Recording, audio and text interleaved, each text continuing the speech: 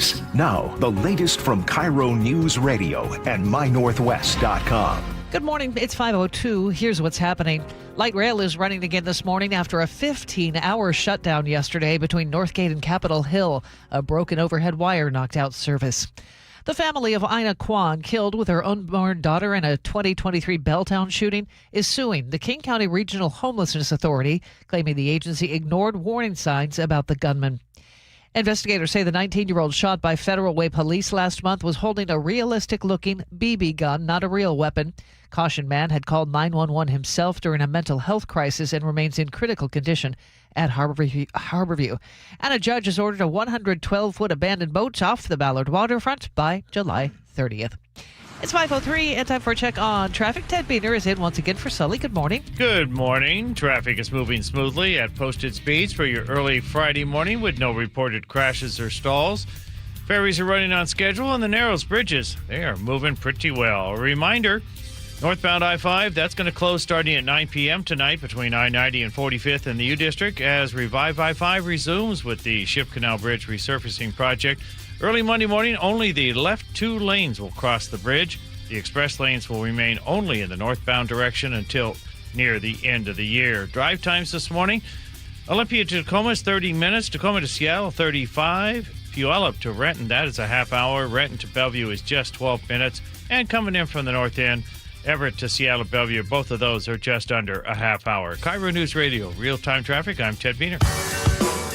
Seattle's morning news. Hear it live, stream it online, watch the show, or catch the podcast anytime.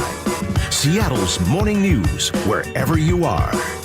It's now 5:04. On this morning's edition of Start Here, Brad Milkey speaks to ABC's global affairs correspondent Martha Raddatz about the latest violent exchanges between the U.S. and Iran. The other night, when Iran hit yet another ship in the Strait of Hormuz with a weaponized drone, President Trump seemed to say enough. I think it's over. I don't want to deal with them anymore. They're scum. You know what scum is? They're scum. They're sick people. He declared the memorandum of understanding with Iran effectively void. Later, though, when he asked, "Are we back at war then?" he seemed to hedge. Anything that happens is going to be over very quickly. And we'll only make it safer, including for oil. But thus far, the response from the U.S. military has been pretty clear. The Pentagon unleashed strikes that were much more than pinpricks in Iran. These were notable attacks on military infrastructure. If you thought Iran was going to back down, perhaps you needed only to look at the colossal crowds gathering in Tehran this week. Loyalists to the regime held signs like "Down with the USA," "Terrorist," even "Kill Trump." Iranian leaders were not about to back down here. They announced they would be retaliating. And yesterday we were told that the U.S. military has now intercepted dozens of Iranian missiles and drones raining down on our partners in the Persian Gulf region. So the question this morning, and it seems like most mornings this week, is whether this war is reigniting before our eyes. Let's start the day with ABC's chief global affairs correspondent Martha Raddatz. Martha, can you walk me through how significant these strikes have been by both sides? Well, the U.S. is getting larger and larger strikes, but what they're hitting are military targets in southern Iran. Nothing's that is really going to change the dynamic here. And Iran, as they have done in the past, is targeting U.S. military bases in Kuwait, in Bahrain, in Jordan. None of those missiles that Iran has been firing have hit, but this is a violent and volatile exchange, and clearly the ceasefire is over. And by the way, Martha, like other Gulf countries, American allies have become so weary of this war, and yet it appears Iran is back to, it's not like Iran's hitting our naval vessels. They're launching drones and missiles at these Gulf countries, Qatar, Bahrain, Kuwait. The U.S. is trying to intercept those missiles, but I mean, are these barrages working? I would say neither side is working in these strikes. What is working is the closure of the Strait of Hormuz. Iran knows that it is controlling the strait. The U.S., of course, is trying to get ships through and help in any way they can, but Iran feels they have the advantage there. They have that huge card with the Strait of Hormuz, and that is what's really driving all of this. They do not seem threatened by these strikes. They do not seem cowed by what the Americans are saying or President Trump is saying because they know they are controlling the strait. But I guess I'm still confused about what is Iran's long game here, and do they risk overplaying their hand if, like, they're the ones bearing the brunt of these attacks, like you said, at least on their homeland, even if they're surgical from the U.S. I mean, their civilians can continue to be in harm's way here. So what is Iran envisioning, I guess, going forward? Do we have a sense? And Iran civilians are in harm's way, far more than the U.S. military, far more than any of these Gulf states, because their defensive methods have been depleted. But what they want money. They want these sanctions lifted. They want something for controlling the strait. Right. And that's that memorandum of understanding is very vague about what Iran gets from this. And Iran looks at that and thinks, look, we should get money for this. We should get money for letting passage happen. And when they don't get it, that's when the trouble starts again. Like they discovered a trump card they can play. Yes, but this is, as you say, the long game. And Iran really won't have a long game in this. At some point, the oil exports are really going to dwindle more than they have. So they're playing the card they have hard right now for possibly many, many months to come. Yeah, so many months to come. Like, what does the war now look like? I mean, you said the ceasefire is effectively over. So are we back at war? Is it like a wait and see? Is this the new normal? Just every night we're going to sort of see these bigger and bigger strikes and counterstrikes? It is Groundhog Day, Brad. It really is. It's over and over. I mean, we've said this before. The president has said, look, they want to make a deal. He said that many, many times, but they don't appear to want to make a deal or slow down unless it's to their advantage, unless they get what they want. But we've already won militarily. They have very little left, and they want to make a deal so badly. I think we're at a standoff, and they can bomb more targets in Iran. The president can talk about bombing infrastructure, but oil prices are starting to tick up again, and the clock is ticking down to the midterms, and this war is very unpopular. Oh, that's interesting, too, if Iran is thinking, like, we don't have to outlast the whole U.S. military, Mr. President. We just have to outlast you. All right, Martha Raddatz, thank you so much. You bet, Brad. The renovation of the reflecting pool in Washington, right between the National Mall and the Lincoln Memorial, was billed as a straightforward act of patriotism by President Trump, replacing a gray concrete bottom with a blue lining. This will last for at least 50 years, and you'll never have a leak. It's very strong. You couldn't, if you had a knife, I don't want to give anybody ideas. If you had a knife, you can't even cut it. So strong, so powerful. It's like powerful rubber. Within days, though, that had turned green as algae bloomed. Paint started peeling and bubbling to the surface. Locals and tourists alike started visiting the pool, not to admire it, but to witness a contractor horror show worth millions of taxpayer dollars. The vandals, they've caught 6 of them, I guess, maybe more. Which is when we started to see more federal law enforcement officers on site. They confronted people who stuck their hands in the water. Several who allegedly grabbed pieces of that peeling liner were arrested, including, of all people, a U.S. Olympian. Yesterday, David Hearn faced a judge. ABC's Alex Mallon was there. He covers the Justice Department. Alex, if this is all about patriotism, you might not expect a U.S. Olympian to be among those facing charges.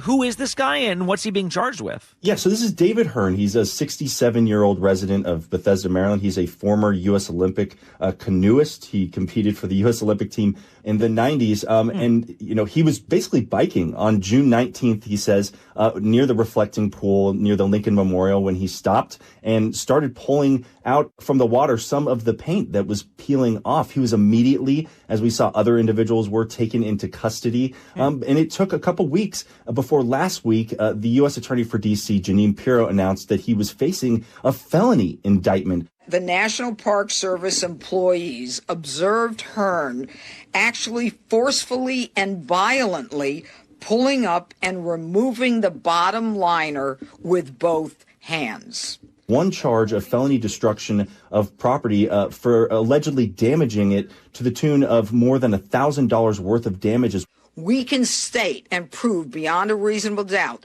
that he caused damage, and that damage is over $1,000. Keying in on that, how do you prove that $1,000? With an expert. come to the trial. It has to be drained? Is that because it has to be drained? We'll hear all that at the trial. Did he have any tools, or was it just his bare hands? Right now, we believe it's his bare hands, both hands. So does that indicate in your belief that it was probably damaged before, or do you believe that he... He damaged it. Further, but do you believe it had already been damaged before? He damaged the pool. His attorneys vigorously dispute, though, that he ever ripped up any. They say that he only got into the reflecting pool and took paint that had already been peeled off as a result of what we saw with those paint strips that were essentially floating along the National Mall after that project started to devolve. So what happened in court yesterday? Yeah, so it was a really short hearing. Hearn only appeared for about 13 minutes in this court. It was a packed courtroom in what is normally, D.C. Superior Court. This is not the D.C. District Court, which is right next door. This is generally for things like property crimes, misdemeanor arrests that happen all around the district. But this was a packed hearing, and he was seated alongside a powerhouse legal team. He has high-profile attorney Norm Eisen. Today, Davy Hearn pled not guilty. And then his lead attorney is Mary Dorman. This is a former federal prosecutor who was fired in the first weeks of President Trump's administration for being a part of former special counsel Jack Smith's legal team that prosecuted then former President Trump. So this is obviously not the type of attorneys that you would expect to see in such a legal case, but he really has all of these attorneys, given the political implications of this, rallying behind him. Well, yeah, is the plan here then not to say, he's not guilty, Your Honor, he didn't vandalize anything? Or is these lawyers are the types of people who would probably argue overreach by the White House, something like that? What are they saying? Absolutely. I mean, they're going to frame him as yet another target of what they're describing as the weaponization of the Department of Justice under President Trump. If Mr. Hearn can be charged with a felony for touching the reflecting pool, every American is at risk. This is a different type of case than what we saw against, former FBI Director James Comey, New York Attorney General Letitia James. This is not a person who was per se on President Trump's enemies list. Right. Instead, these attorneys argue that he's basically an outlet for the administration's embarrassment over their handling of the reflecting pool. And I think that is what they're going to try and center this case on. It is not a crime to touch the reflecting pool, to touch water in the United States of America. As his attorney said yesterday in court, they expect to really push the administration for a vast amounts of discovery, which they say will be key to proving that their client is being vindictively prosecuted as a result of the administration's failures with respect to the reflecting pool renovations. Right. And remember, this was originally supposed to cost a few million taxpayer dollars, now $16 million and counting, because it's our understanding they're also going to be redraining it again to deal with all this. Alex Malin covering the DOJ. Thank you. Thanks, Brad. That's ABC's Brad Milkey. It's 5:15, and we're going to see clouds again this morning, but some sunshine for the afternoon, just sun breaks. 74 the high for today. For the weekend, now it looks like tomorrow will be mostly cloudy and 71, but becoming sunny by Sunday. Mid-70s, still looking for upper 70s on Monday, into the 80s on Tuesday. Right now, it's partly cloudy and 62 in Seattle. Coming up, how the heat can end up affecting the economy. More from ABC's Start Here program coming up next on Seattle's Morning News. Your best source for local news, serving Western Washington and the world with the KIRO Newsradio App. Always streaming live on your smart speakers. You're listening to KIRO Newsradio, Northwest News. This hour of Seattle's Morning News is brought to you by Closets by Design Seattle. From the FIFA World Cup to competitive business environments, grand ambitions lead to game-changing achievements. At Bank of America, we're there to support businesses at every step, providing insights and expertise to help you gain an edge. He shoots, he scores! What would you like the power to do? Explore winning business solutions at BofA.com/gamechangers. Bank of America, official bank of the FIFA World Cup 2026. Here's a tale of Becky. Didn't know what to do with new meds prescribed and no real cost clue. She squinted at prices, that can't be right. Then tapped GoodRx and saw the light. She can get a deal. Book telehealth if she feels. Learn about those meds without any stress. That one little app does all the rest. Even my horse downloaded it. Dang, save time and money on prescriptions. Check GoodRx. GoodRx is not insurance. Hold Holy smokes! The On Cruise Adventures Rick Riz Show. What happened at the ballpark yesterday? Sparky's sitting on my scorebook here, my caddy. Friday mornings at 8:15 on Seattle's Morning News. Eric Johnson here. I spent the past 30 years working to help make our community better informed, better protected when it comes to consumer issues, and better equipped to take on whatever life throws at us. That's why I love the free Washington Accident book series from Davis Law Group. These books keep us better informed about the law, better able to protect ourselves on and off the road, and better off when all is said and done after an accident. Chris Davis didn't have to write these books. He did it because he saw a need. People who were in accidents or other legal situations didn't know what to do, what pictures to take, documents to request. Only a tiny fraction of the people who get these 3 books will ever become clients of Davis Law Group, but that's not the point. Chris wrote them because it was the right thing to do. The free Washington Accident book series is a must-have for drivers who want to be prepared for whatever the road might throw at them. Get yours at WashingtonAccidentBooks.com. Hey, Dad, have you heard the news from the U.S. Department of Health and Human Services? No, I haven't. Eggs have climbed higher than ever on the new food pyramid, and that's great news for anyone who loves starting the day strong. Well, at Wilcox Family Farms, we make it easy with our ready-to-eat hard-boiled eggs. They're a delicious, protein-packed snack you can grab on the go, now ranked higher than ever. Wilcox Family Farms, locally fresh since 1909. George Thorogood and the Destroyers, the baddest show on earth, with the Robert Cray Band, August 6th, the Tulalip Amphitheater. Get tickets on sale now at Tulalip and Quilcena One Club Desks or Ticketmaster. For more than 50 years, the voice Seattle trusts.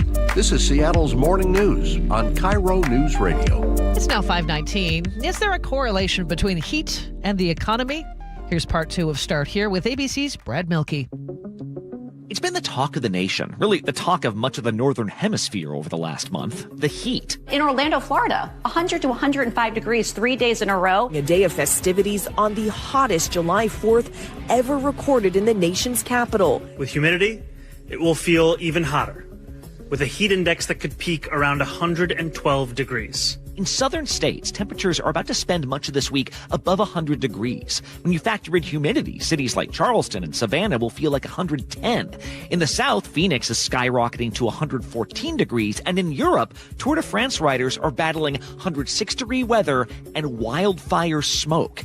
Usually, this is where experts warn about the health risks of extreme heat. And there are many of them. Hydration's not even the half of it. You really got to make sure you don't exert yourself too much and find cooler temperatures indoors so your whole body can cool down. But when you zoom even further out, even heat waves with no fatalities can come with costs of their own. In fact, ABC's Max Zahn has been studying the economic costs of this stifling heat. Max, thanks for being with us. I had not thought about this before. How does extreme heat affect the broader economy? Thanks so much for having me. The gist of it is that the effect is not good. It hurts economic output and growth, and it raises costs for everyday people, and they have less money to spend on other things that they do, less money to put into the economy and help the economy grow in that way. So one way that it affects the economy is that workers just can work fewer hours, and when they do work, they're less productive. That's especially true when workers are outdoors. Maybe they work in delivery, maybe they work in construction, and they just can't get as much done as they otherwise would when it's really hot. They're uncomfortable, they're fatigued, and that means that the economy is making less stuff, and when it's making less stuff, it's generating less wealth, and that ends up hurting everyday people. There's less money to go around. It's a slower economy, and as a result, people are less well off. On the other side of things, when it comes to people's costs, something I'm sure people notice this time of year, they've noticed in recent days when you've had this super high heat, is that you're running the air conditioning a ton, way more than you would otherwise. And that means you're spending more on utilities. When you do that, you've got less money left over to spend on other things. That's less money that's going to a restaurant or a local bar or an event because it's too hot. Oh, it's not just that you're spending, then that money gets taken out of the pocket almost of the guy that runs the small business up the street or something. Exactly. So you're not going to that bar or that concert in the area that you might have otherwise. And that means it's just a less dynamic economy and things are weaker than otherwise would have been. And that's not good for everyday people in their pocketbooks. Hey, you mentioned like outdoor jobs. What about farming? Like how significant is agriculture in all of this? That's significant. And that's because, so much of both the economy and of what we consume is fresh produce, is produce that goes into, what we eat at restaurants or what we cook at home. It supports a ton of jobs. And when you have this really high heat and it hurts the output of agriculture, that's especially the case at night because hot nights, as one expert told me, are tough for crops because that's usually when they get those cooler temperatures. There's a time of day when temperatures tend to fall, and that's when crops get a respite from this heat. But when you have those hot overnights, it means you're getting less output from your crops. That means fewer crops. And if you have the same amount of money going to buy a smaller amount of crop, you're going to have higher prices. And that means people can afford less of that stuff and they're not consuming necessarily what they need or supporting the sector in the way that they would otherwise. And the same goes for a domestic economy. If you can't grow as much, you have to import those crops from other countries. They have to travel. That can add additional cost to the cost of the good. And as a result, again, it's just hurting the sector. It's making things potentially more expensive at the grocery store. And how much, is there a number we can put on how much extreme heat is costing us at this point? It can be talked about in two ways. One is the lost economic growth. So a study that was done that looked at about 200 countries over a period of 40 years found that in places where you have higher than usual number of hot days and drought-like conditions, it ends up hurting GDP growth by about 0.2%. So deducting that from what otherwise would have been the growth. And while that doesn't sound like a lot, when you put that and aggregate it over a country and certainly over the world, that can add up to a ton of money and a ton of lost production. A different study out of Dartmouth University looked at this over a recent 30-year period and found that there's likely as much as $50 trillion in lost output. 50 trillion? 50 trillion. And granted, that's over a fairly long period. We're looking at 3 decades. Even so, that's the kind of lost growth that can be really meaningful for just changing the quality of life of everyday people living in the world and who may otherwise live in a very different world if that's the kind of growth that we would have had over that period. That's what I was about to say, too, is the 50 trillion, that's a backwards-looking number, right? That's been over the last 30 years. We're expected, we're going to have higher average temperatures in the year to come. I assume the number of days with extreme heat would be higher in the days to come, right? Exactly, yeah. So, a federal government study, a recent study found that the expectation is we're going to have more heat waves in the coming years due to human-caused climate change as a result. You would expect, experts told me, these types of costs to rise.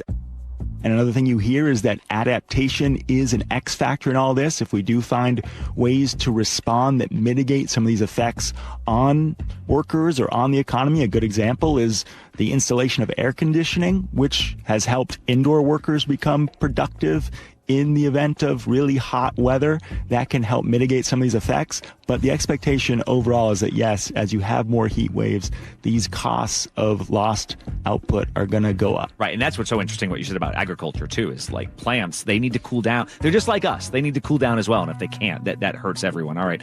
Max Zahn, thank you so much. Thank you. Yeah, I really appreciate it. ABC's Brad Milkey. A look at our forecast. Clouds this morning. Might see some sun breaks for the afternoon. 74 today. We hit 79 at SeaTac Airport yesterday. For tomorrow, we're going to stay mostly cloudy with some sun breaks in the afternoon. Again, 71. Sunday looks like mostly sunny skies by afternoon and 75. Into the upper 70s by Monday. Right now in Seattle, partly cloudy and 62 degrees. The day's top stories on the way next here on Seattle's Morning News. If you're over 62 and worried about how far your retirement savings will go, I'd like you to hear this. I'm Steve Teitler, owner of Best Mortgage. Every week I talk with seniors who love their home and want to stay, but feel financial pressure every month. Property taxes keep going up. Insurance costs more. Everyday bills add up, and for some, they still have a mortgage payment. If you're wondering how long your savings need to last, a reverse mortgage may be worth a look. It could eliminate your mortgage payment, pay off debts, and give you breathing room every month. Now, I want to make it clear it's not right for everyone, but for the right person, it can be a very smart financial tool. When you call Best Mortgage, you'll speak directly with me. I'll explain your options and tell you honestly if it makes sense for you. If you want to stay in your home with less financial stress, call me. 425-649-6000. Best Mortgage. Honest advice you can trust. 425-649-6000. I'm Bradley Johnson with 1-800-DUI-AWAY, and I want to talk to you about baseball. It's game day. The stadium roof is open. Our club's putting up a fight. They're cold brews in hand. But outside, the police are getting ready to spot fans trying to steal their home base. You're out! Maybe the night threw you a curveball. An officer made an error. Or perhaps the bases weren't the only thing loaded. At 1-800-DUI-AWAY, we know it's not 3 strikes, it's 1 strike. And you're facing the Grand Slammer. 1-800-DUI-AWAY is here to help, even if we have to go into overtime. So call 1-800-DUI-AWAY or go to 1-800-DUI-AWAY.com to set up your free private consultation. When you're on defense, it's full count, bottom of the ninth. You want your closing pitcher on the mound. 1-800-DUI-AWAY. 1-800-DUI-AWAY. We all know a cancer diagnosis is physically and emotionally draining, but it can be financially draining too. That's why Northwest Hope and Healing is here to help.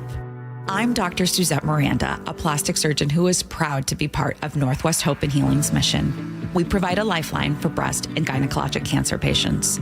We cover essentials like food, utilities, and childcare so patients can focus on healing. Since the year 2000, we have distributed over $3 million in direct financial assistance to thousands of local cancer patients. And you can make a direct impact. Mark your calendar for Life in Color, a summer brunch, auction, and fashion show on August 23rd at the Somme Hotel and Spa in Woodinville. It's an unforgettable afternoon of hope and inspiration, celebrating local cancer survivors. Get your tickets now for Life in Color on August 23rd. Go to nwhopeandhealing.org to learn more. That's nwhopeandhealing.org. Hi, thanks for calling Uline. Wait, did the phone even ring? Nope. Okay, so you answered before the ring. But now you're going to put me on hold, right? We don't do that here. We're real people answering the phone, ready to help with your order when you are.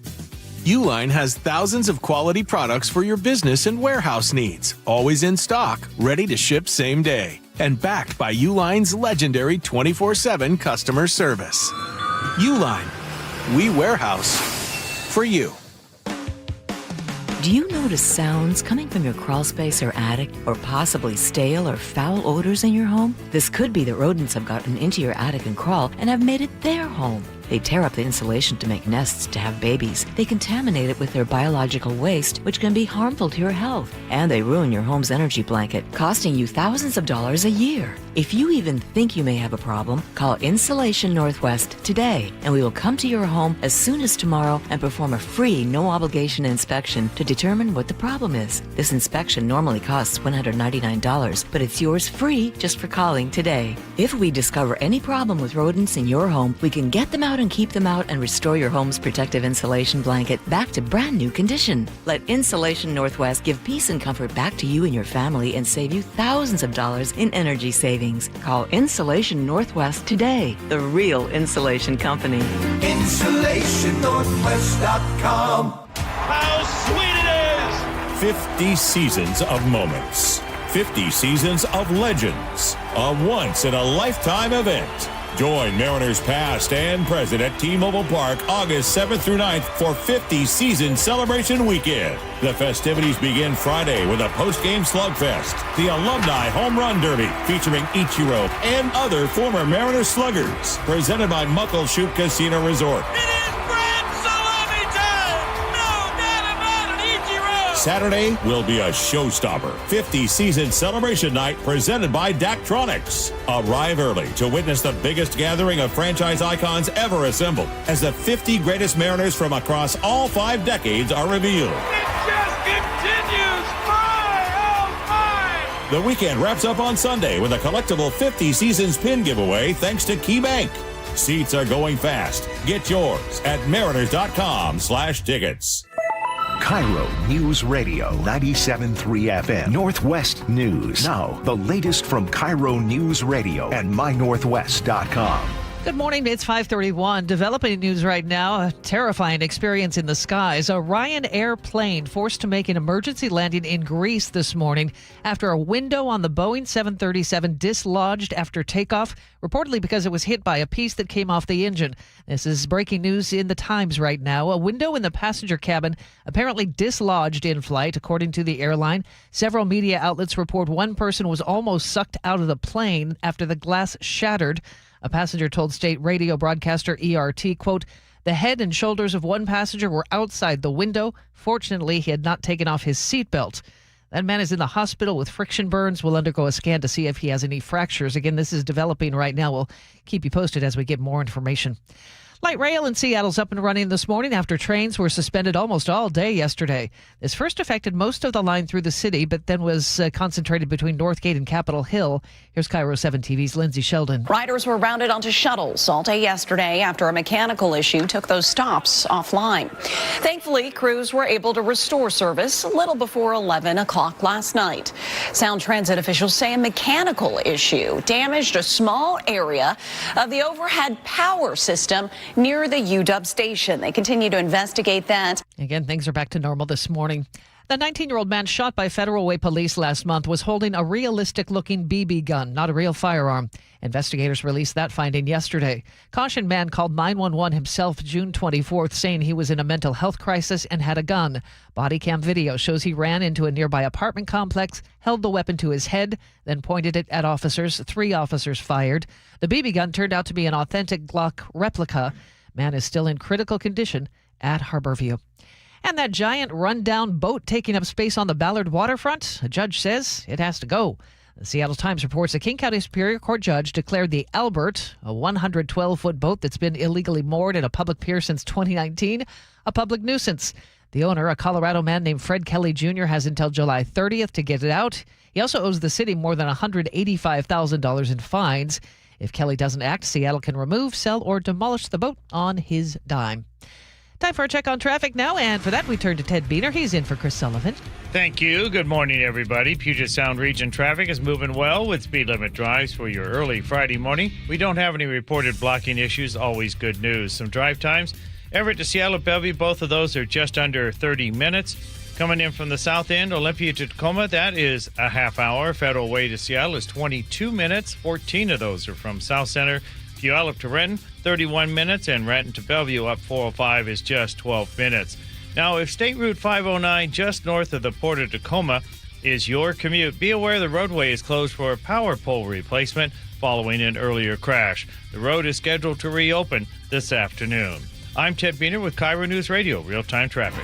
And our forecast, clouds this morning, maybe some sun breaks for the afternoon. We'll warm up to about 74.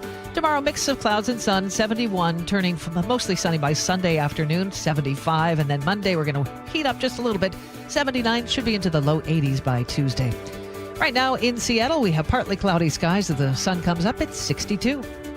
Your best source for local news, serving Western Washington and the world with a KIRO Newsradio App. Always streaming live on your smart speakers. You're listening to KIRO Newsradio, Northwest News. Hear it live, stream it online, watch the show, or catch the podcast anytime. Seattle's morning news, wherever you are. It's now 5:36. In his commentary, Charlie Harger ponders how voters in the state will decide the fate of the income tax on millionaires. I've followed Washington state politics for as long as I can remember. Seriously. In 1984, nobody else in my 4th grade classroom at Nacelle Elementary cared that Booth Gardner beat John Spellman in the governor's race. I cared a lot. I was a weird kid. I've made peace with it. In all those years, one rule has never budged. Washington may be solid blue, but voters here hate an income tax. They've been asked 11 times since 1932. The one time it passed, the state Supreme Court tossed it within a year. So last week, when Let's Go Washington turned in more than 511,000 signatures to put the income tax repeal on the November ballot, I figured the reflex would kick in one more time. Rejection number 11. Easy call, right? Well, I'm not so sure anymore. And I'd rather tell you that now and take the angry text messages today than have you asking in November why I didn't level with you. Today's commentary is analysis, not a prediction, but I think initiative supporters have a lot more to be concerned about than they're letting on. Let's start with the poll. A coalition supporting the tax showed voters the proposed ballot language and asked how they'd vote. Well, 57% said no. Only 38% yes. The 19-point hole for the repeal side, and that's before anybody spent a dime on ads. Okay, some cleanup while I'm at it. Yesterday, I blindsided Rob McKenna with that poll on the air. I half remembered it from an email, and I framed it so sloppily, it sounded like a push poll, and Rob called it one. Well, fair enough. That is the pitch I threw to him. I also attributed the poll to the Northwest Progressive Institute. Wrong again. Andrew Villeneuve, who runs NPI, reached out to me. That man may listen to this show more closely than my own family does. NPI is part of the coalition, but the poll came from a firm called GBAO. And here's what I understand now that I didn't yesterday. That poll, the one that sounded like a push poll, well, that's a ballot title test. The coalition was shopping for the most devastating sentence they could put in front of voters, and it looks like they found it. See, Washington law now requires a disclosure on measures like this. It'll be written by the Attorney General's office, and there's a fixed formula. And the wording they landed on, this is what you're going to see on the ballot. This measure would decrease funding for K through 12 education, healthcare, human services, and higher education. Again, that sentence will get printed on every ballot mailed to every voter in the state. Not an attack ad, not a push poll, on the ballot right above the bubbles. Never mind that the tax money doesn't actually start flowing for a couple more years. A voter at a kitchen table doesn't know that. They read that sentence and figure the school money vanishes the second they fill in yes. Takes a lot of advertising to erase words printed on the paper in the voters' hands. And that's just headwind number one. Democratic turnout this fall will be enormous, running on national anti-Trump energy. Make the millionaires pay their fair share is a bumper sticker that writes itself. And the yes-no framing is genuinely confusing. If you want to kill the tax, you vote yes. If you want to keep it, you vote no. Got all that? Neither did I on the first pass, and I do this for a living. Oh, and the tax faces a court challenge no matter what voters do. And 5 state Supreme Court seats are on the ballot this year. Governor Ferguson's appointees are collecting endorsements from every corner of the Democratic establishment. A friendlier bench for the state means a harder road for the challengers. Now, the repeal side isn't totally cooked, not yet. 10 income tax rejections across nearly a century is a deep reflex. The 2010 version, taxing only high earners, lost badly in a year Democrats otherwise did fine around here. Those 511,000 signatures didn't come from country clubs this time around. I saw the gatherers at multiple Walmarts and hardware stores, and they weren't short on takers. And the legal team is bipartisan and good at what they do. McKenna, a Republican, next to Phil Talmadge, a Democrat, and he's also a former state Supreme Court justice. He doesn't hate income taxes. He just thinks this one's unconstitutional. And 4 months is a lifetime in politics. Many things could happen on the national stage. But I've been watching this state say no to an income tax since I was 10 years old at Nacelle Elementary. This is the first time, however, that I've wondered whether no is still the default answer. You can find all of Charlie Harger's commentaries at mynorthwest.com. Here are political insights from ABC's Dave Packer. On the way next, you're listening to KIRO News Radio. Hey, it's Jason Rantz. If your air conditioner is barely hanging on, CM Heating has one of the best offers I've heard this summer. Right now, you can get any size high-efficiency AC system for just $179.99 a month with zero upfront cost. And here's the game changer. CM Heating's Comfort as a Service program includes lifetime repairs, annual maintenance, and even filters at no additional charge ever. Go to cmheating.com and schedule your free estimate online today. License number CMHEAHL 751LW. 1877 Cars for Kids. KARS Cars for Kids. 1877 Cars for Kids. Donate your car today. 1877 Cars for Kids. KARS Cars for Kids. 1877 Cars for Kids.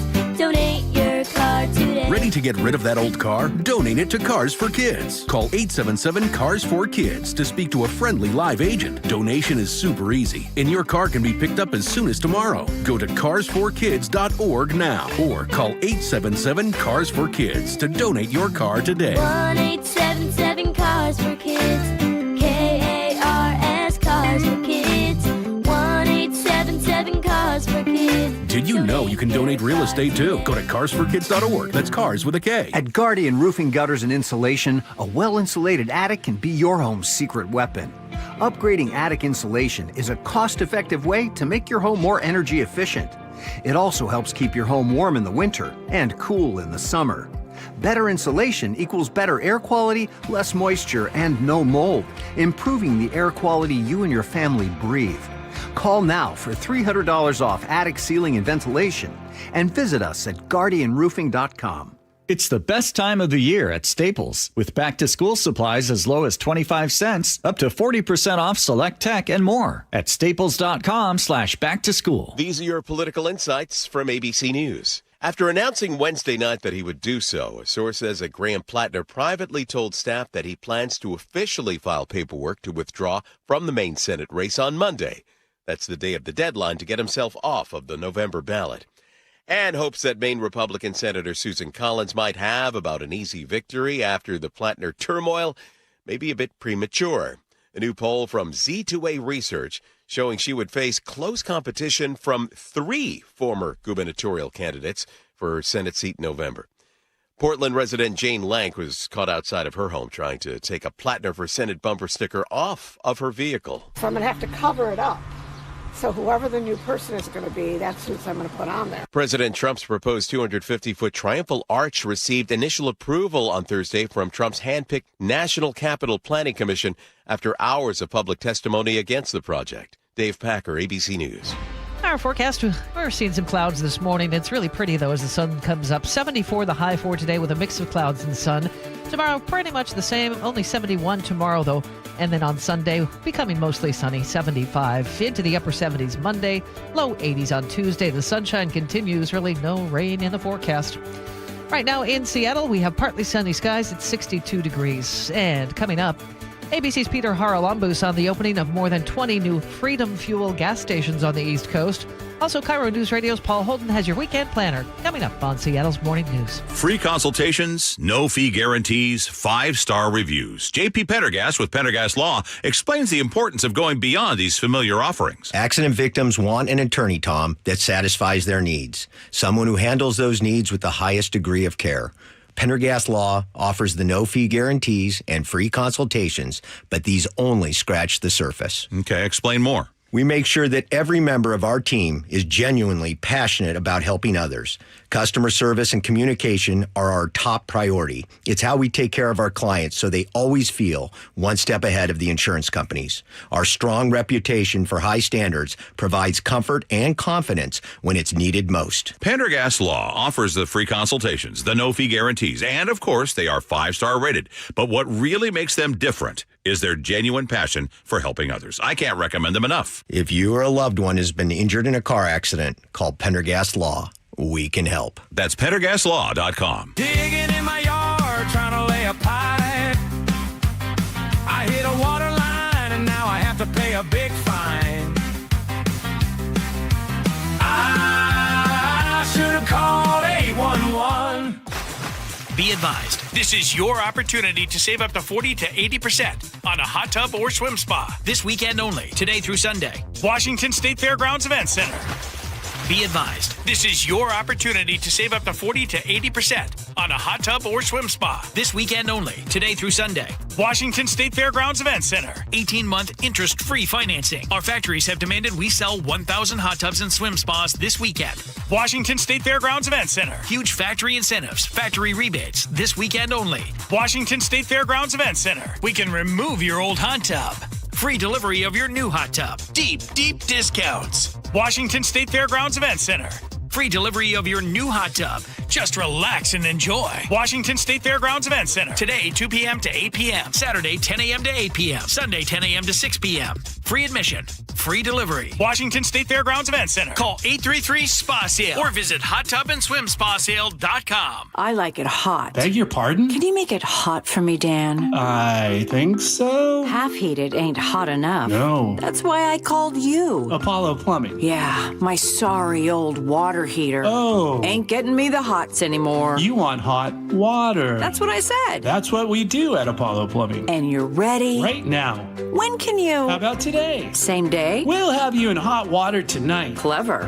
How about an upgrade? A tankless water heater would mean endless hot water. Now you're cooking. That's just for starters. Starters? How about we make it a worry-free water heater? Worry-free? Wrenchie's worry-free warranty. Which covers? Repairs, service, all included. And when it wears out? Apollo replaces it. No extra charge? Nothing. Nil? Nada. As an Apollo A-list member, you're covered. And payments? To fit your budget with approved credit, of course. And I'm hot again. Worry-free. That's for me. We're on our way. Thanks for making it hot. We're ApolloPlumbing.com.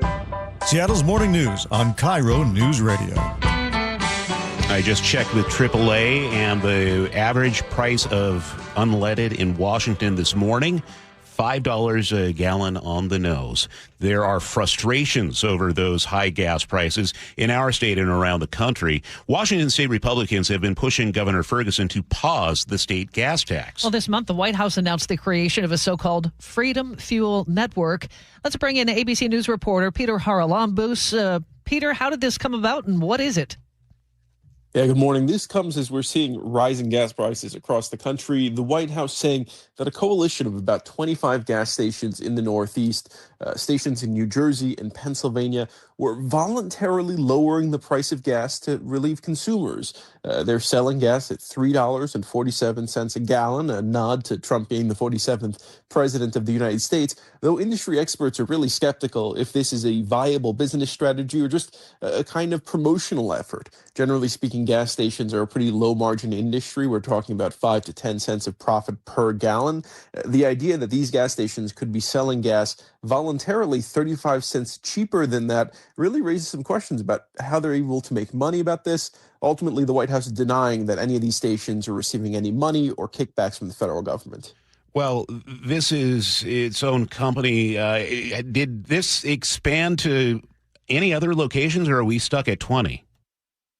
Yeah, for now, we're just seeing those announced ones, those about 20 throughout Pennsylvania and New Jersey. We've only seen a few open up thus far. For example, yesterday we saw one open in Philadelphia, and it really remains to be seen if this is going to be something they try to spread out across the country. Ultimately, though, there are very few details about who's actually behind this. There are no businesses in New Jersey or Pennsylvania registered to that name, the Freedom Fuel Network. The only thing we could find was a trademark application for the entity filed the same day that President Trump made his announcement about this. At the time, he suggested that this was a fully kind of voluntary effort taken on by these businesses as an act of goodwill to basically thank consumers, and that he hopes other gas stations across the country will follow their lead. This, of course, comes as President Trump criticizes gas companies for not lowering the price of gas, even though crude oil has gotten cheaper. The DOJ even launching an investigation into oil companies for why that hasn't been passed on to consumers just yet. How'd they get this up and running? Did the company just take over pre-existing gas stations? That's what it certainly looks like. We've gone through all 25 of these stations, and it seems like they basically have found independent operators in that area that could be open for a takeover. Basically, this included them putting up basically temporary signage on top of these pre-existing gas stations. Companies that, are very regional or we're talking one or two in the entire network. Carco, Gas and Go, Upgraded Image. These are companies that, aren't necessarily nationwide gas companies like Gulf or ExxonMobil, and we don't really know how they were recruited into this either. The White House offering very few details, and really at this point there are no public business records that indicate what this is and if it's going to be a long-term thing or just a promotional effort, kind of like what we saw T-Mobile do last month, where they opened up a gas station in Los Angeles and Chicago and sold gas for $1.99 per gallon. That, of course, ended and was really just a marketing stunt. Peter, did I hear you slip into a little bit of a Jersey accent when you said the words New Jersey? Were my ears mistaking me? Maybe a little bit. Where'd you grow up, Peter? Long Island. It's a Long Island accent that just slips. They're very close, and I will say I slip into it a lot, even though I work in the city. I'm still a Long Islander at heart, so you do hear it come out once in a while. It's so funny hearing you because we're all serious newscasters, of course, but then you can maybe slip into the real accent every now and then. I love it. Water, coffee, those are words where you really hear it. But, things like gas stations and legal fights, which I normally cover, you don't really hear it as much. There you go. ABC's Peter Haralambous. Peter, thanks for your time this morning. Thanks so much. It's 5:52. If you're looking for something fun to do for the weekend, here's KIRO News Radio's Paul Holden. It's Friday then, it's Saturday, Sunday, what? It's Friday then, it's Saturday, Sunday, what? Last weekend was probably one of the most jam-packed weekends our region has seen. The World Cup, the 4th of July, and all those Blue Jays fans in town, but the fun isn't showing any signs of slowing down. The weather continues to be perfect for street fairs, parades, and all the awesome outdoor activities going on. This includes the Mercer Island Summer Celebration on Saturday, which features a parade, touch-a-truck, plenty of live music, mini golf, a foam party, plus a circus and lots of family fun. There will also be vendors and food trucks to shop and fireworks to close things out. The fun is spread between two parks, Mercerdale and Luther Burbank Park, and there will be a shuttle that takes you between both parks. The fun starts at 10 a.m. There will also be a parade in Wallingford on Saturday, which will have marching bands, drill teams, floats, and all sorts of family fun. The Wallingford Parade is free to attend and starts at 11, beginning at Meridian Playground. Mill Creek is also putting on a street fair this weekend with all the things you need for a great weekend. Artists and food vendors, live music, tons of funs for the kids, and 2 stages of live entertainment. If you're heading to the festival, there is a free shuttle bus to the fun from Henry M. Jackson High School. The Mill Creek Festival and Street Fair is Saturday and Sunday starting at 10.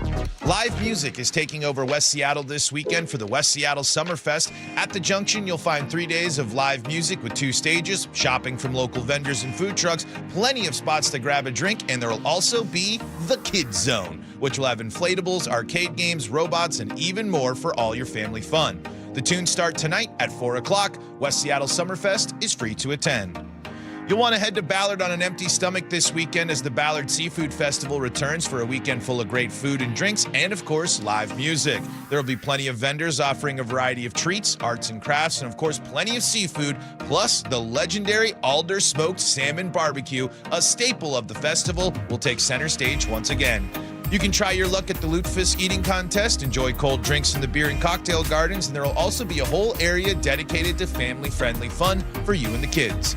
The Ballard Seafood Fest starts tonight. If you're looking for a low-key, community-focused event, Edmonds will be the place to be for Porch Fest. You'll find a variety of live music being performed on porches, neighborhood yards, and in the storefronts of some local businesses. There will be a variety of genres of music too, so you'll be sure to find something you like or maybe discover something new. Porch Fest is Sunday in downtown Edmonds, with the music getting started at 1 in the afternoon. The Washington State Fair Events Center will be hosting the Pacific Northwest Reptile and Exotic Animal Show this weekend. Learn about frogs, turtles, lizards, snakes, and lots of other exotic animals as you go through interactive booths, speak with experts about the animals, maybe even do a shopping for the next pet to add to your family. There's going to be a vendor marketplace that will not only have the animals, but everything you need to take care of them as well. The Pacific Northwest Reptile and Exotic Animal Show is Saturday and Sunday. If watching the last remaining World Cup matches won't fully scratch your soccer itch, there are a couple of matches going on in Seattle, including a rivalry match for the Seattle Reign. They take on Portland Thorns FC at Lumen Field on Sunday afternoon, with the match starting at 1 p.m. And Salmon Bay FC has made the national semifinal of the USLW League playoffs, and they're going to be taking on Minnesota Aurora FC at Inter Bay Stadium on Saturday night, with the match starting at 7:30. Summer is in full swing. What are you getting out there and doing? Let me know at paulh@KIRORadio.com. Paul Holden, KIRO News Radio. Looking for a simple solution to hair loss this summer? Get the same breakthrough one-day treatment I received at Advanced Hair during their once yearly summer savings event. Your own natural hair begins to regrow the very next day, and Advanced Hair guarantees it will grow. Take advantage of your flexible summer calendar and get the most hair for your dollar during their best offer of the year. For details $1,000 of free consultation. Call 425-449-8185, advancedhair.com. If you have unfiled taxes or are in debt to the IRS, this is important news. Did you know the IRS has programs specifically designed to help people struggling with tax debt? Powerful tax assistance programs that can save you thousands if you qualify. No one knows these programs better than the experts at Optima Tax Relief, America's most trusted tax resolution firm, A-rated by the Better Business Bureau. Their award-winning tax attorneys and licensed professionals have resolved over $3 billion of tax debt for their clients. One call to Optima can start the process, helping to put an end to your worries about wage garnishment, asset seizure, and other aggressive IRS actions. Find the best options to solve your tax problems. Call the experts at Optima Tax Relief today for a free consultation. Call 800-343-6460. 800-343-6460. 800-343-6460. Optima Tax Relief. Some restrictions apply. For complete details, please visit OptimaTaxRelief.com. If you're over 62 and the rising cost of living is putting pressure on your budget, listen carefully.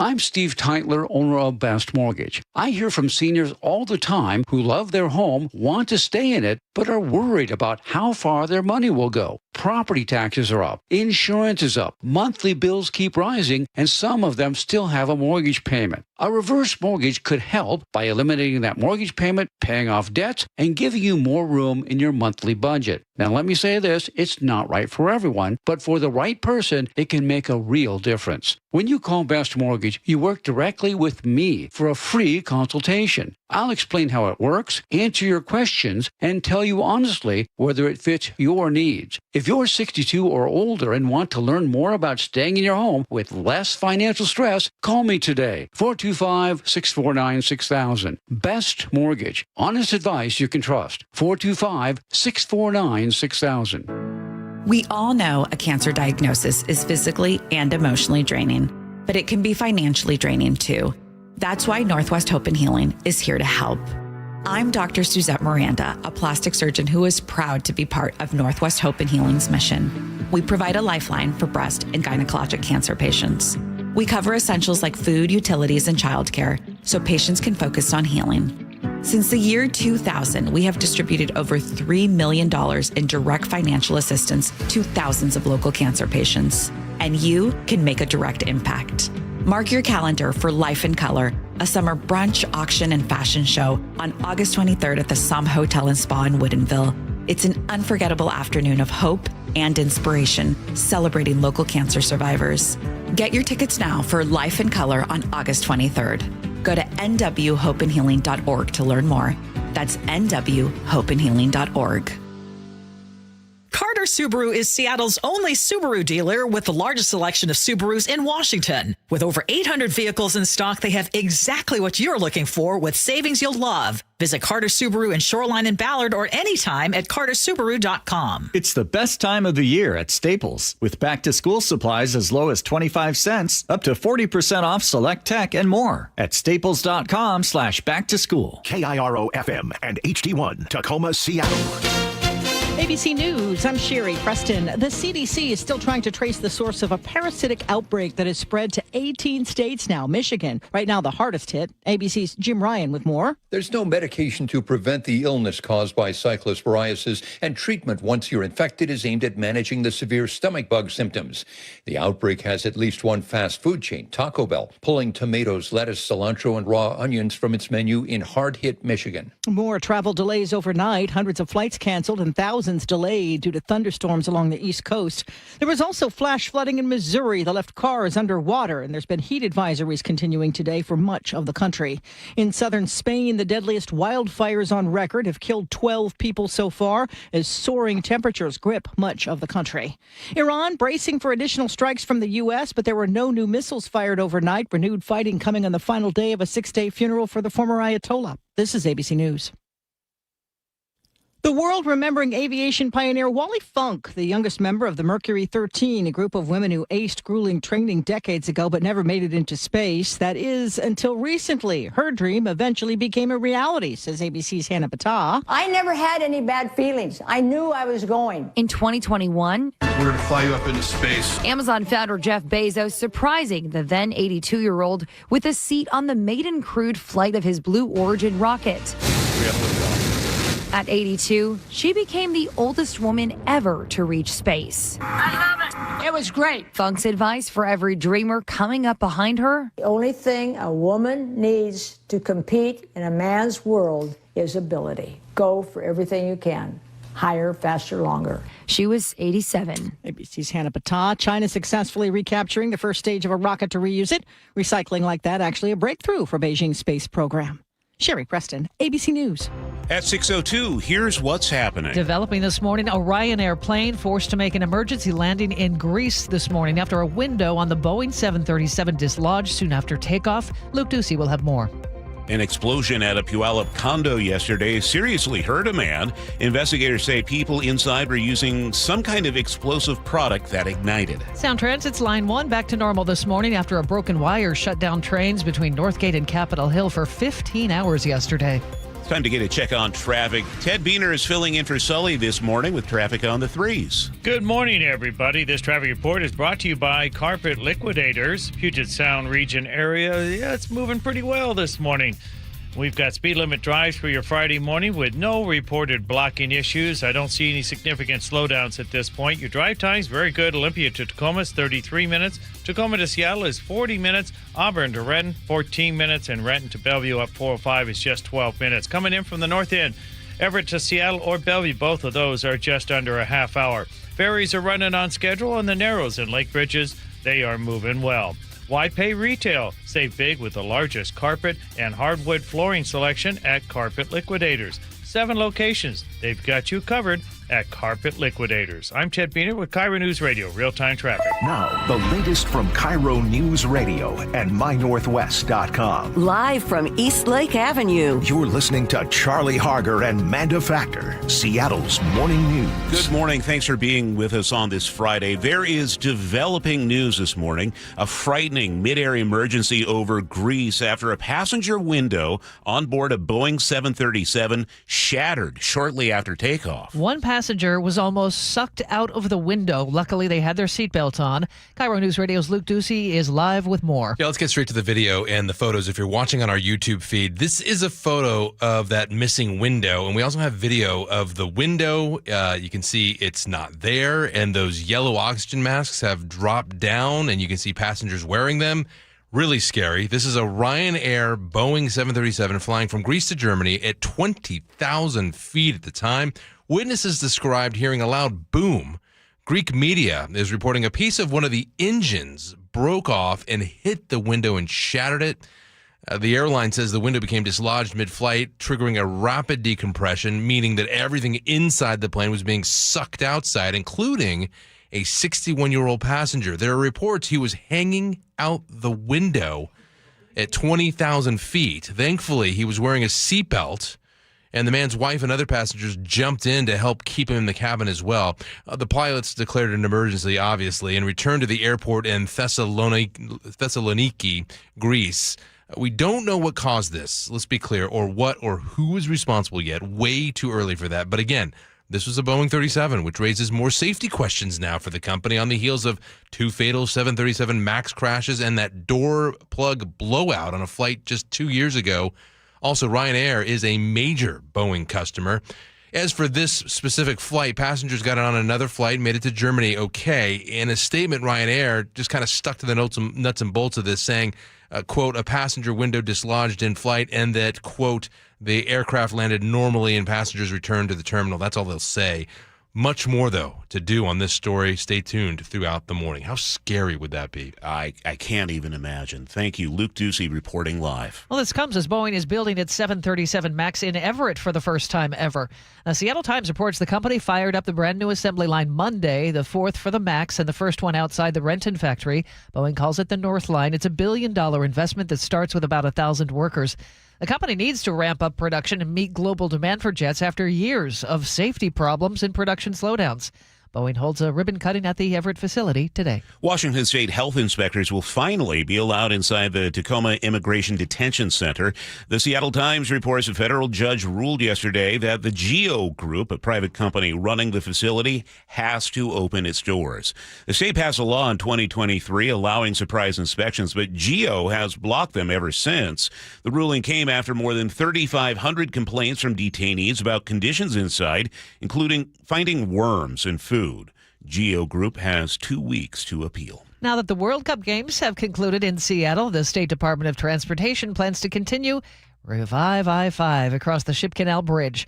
KIRO Newsradio's Nate Connor says the closure starts tonight. All northbound lanes were going to close from I-90 up to 45th, while WashDOT crews prep the bridge for work that'll start on Monday when they reopen the bridge to the public. Now, this time, the 2 right lanes are going to be blocked as opposed to the 2 left lanes. What that means is the Roanoke on-ramp is not going to be accessible during the duration of this project, which is through the end of the year. Only the express lanes will be open northbound on I-5. You can read all the details at mynorthwest.com.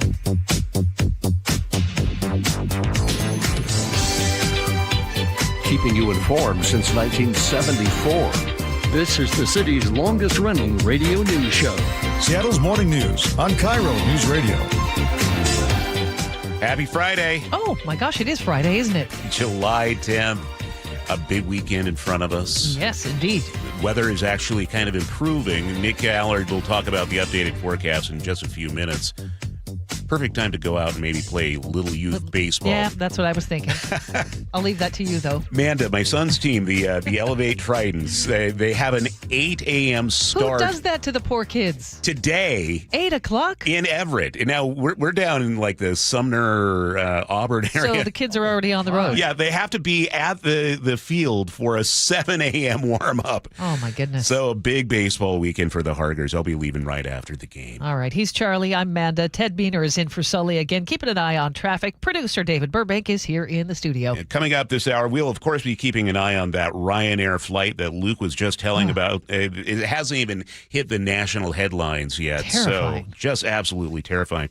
We'll also have a slam dunk for Republicans in Congress ahead of the midterms, perhaps a bipartisan bill that would help thousands of Americans get a more affordable home. That is, if President Trump doesn't veto the legislation. We'll get an update. And this hour of Seattle's Morning News is sponsored by American Crawl Space and Pest Control. 6:09 now. 8 men, including one from Washington, were indicted on federal conspiracy charges yesterday for their alleged roles in a thwarted drone and sniper attack on last month's UFC cage fighting match at the White House. According to the new indictment, the plot began in May when the group started amassing money, firearms, ammunition, body armor, explosives, drones, medical equipment, and communications equipment. On June 10th, law enforcement learned about a possible threat to President Trump's UFC cage fighting show just 4 days before it was scheduled to happen.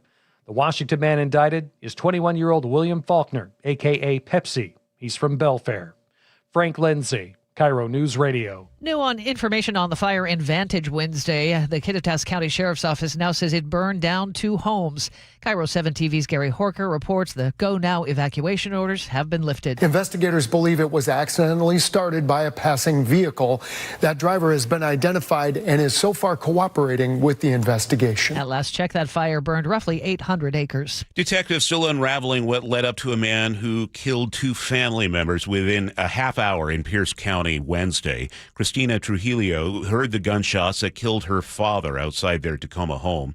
Her cousin, Hayes McLeod, was tracked to Oregon, where he died after a confrontation with police. In reality, that it's a lose-lose situation no matter what. She tells KIRO 7 TV the first victim was her brother-in-law. She last saw McLeod on the 4th of July and says he appeared totally normal. The 19-year-old man shot by Federal Way police last month was holding a realistic-looking BB gun, not a real firearm.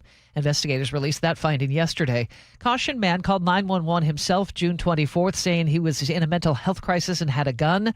Body cam video shows he ran into a nearby apartment complex, held the weapon to his head, then pointed it at officers. 3 officers fired. That BB gun turned out to be an authentic Glock replica.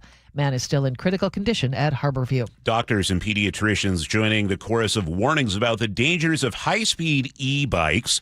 KIRO 7 TV's Lindsay Sheldon spoke with one of them. They can surprise cars, vehicles, pedestrians, so they are at high risk for sort of unexpected encounters. Doctors around the country are sounding the alarm over the rising number of e-bike injuries and deaths. Earlier this week, a 14-year-old died in Seattle's Colonnade Park under I-5 after police say he crashed trying to ride down the stairs on an e-bike. Last month, new age and speed restrictions took effect statewide. Now, King County deputies will be out enforcing the state's new e-bike law on the Burke, Gilman, East Lake Sammamish, and Sammamish River trails. They'll be pulling people over on mopeds, ATVs, or e-motorcycles, according to the Seattle Times. Under the new law, anything that goes faster than 28 miles an hour is considered a motorcycle. You need a license to ride one. For now, the deputies will only give out warnings, but eventually violators will get tickets. There's a new home on the radio for Cougars in Western Washington. Our sister station 710 Seattle Sports announced a new multi-year partnership with Wazoo Athletics. Director of Athletics, John Harlow. We've got such a large amount of our fan base out here, alumni out here. We want everybody to get to Pullman as often as they possibly can, but we try and find ways to bring the Cougs to the west side, make sure we're meeting our fan base where they are. It's all on the radio and on the Seattle Sports app, and you can find out more by going to seattlesports.com. And the competition to buy the Seahawks may be down to 2 groups, according to Front Office Sports. One is led by a minority owner of the Boston Celtics and a former majority owner of that team. The other group, headed by a San Francisco 49ers minority owner.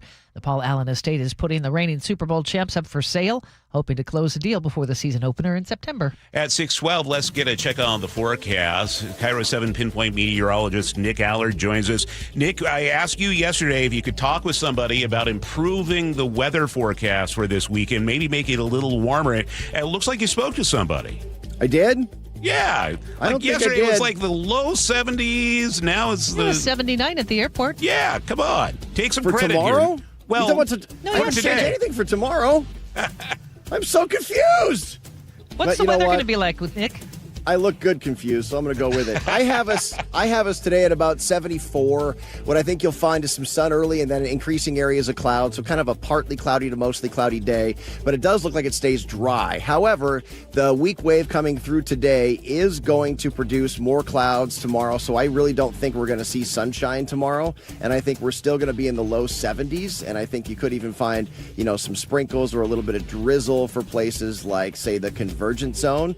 So I haven't changed tomorrow. I don't think you're going to see much, if any, sunshine tomorrow. But on Sunday, I have us at about 75, and I think you'll just find some low clouds early and then sunshine developing. And then next week, upper 70s and lower 80s. So this weekend, still not a ton of sunshine, if any, tomorrow. Still got a chance for some pockets of, showers in the morning.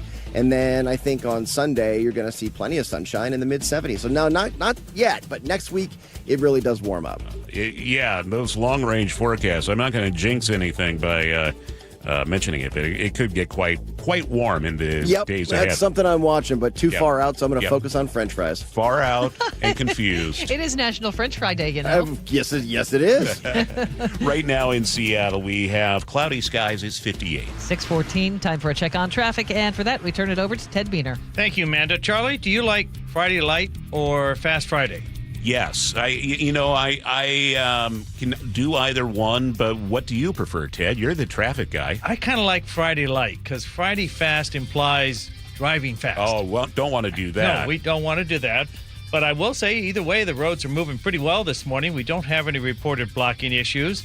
I will say, though, down in the Port of Tacoma area, if State Route 509 just north of the Port of Tacoma is your commute, be aware the roadway is closed for a power pole replacement. Following an earlier crash, that road is scheduled to reopen sometime this afternoon. Otherwise, we do have a few slow spots in the usual areas, and they include northbound 167 with the merge slowing at State Route 18. And on northbound I-5, we got some slowing through the Nisqually Valley and down the South Center Hill. Drive times, Everett to Seattle, Bellevue, both of those are just under 30 minutes. Olympia to Tacoma is 33 minutes. Federal Way to Seattle is 25 minutes. 14 of those are from South Center. Puyallup to Renton, that is 37 minutes. And Renton to Bellevue is just 14 minutes. KIRO News Radio, real-time traffic. I'm Ted Beener. Seattle's tradition for news and conversation. This is Seattle's Morning News with Charlie Harger and Manda Factor. Today is the final day for President Trump to sign a historic bipartisan piece of legislation that could help thousands of Americans afford housing across the nation.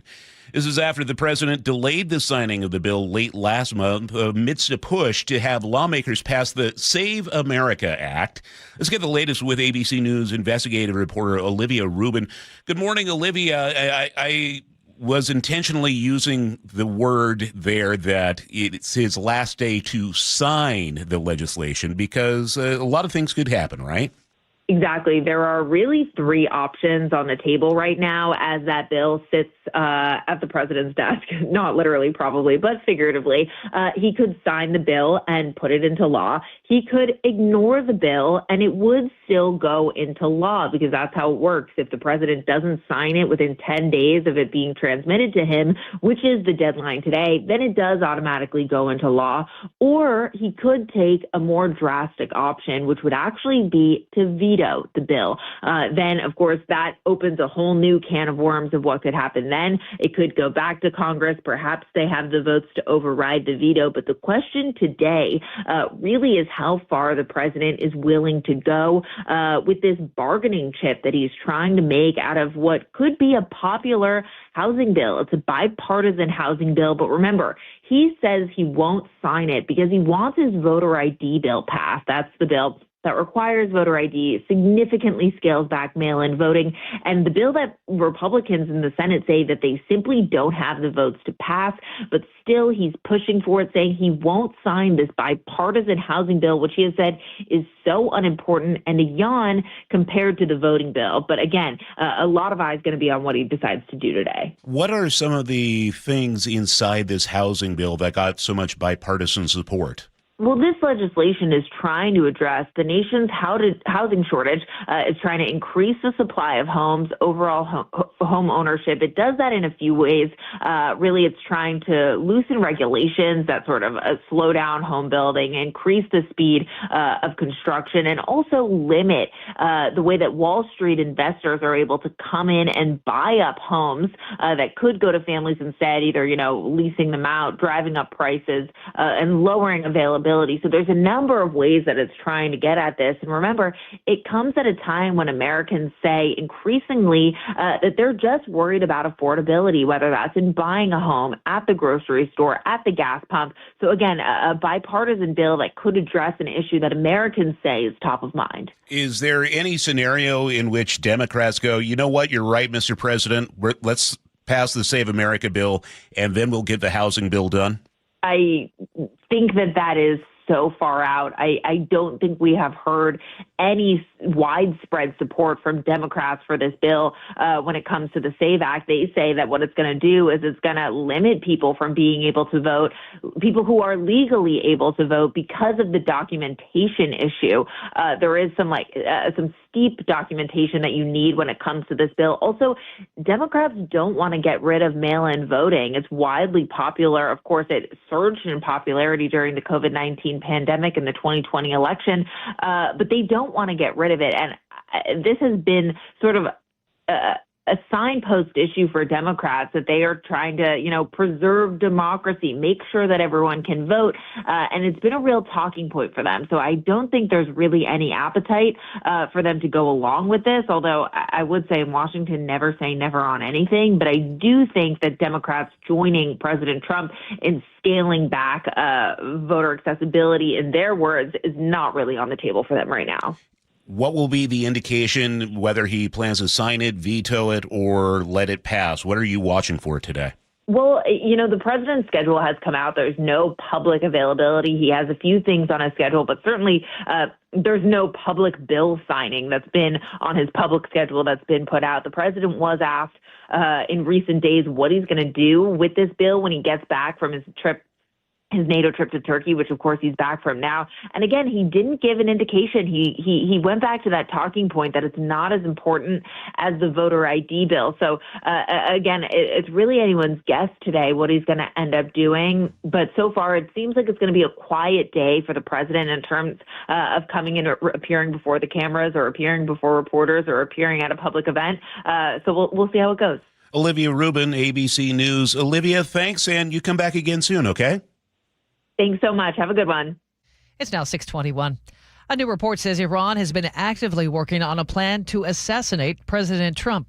News Nation Washington correspondent Corey Smith has the latest on what's happening with the war in Iran. This reporting comes from the Wall Street Journal. It says Israeli intelligence uncovered what it called a fresh plot to assassinate President Trump.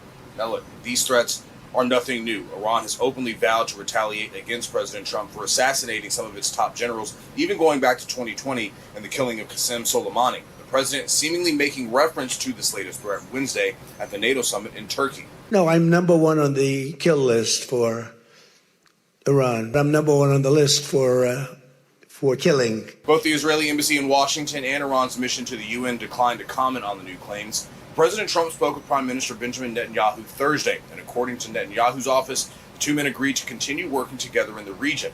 But high-ranking Israeli officials insist the war is not over. Speaking at a pilot's graduation ceremony this week, Lieutenant General Ayel Zamir said, quote, "On the drawing board are new plans. Major operations are still expected to lie ahead of us. Be prepared." Despite the threats, there remains hope for additional ceasefire and peace talks. For the last few days, mediators from Pakistan, Oman, Turkey, and Saudi Arabia have been working the phones, trying to keep the fragile peace process afloat and asking both sides to return to the negotiating table.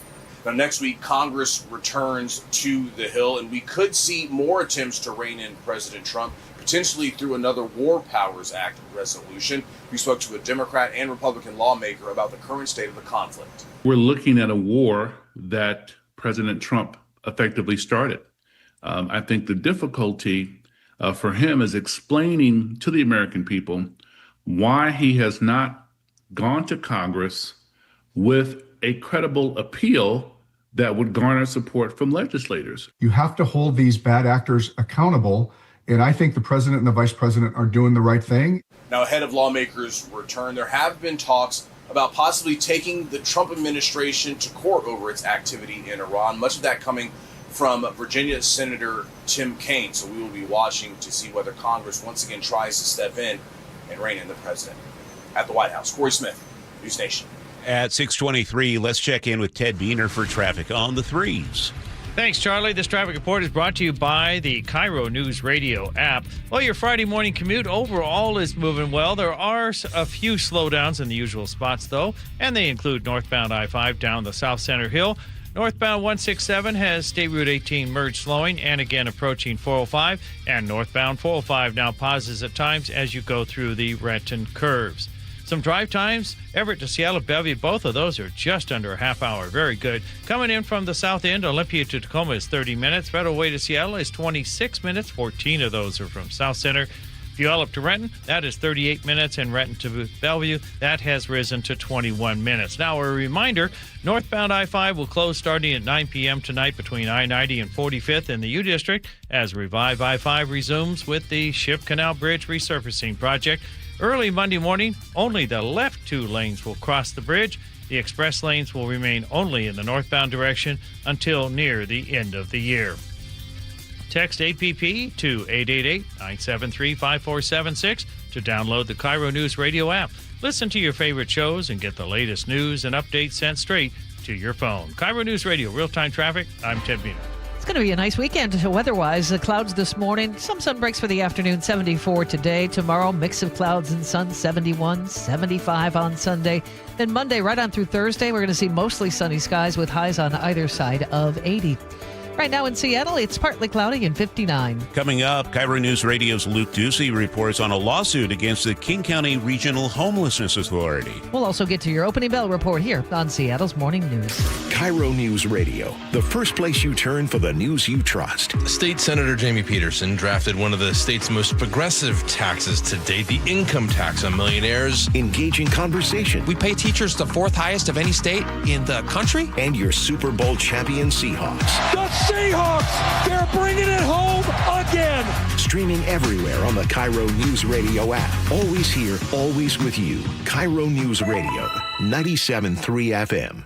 G. Scott here. Safeway wants you to know SunBucks gives qualifying families $120 per child for summer groceries. Some families are signed up automatically. Others need to apply. Find out if you should apply at freesummermeals.org. This is a special alert to all Americans who own a vehicle with less than 200,000 miles with an auto warranty about to expire or with no warranty coverage at all. Due to a decline in the economy, CarShield is announcing a low-cost month-to-month vehicle protection plan that is now available to the public to save any driver out-of-pocket expenses on future auto repairs. Call now to find out how you can pay almost nothing for covered auto repairs. Yes, you heard that correctly. Pay almost nothing for covered auto repairs. An open phone line has been established for all drivers to call for a free quick quote. Call 800-330-8323 now. Drivers who are covered will not have to pay for covered repairs again. This protection plan is at an all-time low. Additionally, drivers who activate this vehicle protection today will also receive free roadside assistance, free towing, and car rental options at no additional cost. Call us for your free quick quote today. 800-330-8323. That's 800-330-8323. What do you have to lose? Call 800-330-8323. Again, 800-330-8323. This is Justin Shirley, CEO of State Roofing and Exteriors. Our summertime savings event means zero down, zero payments, and zero interest for up to 24 months, backed by our unbeatable warranties. Call 866-ROOF-ROOF or visit stateroofing.com today. All right, I'm very excited to be speaking with Phil Mitchell. He is a new advertiser on the show. He owns Sunset Auto Family. Phil, welcome. Thanks, Jake. I want to talk about something that I cannot stress enough, how valuable this is for anybody who's looking for a car. You guys do oil changes for life. What does that mean? Well, basically, it means if you buy a car that qualifies for oil changes for life, we're going to give you 5 oil changes a year. And they're about $150 now.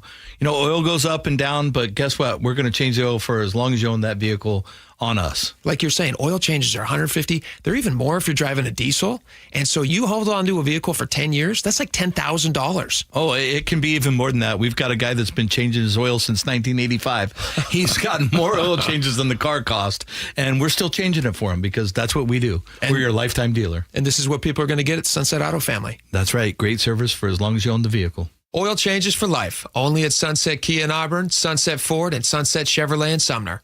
You just get more at Sunset. And people do like that. Guys, did you know your testosterone affects everything in your system, including how you feel and perform every day? Right now, Revive Men's Health Seattle will check your testosterone for free. Knowing your T levels is the first step in understanding if you have low T. Your testosterone level impacts your energy, libido, sleep, weight, hair loss, mood, and even ED. Maintaining an appropriate T level can change your whole life. Most men start to see changes in their hormone levels in their 30s. Experience and results matter. So what are you waiting for? Get your T levels checked today by local, experienced, and trusted men's health experts. They've helped thousands of men since 2011. They're so confident they can help you, they even guarantee it. Call Revive today and schedule your free testosterone test, free exam, and free consultation.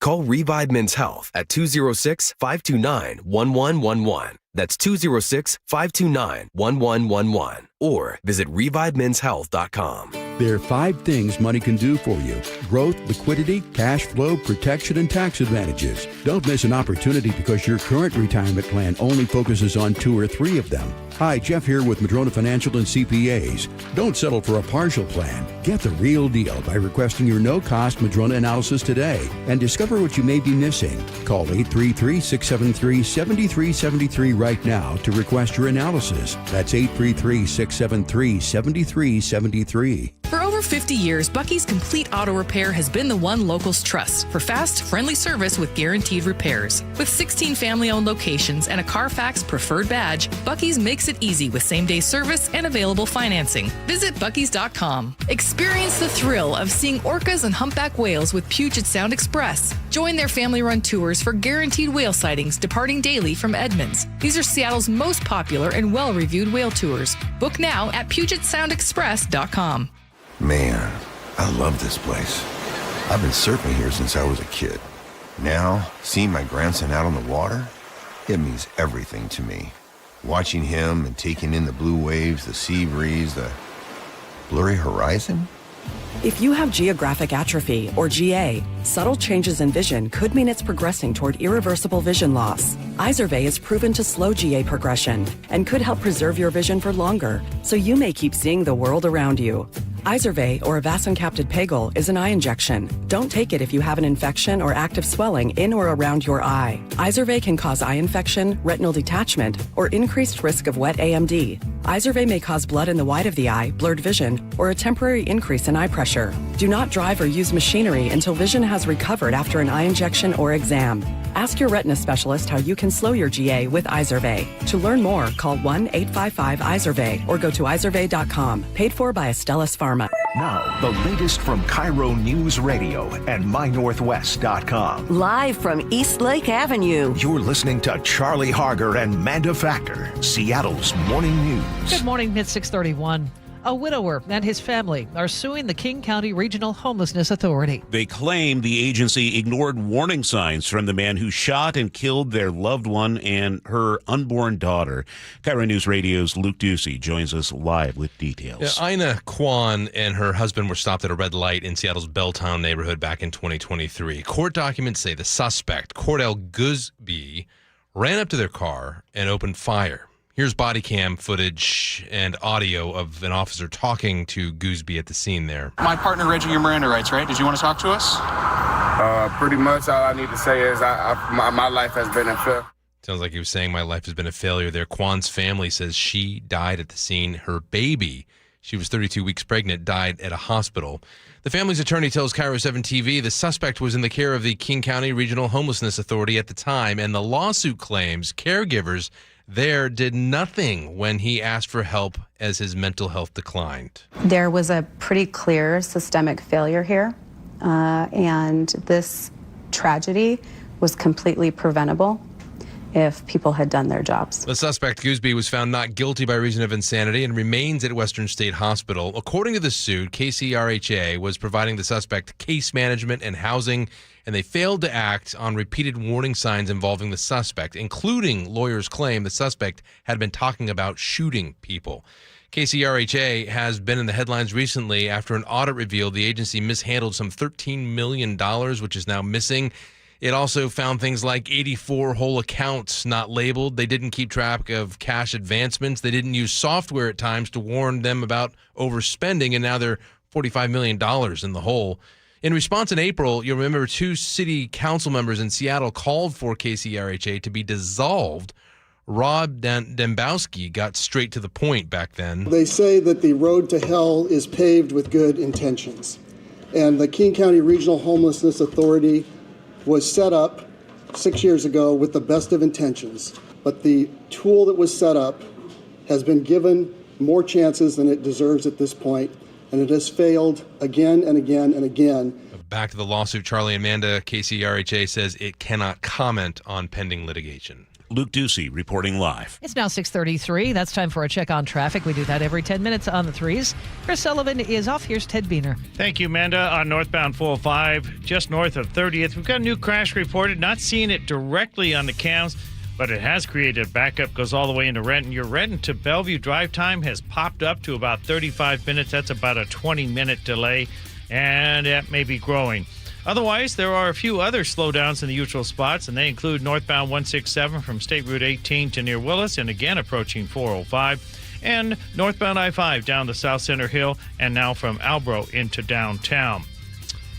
Drive times, Olympia to Tacoma, that is 30 minutes. Tacoma to Seattle is now 42 minutes. Auburn to Renton is 15 minutes, and coming in from the north end, Everett to Seattle, Bellevue, both of those are just under a half hour. The ferries are running on schedule, and the Narrows and Lake Bridges are moving well. KIRO News Radio, real-time traffic. I'm Ted Beener. We're looking for morning clouds, afternoon, partly sunny skies, 74 the high, mostly cloudy tomorrow, maybe a chance of some drizzle in the convergence zone area. So we're talking North Seattle through Marysville or so. 71 our high tomorrow, 75.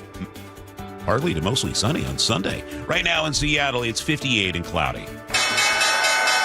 From ABC News, Wall Street now. Investors watching for movement in the Persian Gulf peace process cautiously moved the major stock averages higher Thursday. Mortgage rates have crept back up to about 6.5%, but it might be the price of a home that keeps would-be buyers out of the market. The National Association of Realtors says the median is $440,600. Pressure from Chinese competitors apparently has been too much for Volkswagen to bear. After a meeting of the board of directors yesterday, the German automaker said it plans to slash the number of models that it offers in half. Crispy, crinkled, or steak cut? Today, Friday, is National French Fry Day. Arby's, McDonald's, Wendy's, Carl's Jr., and other restaurants are offering freebies or discounts on French fries through their respective apps. Jim Ryan, ABC News.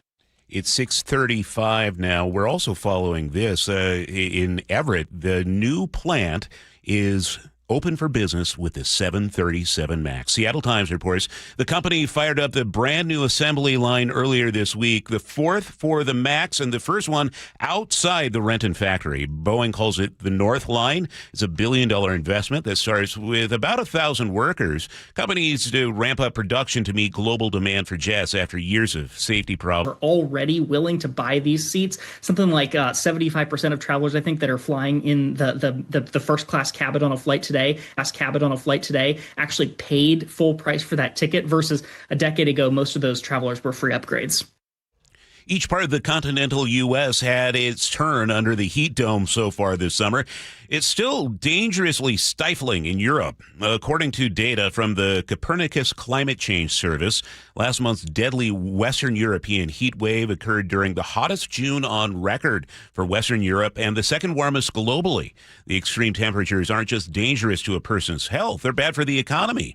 ABC's Max Zahn says a recent study put a number on that economic loss. A different study out of Dartmouth University looked at this over a recent 30-year period and found that there's likely as much as $50 trillion in lost output. And granted, that's over a fairly long period. We're looking at 3 decades.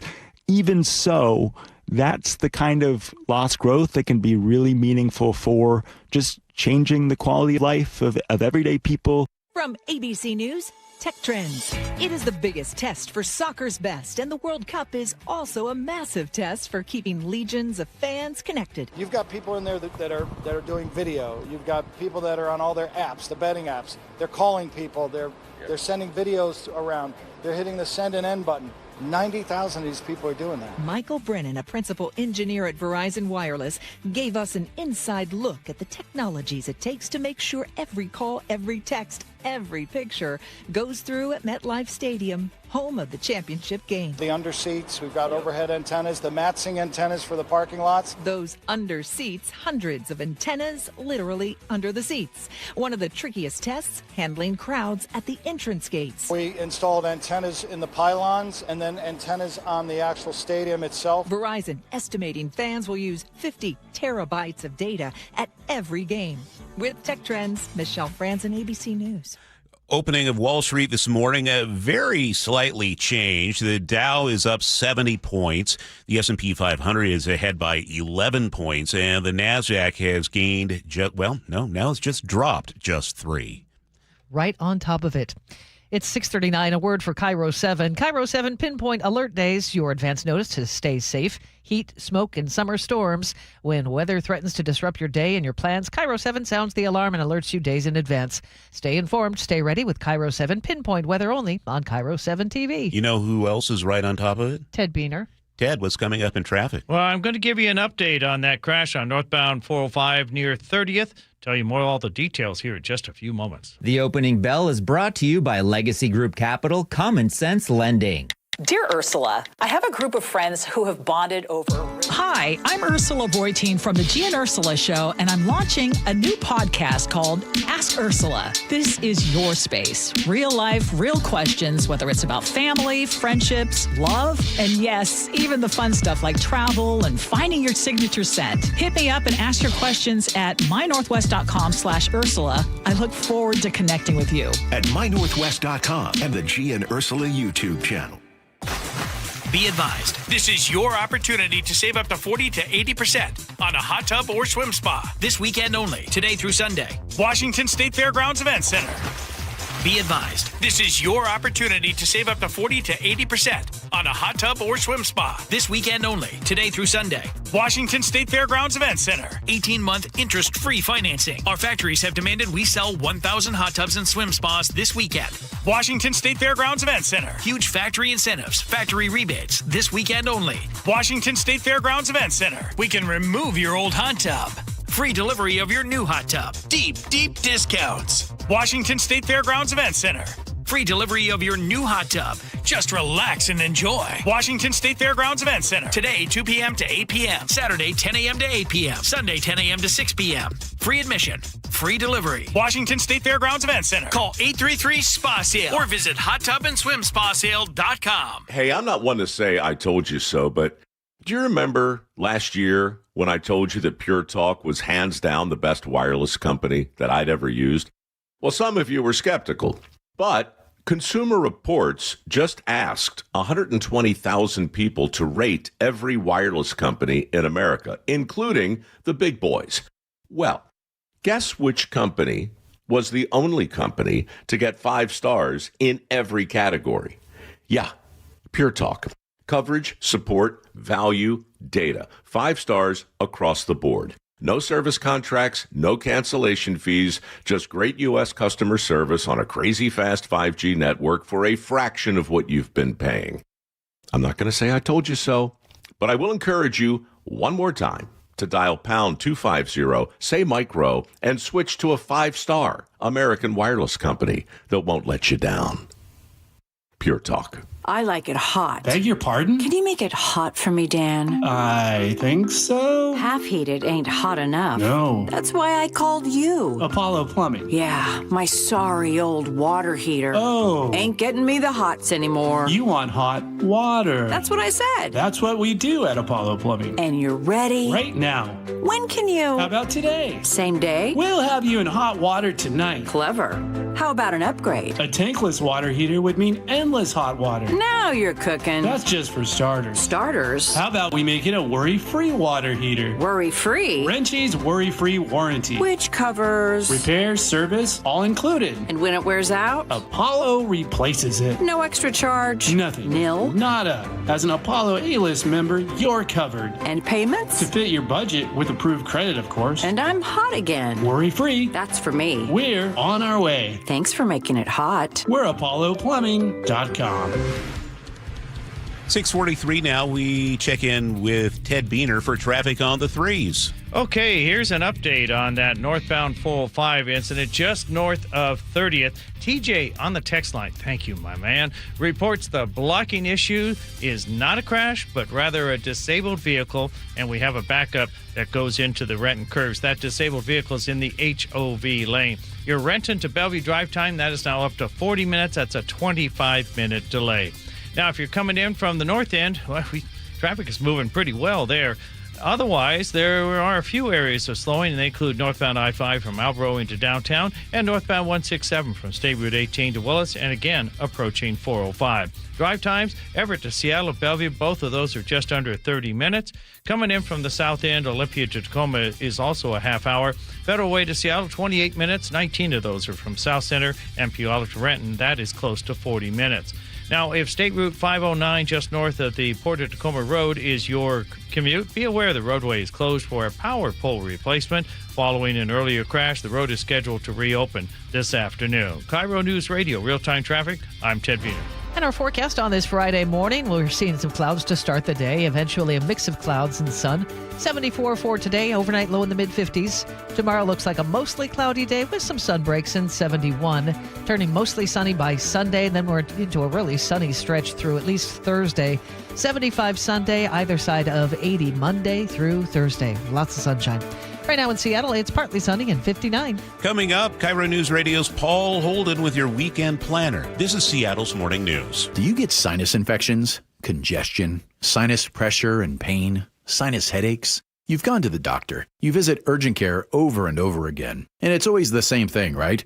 Oh, I know. Let's try antibiotics and some nasal sprays. But they just keep coming back. You may suffer with chronic sinus infections. The good news? Relief is possible. How? A minimally invasive procedure called the Sinusoft procedure, available only at the Modern Nose Clinic. Imagine a procedure so delicate there are no narcotics. Less cutting means less bleeding, so no packing, and no operating room. The Sinusoft procedure is designed for the clinic. If you suffer with chronic sinus infections, facial pain, pressure, and congestion, find out if the Sinusoft procedure, available only at the Modern Nose Clinic, is the solution for you. Call and set an appointment today. 206-388-2770. 206-388-2770. That's 206-388-2770. Jane is a small business owner. That's right. And tell them what that's like, Jane.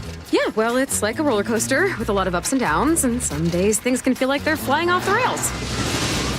Yep, it's a lot. But the Total Solutions Advantage only from Comcast Business can help you manage it all. With the largest, fastest fiber-powered network designed for 100% reliability with business internet and wireless connect. Plus gig speeds with security and equipment included. All with a 5-year price lock. Nice. So everything stays on track. Exactly. The Total Solutions Advantage. Get started for just $60 a month for 12 months when you add wireless connect to a qualifying internet package. No one does business like Comcast Business. Limited time offer. Restrictions apply. New customers only. 1-year agreement, paperless billing, and automatic payments with bank account required. $60 offer requires 300 meg internet, security edge, and additional qualifying service. Equipment, taxes, and fees extra.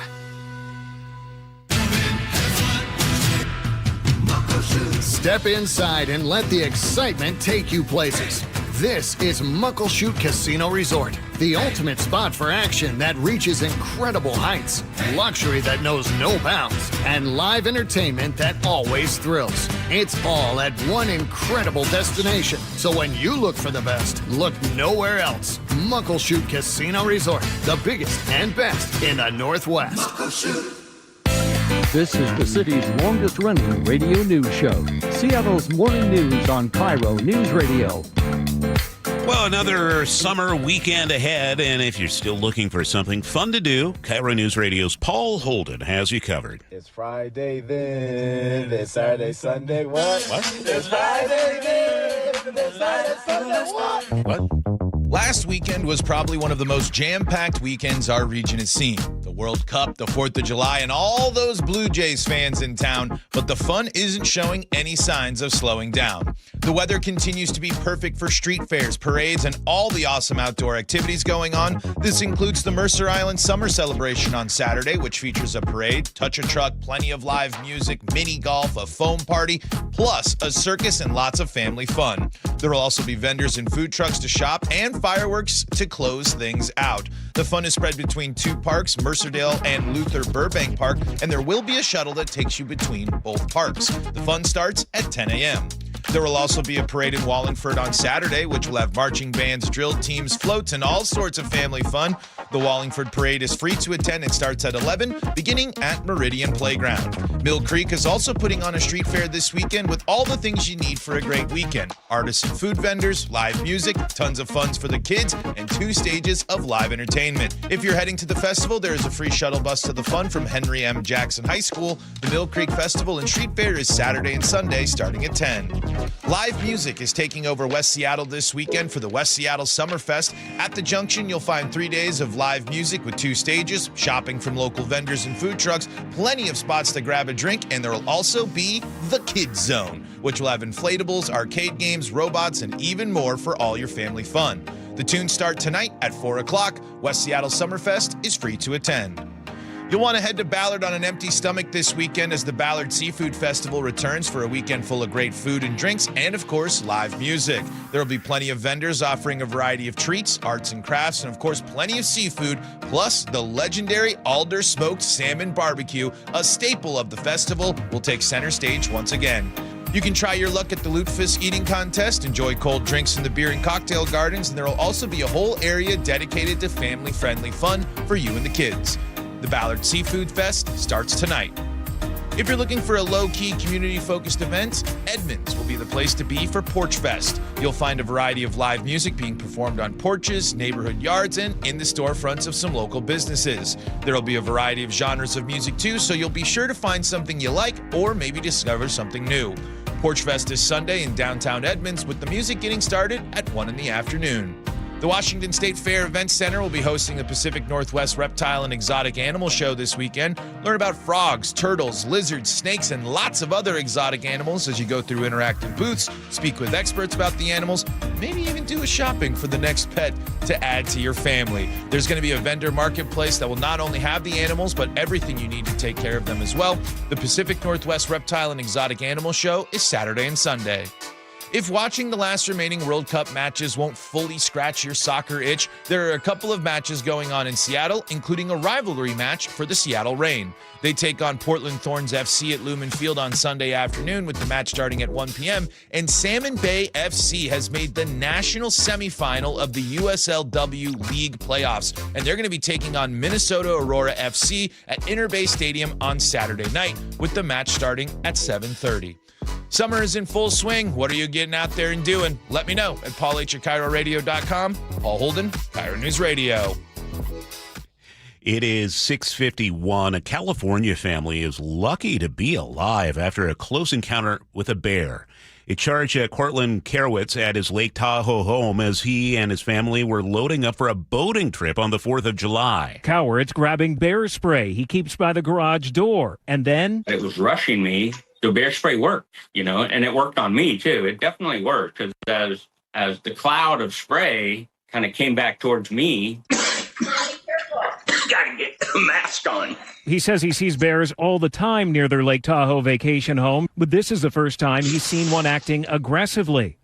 So yeah, wasn't a lot of options if I didn't have that bear spray. His advice to anybody who lives in bear country is to do what he did and have bear spray at the ready. He says without it, he would have had no way to defend himself. As ABC's Alex Stone reporting. There have been a lot of bear incidents lately. Have you seen the KIRO Husky who chased the bear out of the family yard?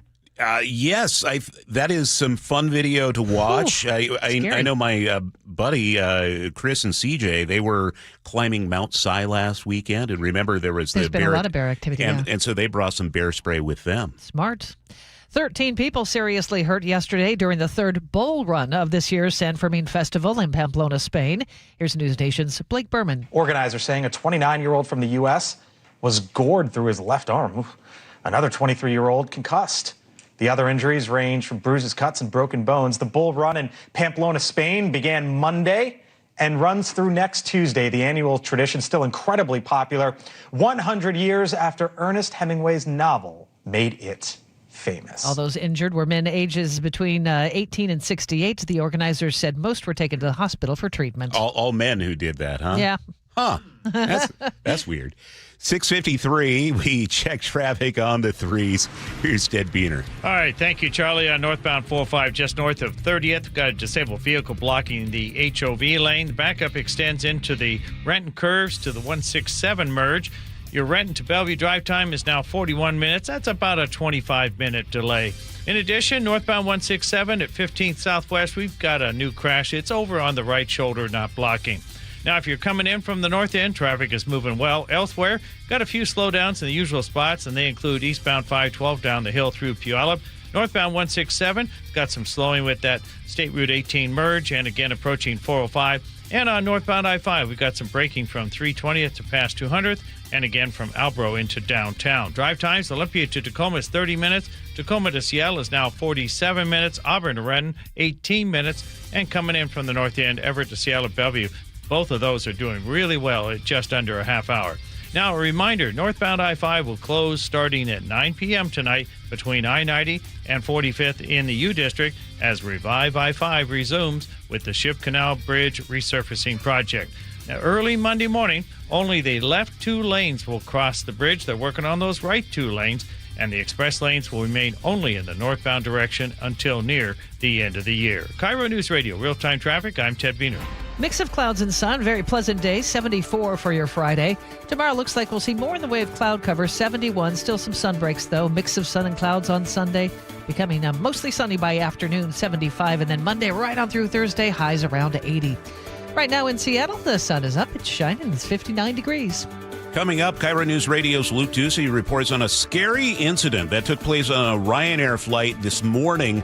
A passenger nearly pulled out of the plane midair.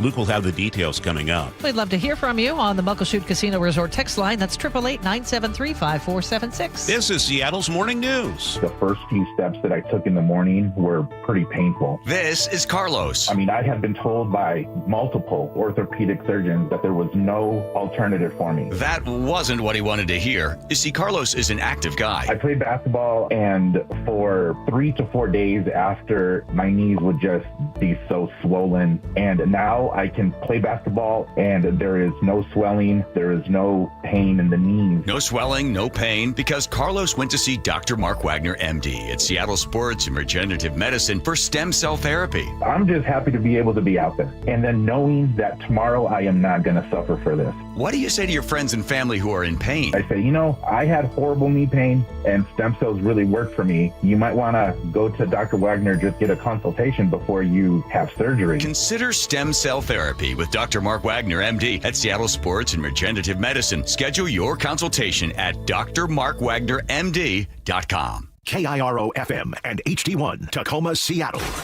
Be advised, this is your opportunity to save up to 40 to 80% on a hot tub or swim spa. This weekend only, today through Sunday. Washington State Fairgrounds Event Center. Be advised, this is your opportunity to save up to 40 to 80% on a hot tub or swim spa. This weekend only, today through Sunday. Washington State Fairgrounds Event Center. 18-month interest-free financing. Our factories have demanded we sell 1,000 hot tubs and swim spas this weekend. Washington State Fairgrounds Event Center. Huge factory incentives, factory rebates, this weekend only. Washington State Fairgrounds Event Center. We can remove your old hot tub. Free delivery of your new hot tub. Deep, deep discounts. Washington State Fairgrounds Event Center. Free delivery of your new hot tub. Just relax and enjoy. Washington State Fairgrounds Event Center. Today, 2 p.m. to 8 p.m. Saturday, 10 a.m. to 8 p.m. Sunday, 10 a.m. to 6 p.m. Free admission. Free delivery. Washington State Fairgrounds Event Center. Call 833-SPA-SALE or visit hottubandSwimSpaSale.com. Wow, Sarah, these window coverings are gorgeous. Did you guys do this yourself? No way. It's all Hunter Douglas. My local expert came to our home, brought samples, and helped us see everything in our actual light, then measured perfectly and handled the installation. If you're planning a remodel, moving into a new home, or simply ready to elevate how your space feels, Westco Blinds, your neighborhood Hunter Douglas expert, offers custom, beautifully crafted window treatments thoughtfully designed for life. Whether it's blinds, shades, shutters, or drapes, our products fit your windows perfectly. And with smart home options, you control the light and privacy with a tap or on schedule. Hunter Douglas window treatments are an investment in quality, backed by a lifetime limited warranty and ongoing support from your trusted local expert, Westco Blinds. Call now to schedule your free in-home design consultation. Call 206-285-5455, 206-285-5455, 206-285-5455. Running a small business means juggling a lot. Your network has to handle it all. That's where a fiber-only provider falls short. You deserve a partner who gives you a greater advantage. Introducing the Total Solutions Advantage only from Comcast Business. A first-ever combination of the largest, fastest fiber-powered network, the most reliable Wi-Fi, gig speeds with equipment and security included, and a 5-year price lock. Plus, it's all backed by a 30-day money-back guarantee. The Total Solutions Advantage only from Comcast Business. A new standard for small business with reliability, security, and savings in one. When you add it all up, no one does business like Comcast Business. Switch today. Get started for $60 a month for 12 months when you add an advanced solution to a qualifying internet package. Limited time offer. New customers only. Requires 300 megabits per second internet, security edge, and additional qualifying service. 1-year agreement, paperless billing, and autopay with bank account required. Taxes and fees extra. Most reliable Wi-Fi based on Open Signal Awards USA Fixed Broadband Experience Report, May 2025. Nothing worse than clutter. With Closets by Design, everything will finally have its place. 40% off plus an additional 15% off and 18 months 0% financing on approved credit if paid in full. Closet.byDesign.com or call 1-800-BY-DESIGN. Your best source for local news. KIRO News Radio. KIRO FM and HD1. Tacoma, Seattle. Northwest News. ABC News, I'm Sherry Preston. Flash flooding along parts of the East Coast. And this morning, central Missouri is dealing with rising water. We're hearing of water rescues underway in Iron County, Missouri. Another heat dome is forming, meantime, scorching the southeast and parts of the west. Billings, Montana could hit 110 degrees this weekend. If so, that'd be a new record. The parasite cyclosporiasis is now present in 18 states, more than 1,200 cases in Michigan alone. Overseas, technical talks about Iran's nuclear program are continuing. A U.S. official telling ABC that the United States is still committed to finding a resolution so Iran can never possess a nuclear weapon. But there has been no evidence of progress, and with the missile strikes this week, only major setbacks. ABC News Chief Global Affairs Correspondent Martha Raddatz. President Trump removing the 3 remaining members of a bipartisan federal commission that tests and certifies voting machines. This is ABC News. Volkswagen plans to cut its model lineup by nearly half after sales in China alone plummeted more than a third in the second quarter. Volkswagen citing challenges like rising costs and geopolitical tensions for the drop-off in sales. Addiction experts weighing in on moms who use cannabis and then post about it on social media. Here's ABC's Dr. Tara Narula. We're using this as a tool. Texas mom of 2 and content creator Rachel Gibbs says cannabis doesn't check her out of motherhood, but rather helps her to check in and quiet the static in her head. And she says its impact on parenting her 3- and 5-year-old kids has been tremendous. I can get down on their level. I have more patience. It's calmed the nerves down. Videos tagged by so-called canna moms or garden moms have racked up millions of views across social media. Addiction specialists suggest it shouldn't be thought of as a harmless alternative to alcohol. I'm Sherry Preston, ABC News. At 7:02, here's what's happening. Terrifying moments on a Ryanair Boeing 737 over Greece. Luke Ducey will have details. Revive I-5 is back tonight. Northbound I-5 shuts down completely across the Ship Canal Bridge this weekend. And light rail's running again this morning after a 15-hour shutdown yesterday between Northgate and Capitol Hill. A broken overhead wire knocked out service. Time to check in with Ted Beener. He has his eyes on the traffic every 10 minutes. Ted, take it away. All right, the cams on northbound 405, they're not showing whether or not that disabled vehicle in the HOV lane just north of 30th has cleared yet. Traffic looks like it is moving again. If your passenger can share what you see, please share on the Muckleshoot Casino Resort text line at 888-973-5476.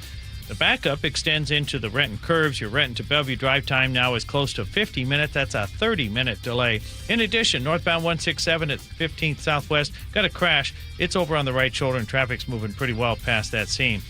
Elsewhere, coming in from the north end, traffic is moving well. Just a few slowdowns to highlight elsewhere. Northbound I-5 down the South Center Hill and from Albro into downtown. Both of those have some braking. And northbound 167 with that State Route 18 merge and again approaching 405. Drive times, Olympia to Tacoma is 30 minutes. Tacoma to Seattle is now 50 minutes. Auburn to Renton is 20 minutes. And coming in from the north end, Everett to Seattle at Bellevue, both of those are just under a half hour. I'm Ted Beener with KIRO News Radio, real-time traffic. Now, the latest from KIRO News Radio and MyNorthwest.com. Live from East Lake Avenue. You're listening to Charlie Harger and Manda Factor, Seattle's morning news. Developing news this morning, a frightening mid-air emergency over Greece after a passenger window on board a Boeing 737 shattered shortly after takeoff. One passenger was almost sucked out of that window. We get more live from KIRO News Radio's Luke Ducey. Yeah, if you're watching on our YouTube feed, I want you to take a look at this. We've got a photo of that window, and we have a video of inside the cockpit mid-flight as well. It's missing. You can see in the video, the window is completely missing. Those yellow oxygen masks have dropped down, and you can see passengers wearing them, riding out this flight back to where they came from.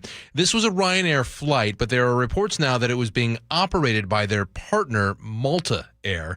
We're going to be digging into that a little bit more this morning, but it was a Boeing 737 flying from Greece to an airport near Munich, Germany, about 20,000 feet at the time. Witnesses described hearing a loud boom. Greek media is reporting a piece of one of the engines broke and hit the window and smashed it.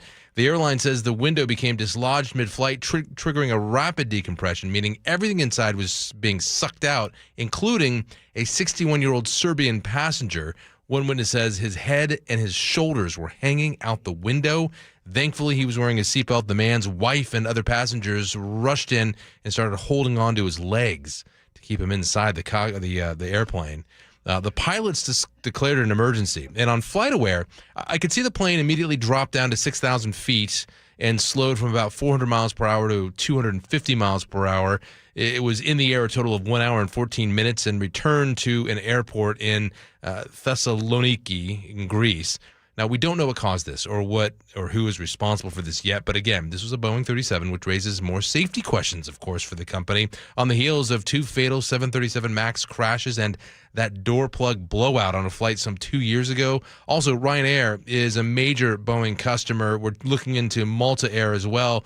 Last year, Boeing CEO Kelly Ortberg testified in front of a Senate committee that Boeing has made multiple safety changes since those other incidents. We're seeing very good improvement in the overall quality of the fuselages, and particularly around any door-related issues. We've added significant amount of inspection. As for this flight today, again, no word on what caused this. Passengers got on another flight and made it to Germany just fine.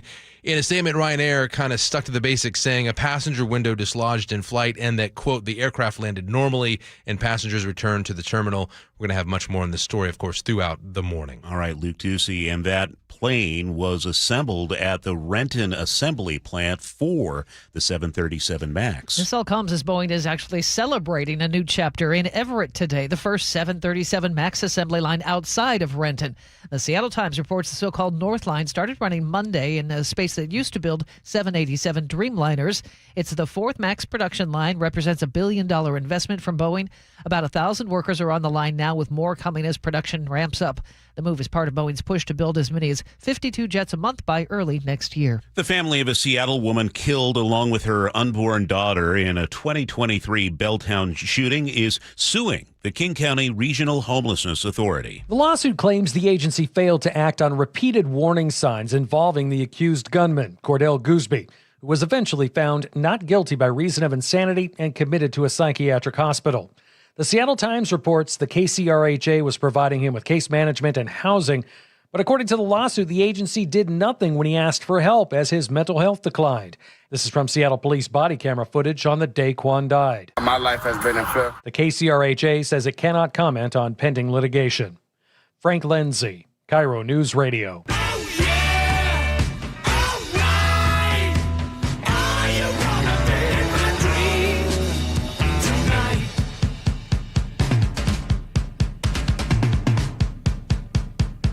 Keeping you informed since 1974. This is the city's longest-running radio news show. Seattle's Morning News on KIRO News Radio.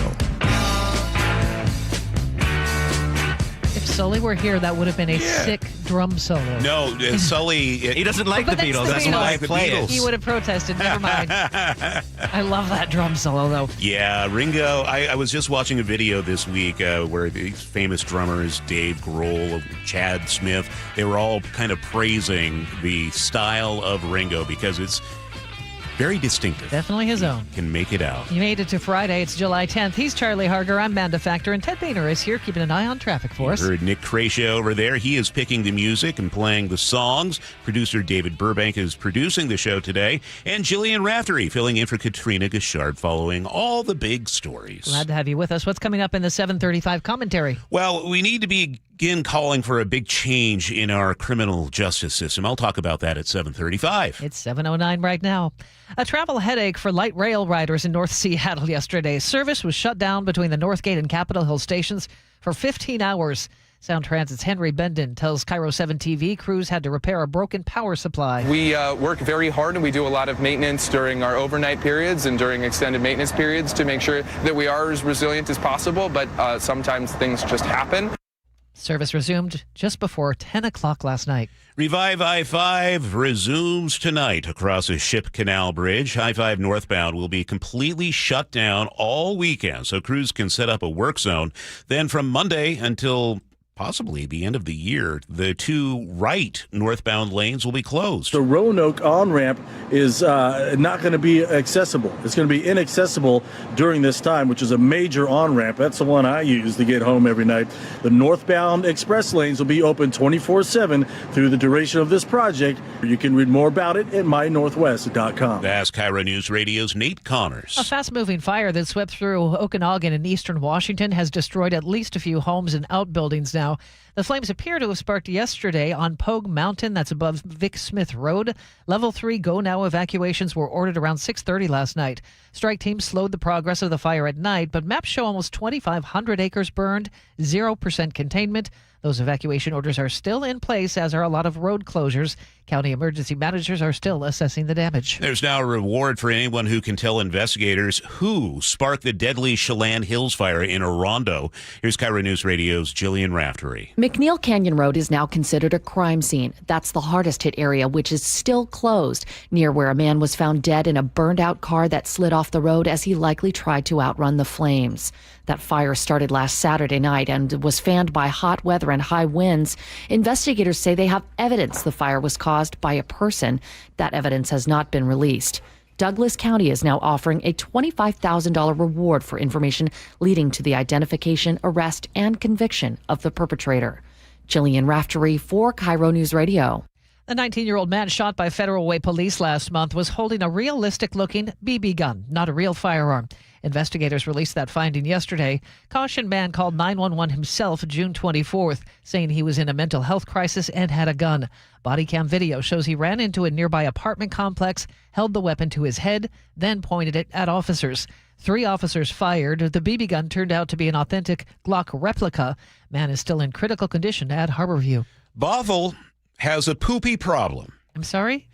At Forest Green Park, people have been blowing up porta potties. You can hear it for yourself in this surveillance video obtained by KIRO 7 TV.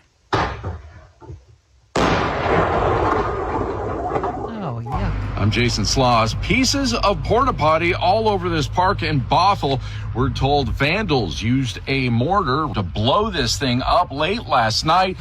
And we're told that this was done just hours after it was replaced, following another explosion back on the night of the 4th. So we're talking with some ticked off neighbors. Those neighbors say it's been a problem for years. They think teenagers are doing it, but so far no arrests have been made.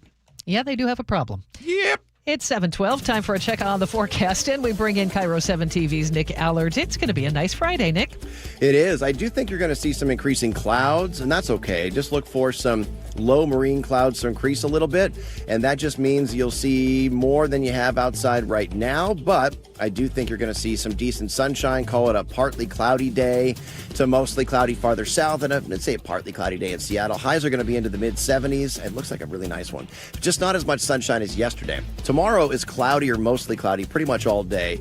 You might find a little drizzle or a few sprinkles, especially in the morning around like Seattle to Everett. But then we dry that out. It's just that I don't see much sunshine. We'll just be in the low 70s. Sunday, we see far more sunshine in the mid to upper 70s. And then next week, we're right around 80. And it just looks beautiful. So we'll just keep it simple and look at sunshine all next week. We'll take it. Thanks, Nick. Right now, it is sunny in Seattle and 61. At 7:13, we check in with Ted Beener at the traffic desk. All right, on northbound 405 just north of 30th, it appears that earlier disabled vehicle in the HOB lane has cleared, but has left a long backup into the Renton curves. Your Renton to Bellevue drive time, that has improved now to 44 minutes. That's about a 25-minute delay. Coming in from the north end, traffic is moving pretty well. There are a few slowdowns, though, in the usual spots, and they include eastbound 512 down the hill into and through Puyallup. Northbound 167, we've got merge slowing around State Route 18 and again approaching 405. And northbound I-5, we've got some braking from 320th to past 200th and from Albro into downtown. Drive times, Everett to Seattle Bellevue, still really good, just under 30 minutes. Coming in from the south end, Olympia Tacoma is a half hour. Federal Way to Seattle, that is now 32 minutes. 21 of those are from South Center, and Puyallup to Renton is near 40 minutes. And we've got another northbound I-5 shutdown to highlight. Overnight closures through Fife are planned for Saturday night as a new Port of Tacoma Road overpass is installed there. This traffic report is brought to you by Bucky's Complete Auto Care. For 50 years, Bucky's Complete Auto Care has earned local trust with honest pricing and guaranteed repairs. That's why they're Carfax preferred. No gimmicks, just great service. Bucky's.com. I'm Ted Biener with KIRO News Radio, real-time traffic. Reliable, refreshing, and ready every morning. Seattle's Morning News. 7:15 now. A wildfire near Vantage in Kittitas County burned 800 acres and destroyed 2 homes after breaking out yesterday afternoon. Officials believe the fire was accidentally started by a vehicle. This was on Vantage Highway. The driver is cooperating with investigators. Evacuation orders have since been lifted. I-90 has been reopened. It was shut down for hours due to heavy smoke. No injuries reported. An abandoned boat that's been illegally moored at a public pier in Ballard may finally be removed. A King County judge has declared the 112-foot boat a public nuisance. The Seattle Times reports the rusty, graffiti-covered vessel is a retired Icelandic Coast Guard gunboat. It's been at the pier since 2019. The judge ordered the owner to remove it by July 30th or face $500 a day fines.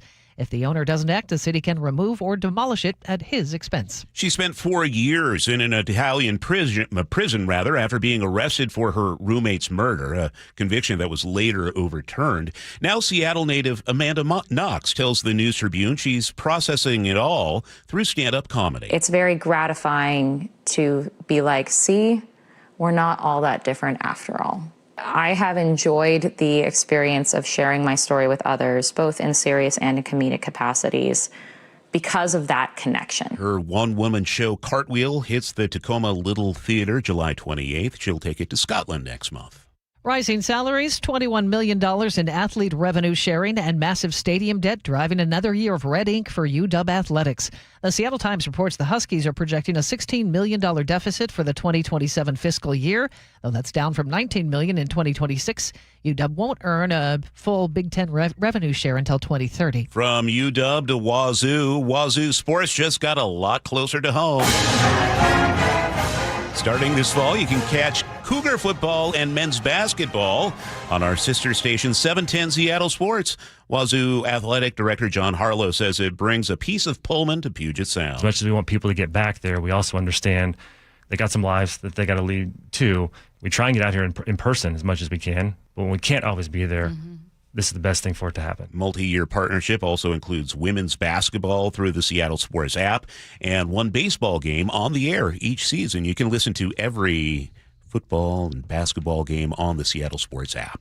Cases of a parasitic infection that can cause weeks of symptoms are spreading across the country. A nasty gastrointestinal bug is spreading through several states. It's really an annoying infection, but it's not life-threatening. The infectious disease called cyclosporiasis is a foodborne illness caused by a parasite called Cyclospora. Dr. Philip Chan, an infectious disease specialist with the Rhode Island Department of Health, says it can be hard to differentiate from the common stomach bug or food poisoning. The thing that really sort of sets it apart is that it can be prolonged. So especially in people that are having more than 1 or 2 weeks of diarrhea, abdominal cramping or bloating. Dr. Chan says right now the largest outbreak is in Michigan, which has upwards of 1,000 cases. Right now the source of the illness is unknown, but Dr. Chan says this infectious disease is usually spread through contaminated produce and water. Historically, people do get cyclospora from contaminated fruits and veggies, and especially fruits and veggies that are a little bit harder to wash, things like raspberries or blackberries, things that have little indents in them that make it difficult to wash them. And the way to prevent this is simple. Wash your fruits and vegetables. And that's really the key thing. It doesn't necessarily kill all of the organism or wash all the organism off, but it definitely reduces the risk. The other thing that people can do, of course, is to cook their fruits and vegetables before eating them. Now, Dr. Chan tells me this illness is usually treated with a common prescription antibiotic. I'm Lauren Brill.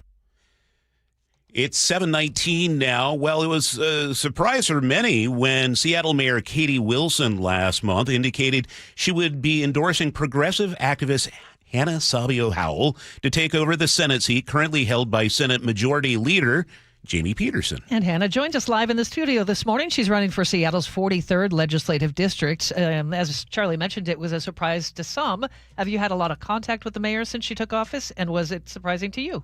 Some. Well, first of all, thank you so much for having me. It's a pleasure to get to chat with you. But I think, no, it was not surprising at all because Mayor Katie Wilson ran on a platform about making Seattle more affordable, especially for working people. That includes renters. That includes people who have to increasingly commute from further and further outside of the city to pursue livelihoods here. And that's the same thing that my campaign is running for. We are running against, as you mentioned, a 20-year incumbent. And we are doing so because over the last 20 years, the cost of housing has doubled. Childcare and healthcare have gotten increasingly out of reach for people.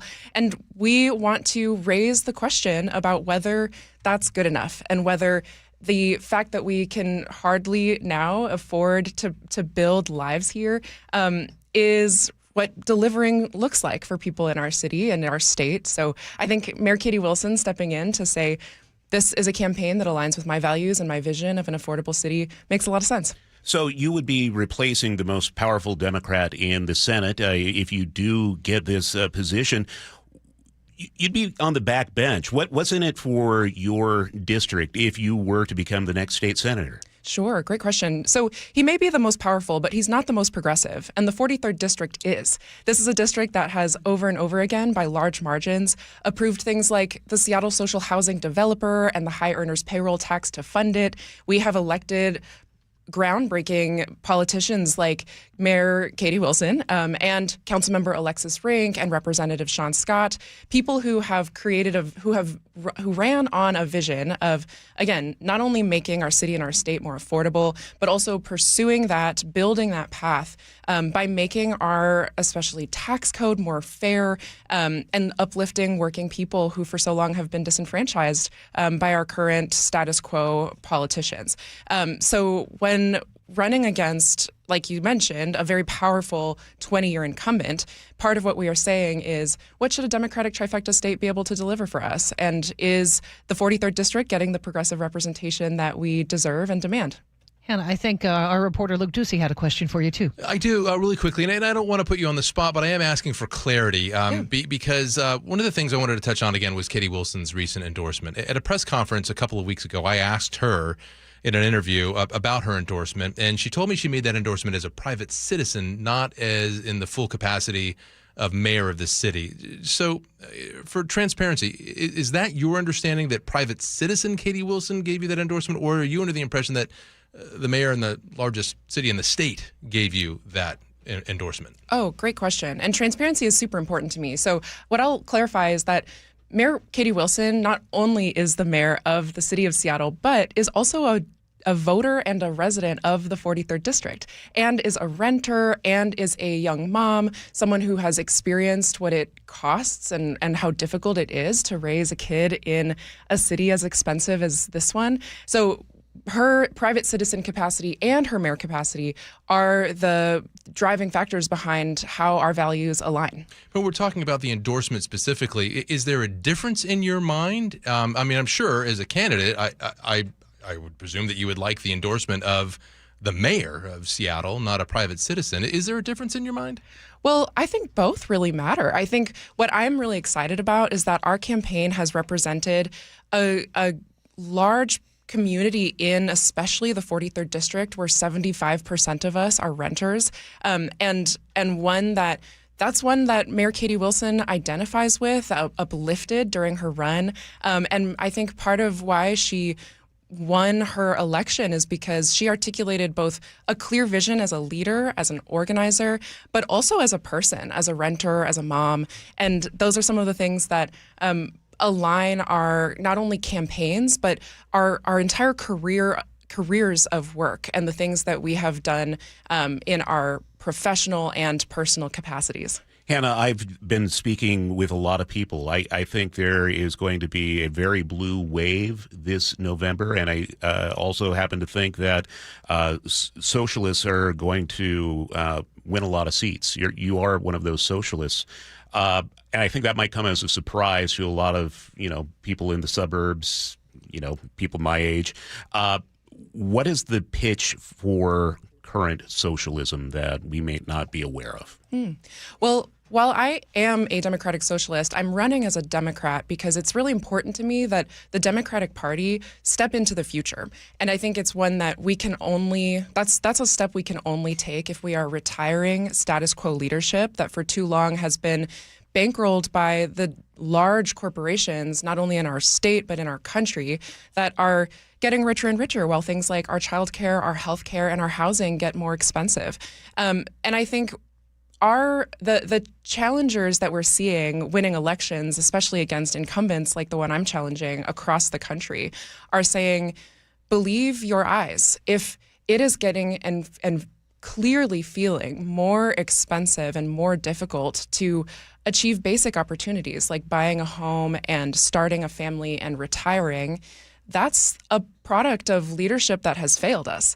And I think that it's less about whether the conversation is socialism directly. It's more about whether our government is materially delivering on affordable lives for us. I think it hasn't, and I think it could.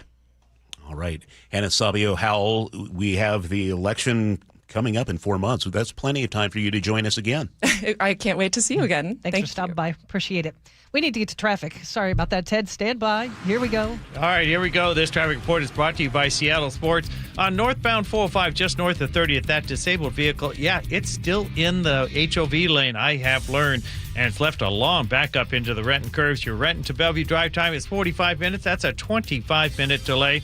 We also have a new crash on southbound 405 just north of 124th and Totem Lake. That is blocking the right toll lane and the two left general purpose lanes with a growing backup to the 522 interchange. Your Everett to Bellevue drive time, that has risen to 40 minutes.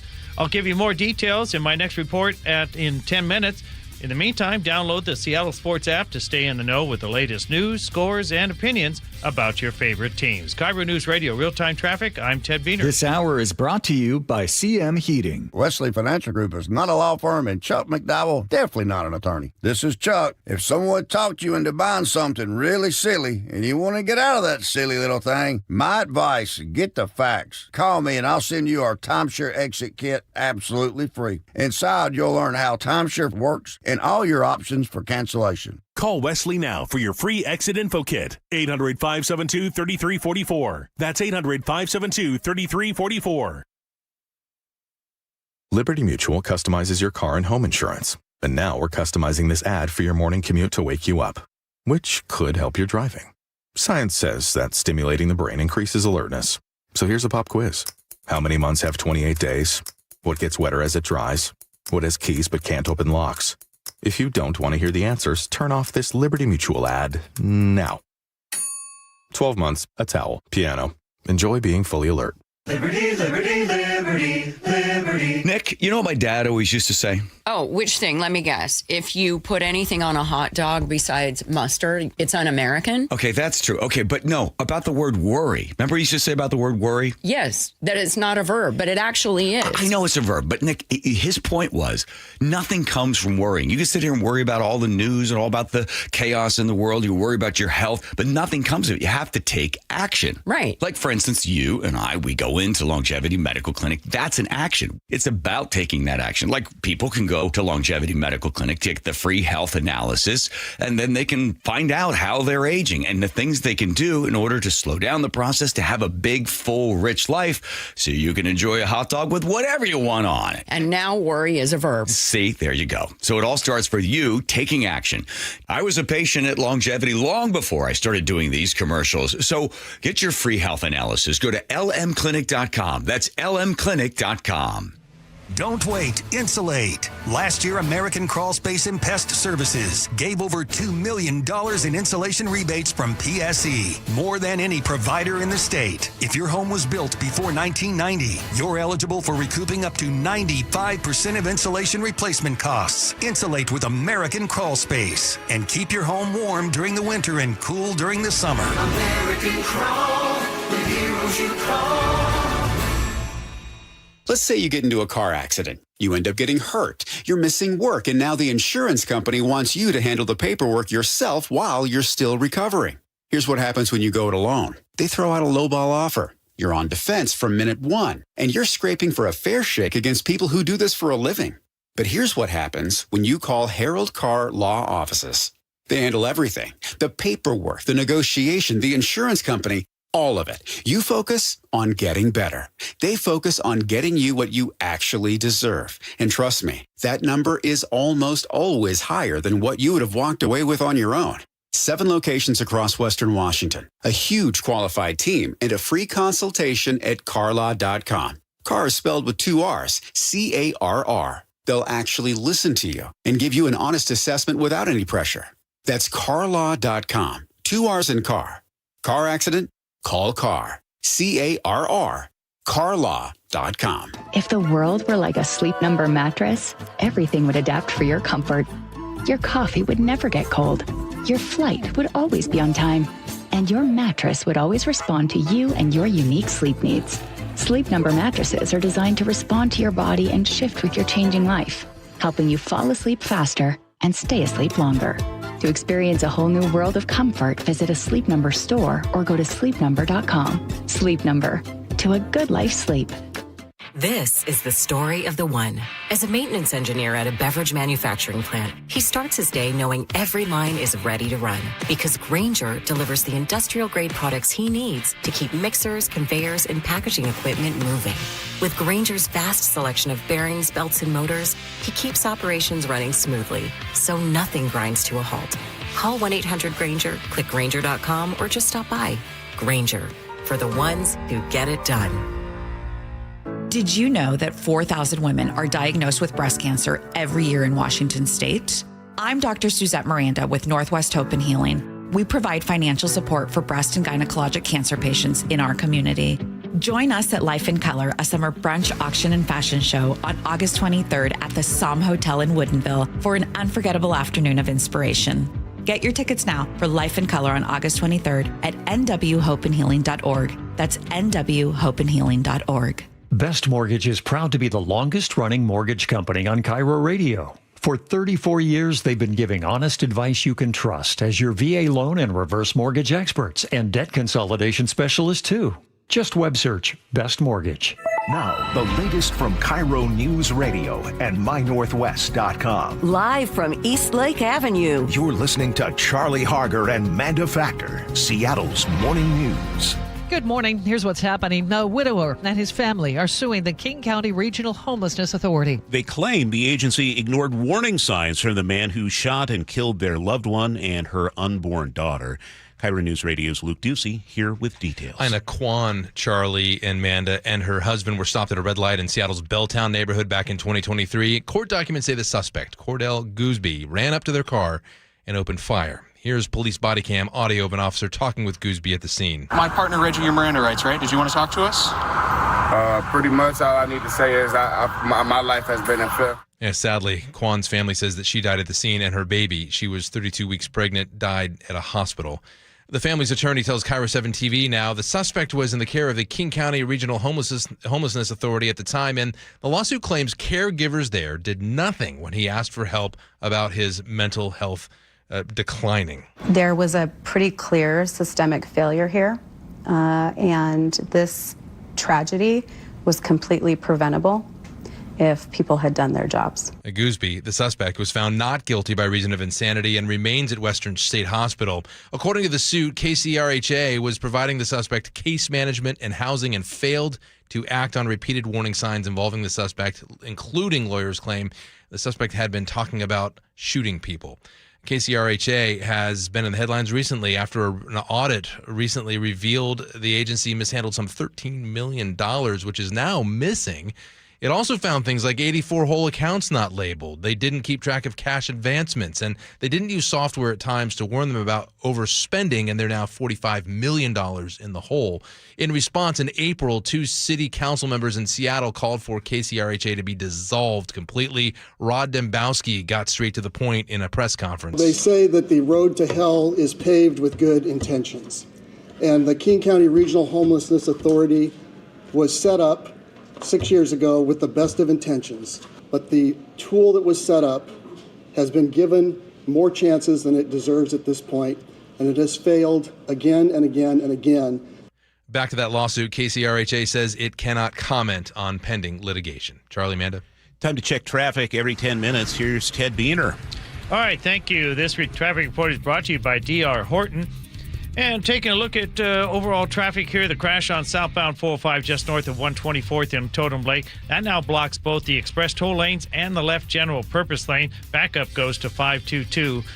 The Everett to Bellevue drive time, that has risen to 40 minutes. On northbound 405 just north of 30th, that disabled vehicle has moved to the right side, now blocking the right lane. It has left a long backup into the Renton curves. Your Renton to Bellevue drive time, that's about 45 minutes. That's a 25-minute delay.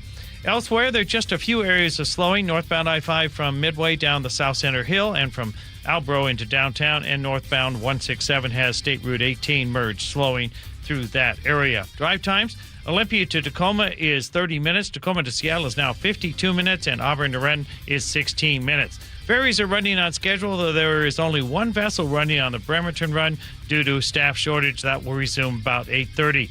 And the Narrows and Lake Bridges are moving well. The D.R. Horton National Red Tag Sales event is going on now through August 2nd. Visit drhorton.com. D.R. Horton, America's builder and equal housing opportunity builder. I'm Ted Beener with KIRO Newsradio Real-Time Traffic. Our forecast for your Friday, mix of clouds and sun, should be in the mid-70s for today. Tomorrow, a little bit cooler, mostly cloudy, 71, but then a really nice stretch of weather coming for next week. Starting Sunday will be mostly sunny by afternoon and 75. Highs around 80 in the sunshine Monday right on through at least Thursday. Right now in Seattle, partly sunny and 61. Seattle's morning news. Always live, always connected. Stream, watch, subscribe, and share at mynorthwest.com. Time for the 735 commentary.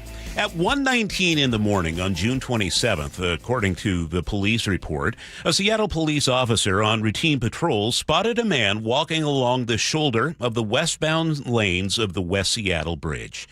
Pedestrians aren't allowed up there. It's illegal. And at that hour, it's a good way to get killed. What followed is a single case that touches every problem we've been covering in these commentaries. Copper wire theft off public property. A revolving door justice system with lenient release rules that let a man with 16 warrants walk out with no bail. Homelessness. Drug addiction, and somewhere at the end of that chain, recyclers paying cash for wire that no honest person came by honestly. One man, one bridge, one night, every broken piece of the system all at once. The officer stopped 47-year-old Gregory Galitzek. Per the report, he had bundles of wire hanging from his arms, a flashlight in one hand, a tool case in the other. Asked what he was doing up there, Galitzek said he was working for Seattle City Light. Of course he wasn't. The value of the wire he was carrying, about $1,000. It cost to repair the damage, about $100,000. 100-to-1 ratio. $1,000 a loot, a six-figure bill for City Light ratepayers. It isn't new. City Light's own engineering supervisor told investigators that copper wire theft from the West Seattle Bridge street lamps is an ongoing problem. The bridge has become a self-service copper supply depot for thieves, and everyone knows it. Galitzek was charged with 3 first-degree felonies, serious charges appropriately filed. He's also a frequent flyer in the criminal justice system. He had 16 prior warrants, an escape conviction from 2018, a meth delivery conviction, 2 burglary convictions. His listed address is a homeless services drop-in center in Pioneer Square, a mail stop. He doesn't live there. The King County Prosecuting Attorney's Office warned the court he might not show up for the next hearing. Remember the escape conviction, Your Honor? The court let him go anyway. No bail. No ankle monitor, just his word. Under the state Supreme Court's rules, property crime alone isn't enough to hold somebody, even when everybody in the courtroom can see what's coming. Well, fast forward to Tuesday morning this week. Galitzek didn't show up for his arraignment. Nobody was surprised. A bench warrant went out, his 17th. Bail set at $5,050. So let's talk about the market for stolen copper wire. I'm not naming any specific businesses, but I always encourage listeners to send me pictures of what they see, and they do. They send me photographs of abandoned shopping carts piled with stripped wire insulation sitting right outside the property line of a nearby recycler. Just sitting there in the open, feet from the front gate. And we're supposed to believe that people buying copper on the other side of that fence have no idea where it's coming from. If you're a business looking the other way on where your copper comes from, understand something. People in this community see it, they photograph it, and they send it to me. There was a fix on the table this year. Both chambers of the State House and Senate had bills requiring recyclers to photograph copper purchases and upload them to a searchable database. King County Prosecutor's Office backed it. Neither bill passed. We're told they will try again next year. After all these convictions, after the escape, after 16 warrants, the answer can't be go home and promise to come back. Most of the developed world figured this out a long time ago. When someone is this deep in the cycle, the choice is jail or treatment. Either one means a roof, a bed, and time away from whatever substance is running the show. We, here in Washington, picked neither. We're not holding him accountable. We're not getting him help. We're doing nothing, and we're calling it a justice system. And we're all paying for it. And that's the 735 commentary for today, Friday, July 10th, 2026. You can text us at the Muckleshoot Casino and Resort text line, 888-973-5476, or leave a comment at mynorthwest.com. All right, Ted, what's coming up in traffic? Well, I got a couple of incidents, both on 405. I'll tell you more about it in just a few moments. Summer is for sunshine. It's a beautiful day out for baseball here at T-Mobile Park. Summer is for moonshots. He just absolutely obliterates this! Multi-homer game, Cole Young! Summer is for Mariners baseball. Emerson is racing over, slides on! He makes the catch! Incredible! So listen for the cheers and follow your ears to T-Mobile Park. Because where else can you travel to on a ferry boat and then eat crab nachos out of a ferry boat? How sweet it is! It is the sweetest, Rick. Mariners baseball. Tridents up. Don't miss this summer's festivities at T-Mobile Park. After the All-Star break, the Mariners are back in town for a West Coast showdown against the San Francisco Giants, July 17th to 19th, including 2000's Fireworks Night on Friday the 17th, presented by T-Mobile. Get your tickets and check out the full lineup at mariners.com. Jane is a small business owner. That's right. And tell them what that's like, Jane. Yeah, well, it's like a roller coaster with a lot of ups and downs, and some days things can feel like they're flying off the rails. Yep, it's a lot. But the Total Solutions Advantage only from Comcast Business can help you manage it all. With the largest, fastest fiber-powered network designed for 100% reliability with business internet and wireless connect. Plus gig speeds with security and equipment included. All with a 5-year price lock. Nice. So everything stays on track. Exactly. The Total Solutions Advantage. Get started for just $60 a month for 12 months when you add wireless connect to a qualifying internet package.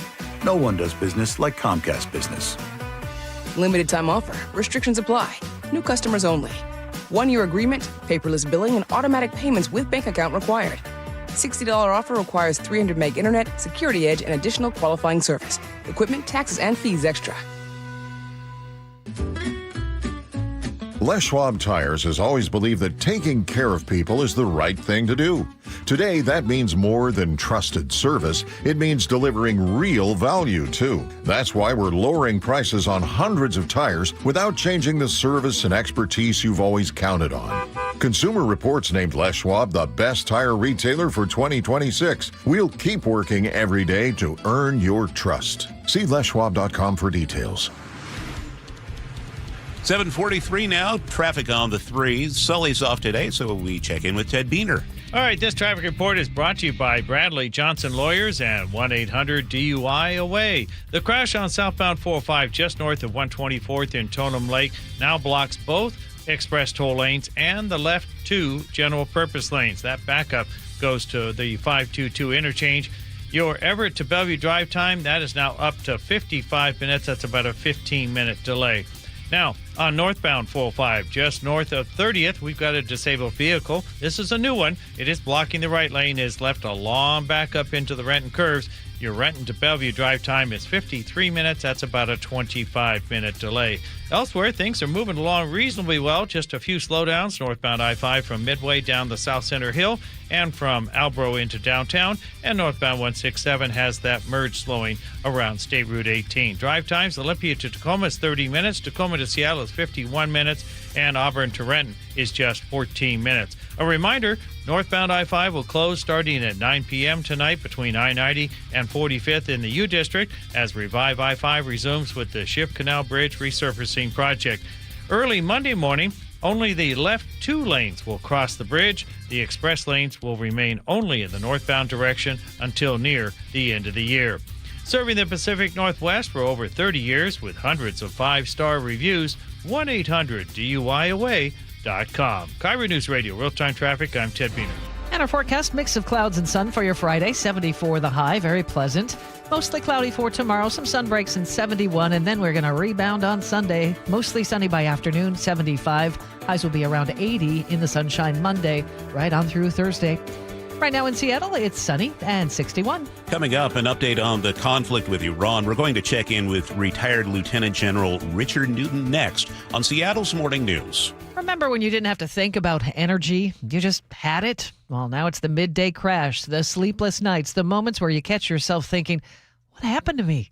Well, here's the thing. Nothing's wrong with you. Your hormones just stopped holding up their end of the deal. At Juvacor Health and Wellness Center, hormone replacement therapy isn't a guessing game. It starts with a real sit-down conversation with a female provider who's heard your story before. She hears it every single day. Dr. Lucy Hostetter is a board-certified physician. She has spent 7 years doing one thing very well, and that's helping women feel like themselves again. Your treatment is built around your labs, your symptoms, and your life, and the follow-up is real. Because feeling better shouldn't be a one-appointment promise. Now they have 2 convenient locations, Tacoma and Bellevue. They expanded from their flagship home at Seattle Regenerative Medicine Center. Great care is now closer than ever. Stop Googling your symptoms at 2 in the morning. Start a conversation with someone who actually has answers. JuvaCoreHealth.com. That's JUVECoreHealth.com. Feel like yourself again. Meet Matthew Preston. Inside his apartment, everything he holds dear is protected by Progressive's renter's insurance, like his laptop and a surprisingly valuable collection of baseball bobbleheads. Outside his apartment, his laptop is still protected, as are his bobbleheads, which he carries around with him for reasons no one knows. Renters, the limits of protection aren't just the 4 walls of your home. When you're in Progressive's Protection Zone, get a quote at Progressive.com. Progressive Casualty Insurance Company, affiliates, and third-party insurers. Get in the zone, AutoZone. Summer's finally here, and we're kicking it off with a whole lot of free. Free brake pads with Duralast rotors. Free oil filter with 5 quarts of oil. Free Armor All wipes with Armor All glass cleaner, and more. More free, so you can have more summer. Celebrate free at AutoZone. Now through July 27th. Restrictions apply. Get in the zone, AutoZone. Guys, did you know your testosterone level impacts your energy, libido, sleep, weight, hair loss, mood, and even ED? And right now, Revive Men's Health Seattle will check your testosterone for free. They've helped thousands of men since 2011 feel and perform better. They're so confident they can help you, they even guarantee it. Schedule your free testosterone test, exam, and consultation today. Call 206-529-1111. That's 206-529-1111. Or visit ReviveMen'sHealth.com. Summer's a busy time for businesses. WaFd bank accounts are designed to work with business owners like you, stay on top of every dollar, helping manage cash flow, pay vendors, and keep operations running smoothly. Get access to digital tools to simplify banking, like bill pay, signer and non-signer debit cards, and the option to upgrade your account as your business grows. Plus, our business bankers get to know you, so when you need help, we're there. WaFd Bank, built for business. Visit wafdbank.com, member FDIC. Seattle's Morning News on KIRO News Radio. Well, this is just in from the president on his Truth Social feed, quoting here, "The Islamic Republic of Iran has asked us to continue talks.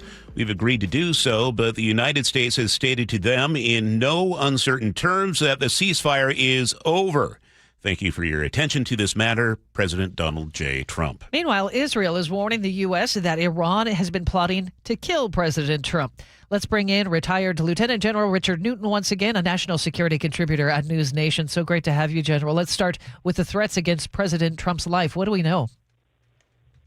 Well, good morning. Good to be with you both on this Friday morning. Those threats are real. And I believe that the administration and certainly the protection around the president is very, very stringent, and he's very secure.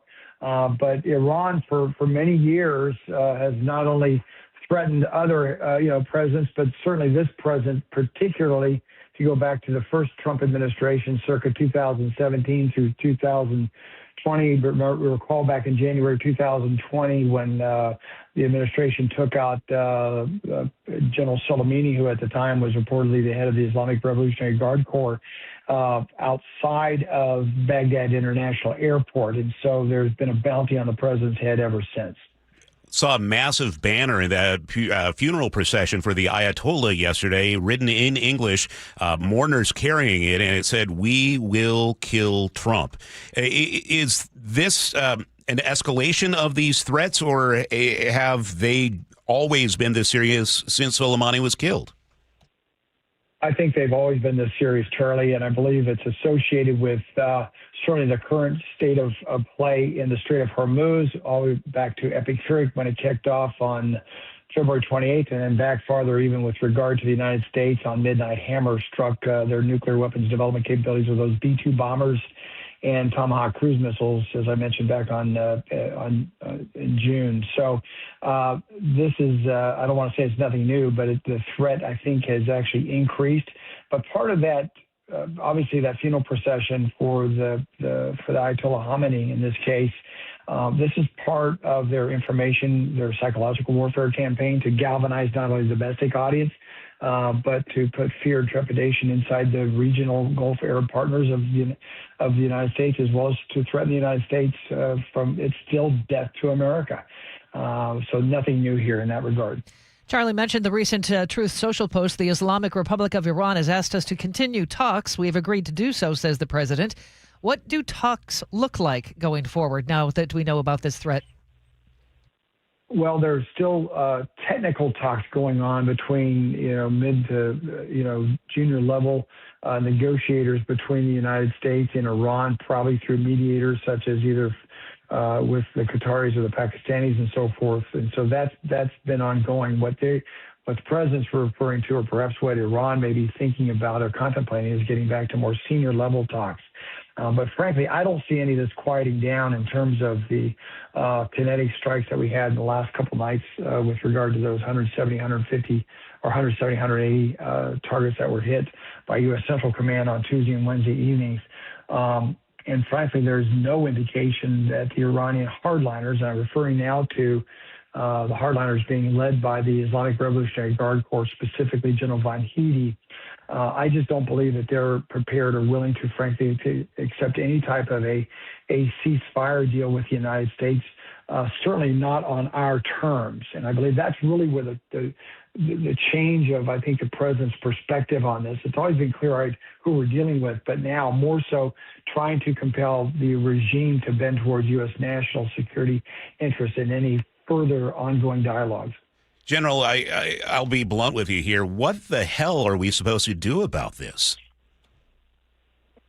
Well, I think what we're supposed to do now is to first be very clear-eyed who we're dealing with. I think that's very important, Charlie. I think that the president has been, but now being very public about it. Secondly, I think we're now really not anticipating the regime at any stretch bending towards the United States and our national security interests. And so what we're going to back that up with is all instruments of national power, but certainly a robust current U.S. military capabilities in the region. We're not leaving. We've demonstrated that we're going to stay there with our two aircraft carrier strike groups. We've got amphibious readiness groups. We've got elements of the 82nd Airborne. We've got plenty of U.S. firepower, and I don't think we're going to go anywhere until we get a deal signed that, again, is in the best interest of the United States, and that we really go into these discussions, further discussions, not based on Iran, in terms of their how they approach the negotiations on their terms, but now on our terms. I believe that's what I would advise the president, and we've got the position to do so. Final point is, it's not just military, but there's economic capabilities we can enforce here. We can bring back that U.S. naval blockade. The president did this. He put back the sanctions on Iran and preventing them from selling their oil on the open market. We're not going to allow for the unfreezing of frozen assets to the tune of $200 billion in a variety of banks in and around the region, and it's also in China. We're not going to allow for that. We're certainly not going to give them access to what was proposed, that $300 billion fund that would not go to the Iranian people, but that would allow the regime to reload their capabilities, that would allow them to retaliate against U.S. forces and U.S. interests in the region, but also our Gulf Arab nations, as well as Israel. So that's a part. I think we've got to maintain strength here in any dealings, negotiations, or pursue of an agreement with the regime, and it's got to now be on our terms. All right, we're out of time. Thank you very much, General. Retired Lieutenant General Richard Newton. Time for a quick check on traffic. Here's Ted. All right, this traffic report is brought to you by South Sound Magazine. The crash on southbound 405 just north of 124th in Totem Lake now blocks both express toll lanes and the left two general purpose lanes, with only the far right lane getting by the scene. Backup goes to the 522 interchange. Your Everett to Bellevue drive time, that is now up to an hour. That's a 25-minute delay. Some good news on northbound 405. That disabled vehicle north of 30th has cleared, and the backup into the Renton curves is recovering. Your Renton to Bellevue drive time is down to 42 minutes. That's a 15-minute delay. I'll have more for you on traffic situations here in just a few, about 10 minutes. Meantime, from inspired homes to unforgettable dining and local culture, South Sound Magazine brings the best of the South Puget Sound to life. Subscribe at southsoundmag.com. KIRO News Radio, real-time traffic. I'm Ted B. Get in the zone, AutoZone. Annie's first oil change wasn't as hard as she thought, because she went to AutoZone, where a friendly AutoZoner helped her find the right oil and save on an oil filter. He explained the job and showed her free how-tos on AutoZone.com. When she was done, AutoZone recycled her old oil for free. Get a free oil filter and more during the Celebrate Free event at AutoZone, now through July 27th. Get in the zone, AutoZone. Restrictions apply. And Doug. Limu and I created a trick to help you remember that you can customize your car insurance and save with Liberty Mutual. You see, the shirts Limu and I wear are yellow, and yellow is the color of lemons, and lemons grow on trees, and trees provide oxygen, and oxygen helps us breathe, and breathing is how you live, and you can live more life when you save money by customizing your car insurance. I agree, Limu. It's really quite simple. Only pay for what you need at libertymutual.com. Liberty, liberty, liberty, liberty. Your best source for local news. KIRO Newsradio, Northwest News. Hey, it's G. Scott. Let's talk real for a sec. Summer is supposed to be about sunshine and kids having fun. But when the kids are home all day, that grocery bill, yeah, it grows fast. That's why I want you to know about Sunbucks and why our friends at Safeway are helping get the word out. If your family qualifies, you can receive $120 per child to spend on groceries this summer, food in your cart, and a little less pressure on that budget. And let me be clear about this. There's no catch, no judgment. This program is simply about making sure kids have enough to eat when school is out. Here's the important part. Many families are enrolled automatically, and a card may already be headed to your mailbox. But some families do need to apply depending on income and where you live.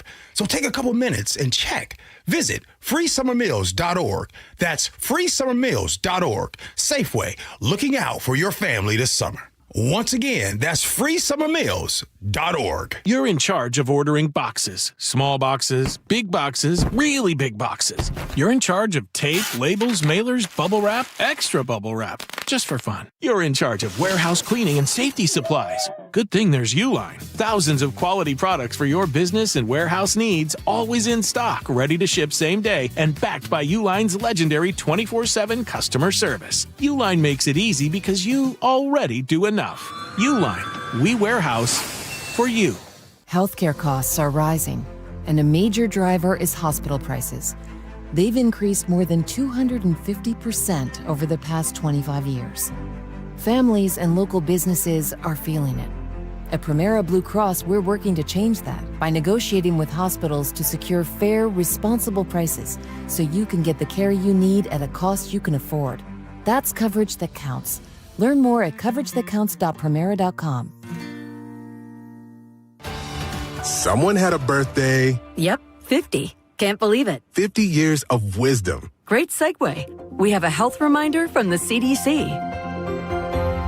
Pneumococcal vaccination is recommended for adults 50 or older. Says here, we're over 6 times more likely to be hospitalized with pneumococcal pneumonia than adults under 50. I don't love those odds. Same. Look what I found. Pfizer's Prevnar 20 is proven to help protect adults against pneumococcal pneumonia and invasive pneumococcal disease in just 1 dose. And millions have already gotten it. Continued approval may depend on a supportive study. Don't get Prevnar 20 if you have a severe allergy to its ingredients. A weakened immune system may lower your response. Common side effects include injection site pain and swelling, fatigue, headache, muscle, and joint pain. For full prescribing information, please call 1-855-213-2138. Visit Prevnar20.com or talk to your doctor or pharmacist. I'm on Prevnar20.com now, scheduling my appointment. Good idea. And happy 50th. Your best source for local news. KIRO News Radio. KIRO FM and HD1. Tacoma, Seattle. Northwest News. ABC News, I'm Sherry Preston. President Trump posting on social media he will not sign the housing affordability bill that is due to become law tonight. The president refusing to sign it, he says, in protest of the Senate's refusal to get the voting bill he's been pushing past. If the president doesn't sign that housing bill or doesn't veto it, it'll automatically become law without his signature. Unlike earlier this week, there were no new strikes on Iran overnight, and says ABC's Martha Raddatz. Technical talks about Iran's nuclear program are continuing. A U.S. official telling ABC that the United States is still committed to finding a resolution so Iran can never possess a nuclear weapon. But there has been no evidence of progress, and with the missile strikes this week, only major setbacks. In Spain, one of the deadliest wildfires on record. 12 people killed as soaring temperatures grip much of the country. This is ABC News.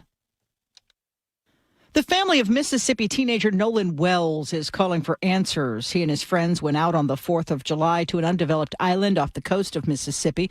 Friends came back. He did not. And his body was found 2 days later, says ABC's Alex Perez. ABC News confirming one of Wells' friends on the trip made a missing persons report to the Coast Guard around 11 p.m. that night. Wells' mother filing her own report with the Sheriff Department just after midnight. Authorities have said they believe Wells drowned, but the sheriff stressed their work is still ongoing to determine exactly what happened. Lawyers for the man charged with killing Charlie Kirk continue questioning the reliability of evidence in that case. They're hoping to raise doubts about the prosecution's case against Tyler Robinson before Robinson stands trial. A fire at a Chinese shoe factory in Xinjiang province has killed 28 people, making it one of the deadliest ever. Chinese state media is reporting the factory's owner and managers have been arrested. I'm Sherry Preston, ABC News. At 8:02, here's what's happening. Scary moments in the skies as a Boeing 737 was over Greece when one of the windows blew out. Luke Ducey will have details. If you're heading north on I-5 this weekend, heads up. Revive I-5 resumes tonight with a complete northbound shutdown across the Ship Canal Bridge. 2 right northbound lanes enclosed Monday through the end of the year. Sound Transit's one line back to normal this morning after a broken wire shut down trains between Northgate and Capitol Hill for 15 hours yesterday. Time to check in with Ted Beener, who's filling in for Sully at the traffic desk. All right, that crash on southbound 405 just north of 124th and Totem Lake now blocks just both express toll lanes. All the general purpose lanes are now open getting by the scene. The backup goes to 195th close to the county line. Your Everett to Bellevue drive time is just over an hour. That's about a 20-minute delay.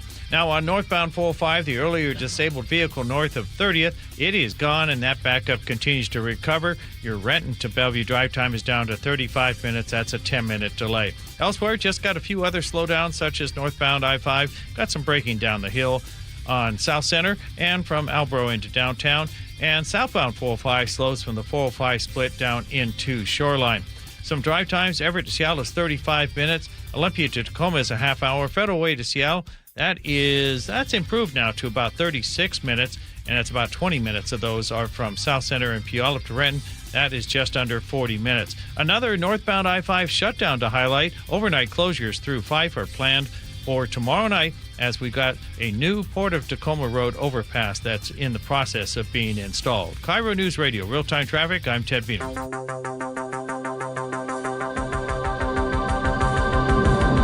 8:04 on the Friday, July 10th, 2026 edition of Seattle's Morning News. I'm Charlie Harger with Manda Factor. We're following a frightening mid-air emergency over Greece after a passenger window on board a Boeing 737 shattered shortly after takeoff. One passenger was almost sucked out of a window. Luckily, they had their seatbelt fastened. KIRO News Radio's Luke Ducey joins us live with what we're learning. Yeah, Charlie and Manda, and we've got brand new information on the plane itself. More on that in just a second. But first, if you're watching on our YouTube feed, we've got a photo of the window, and we have video of the window online as well. Look for that. But right here, I want you to look on the YouTube feed. You can see the window is completely missing.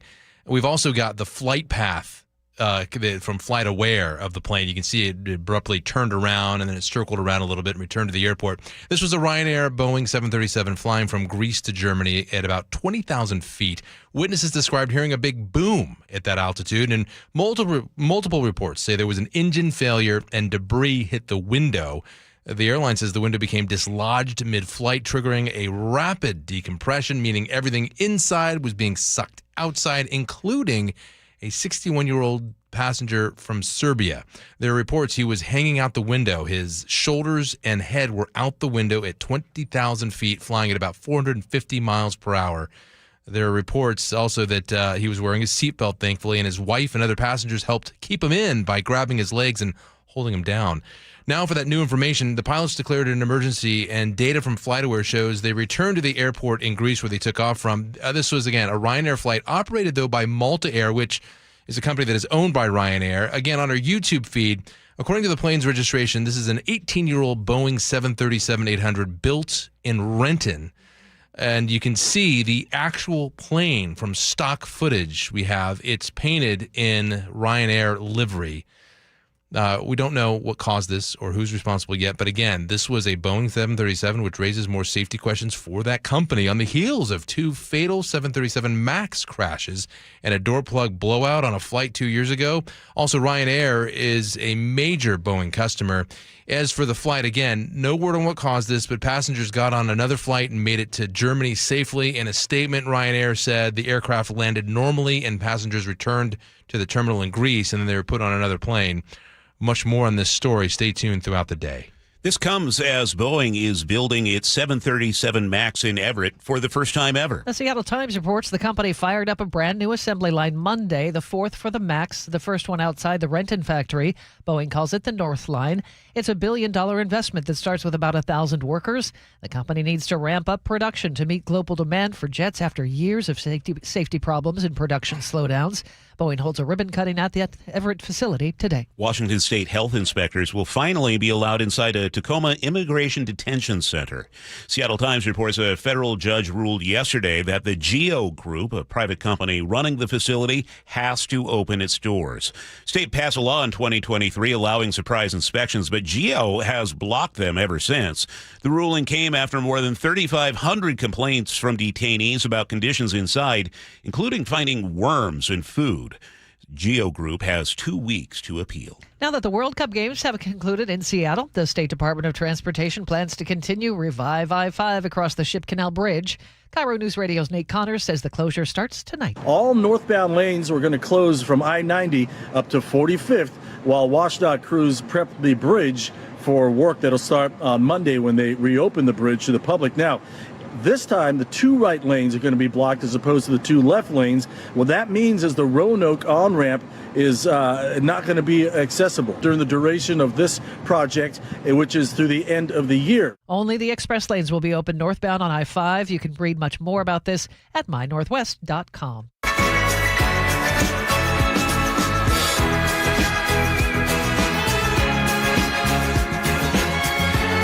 Keeping you informed since 1974. This is the city's longest-running radio news show. Seattle's Morning News on KIRO News Radio. Somewhere Dave Ross is smiling, one of the biggest ABBA fans. They're the best. I like the movies, too, the Mamma Mia movies. Yeah. Well, welcome. It's Friday. It is. Finally made it to the weekend. Mm-hmm. He's Charlie Harger. I'm Manda Factor. Ted Beaner is in for Sully, keeping an eye on traffic.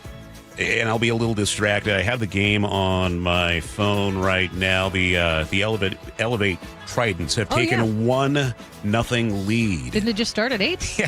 So it's a 3-day baseball weekend here. The first game started at 8 in the morning.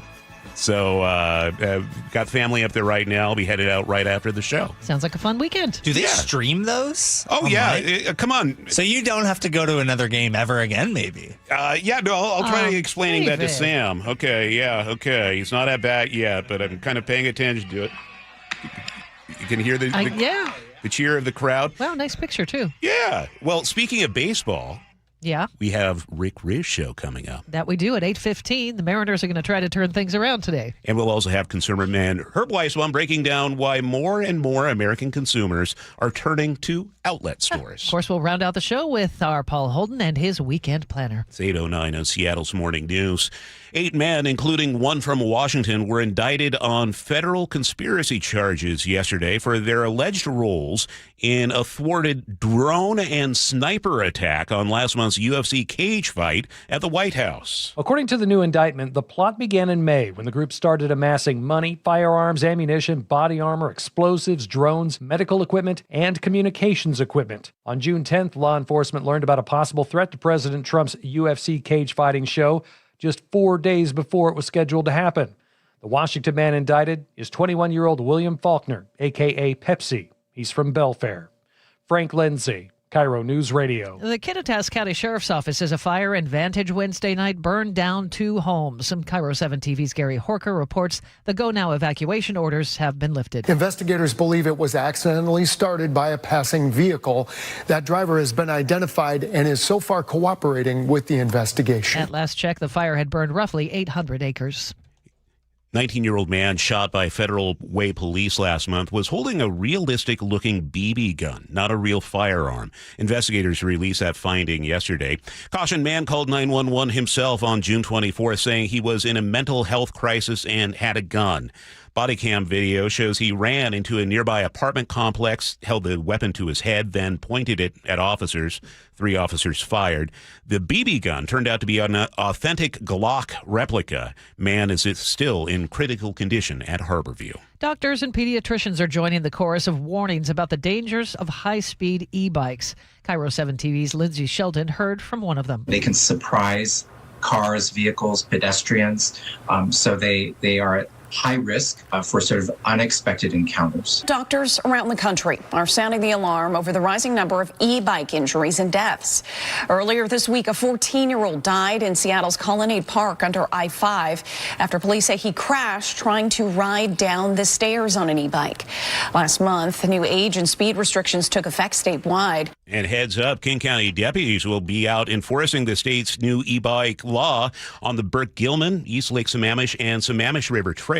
They'll be pulling people over on mopeds, ATVs, motorcycles.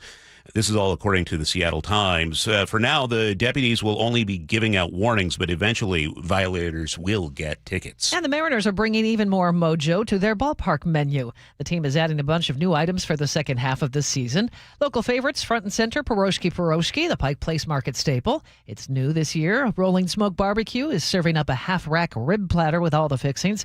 And El Rinconcito is bringing birria tacos and asada quesadillas to the T-Mobile Pen. Oh, I love those. Delicious. It's 8:12. Let's get a check on weather. Here's KIRO 7's Nick Allard. Well, we have beautiful sunshine to start the day, but we are going to see a little bit more cloud cover as some low marine clouds kick in, but that's all right. We'll still get plenty of sunshine across the area, especially later in the day. We'll look for highs in the low 70s. From there, we'll look for a lot of clouds tomorrow. Just no way around it. Just a lot of clouds tomorrow, and maybe even some drizzle or light showers to start the day in the South Sound or around Seattle to Everett, rather, not the South Sound. And then I think into the weekend, the rest of your weekend, you're going to see sunshine on Sunday. So tomorrow just stays mostly cloudy, but on Sunday, Clouds are really brief, really early, and then it's this beautiful weather. And we'll go from 71 tomorrow to about, say, 75 on Sunday. And next week, I expect we'll be right back into the upper 70s and lower 80s. Today is going to be around 74 because, again, you do have some low clouds increasing, but all in all, not too bad. Right now in Seattle, it's 60 and cloudy. And it's 8:13. Time for a check on traffic. Once again, we do that every 10 minutes for you. Chris Sullivan is off. Here's Ted Beener. Thank you, Manda. I got an update on that crash on southbound 405 just north of 124th there in Totem Lake. It now blocks just the left express toll lane. All other lanes are getting by the scene. And the backup goes to 195th. Your Everett to Bellevue drive time, that has eased a bit now to 55 minutes. That's about a 20-minute delay. Elsewhere, just a few other slowdowns to report on your Friday morning, and they include northbound I-5. That's got some braking down the hill, South Center Hill, and from Albro into downtown. We've got slowing from the 405 Renton curves and up around the I-90 interchange. And southbound I-5 slows at times from the 405 split in Linwood down into Shoreline. Drive times, Everett to Seattle is 32 minutes. Coming in from the south end, Olympia to Tacoma, that's been very good all morning at a half hour. Federal Way to Seattle has improved to 35 minutes. 25 of those are from South Center.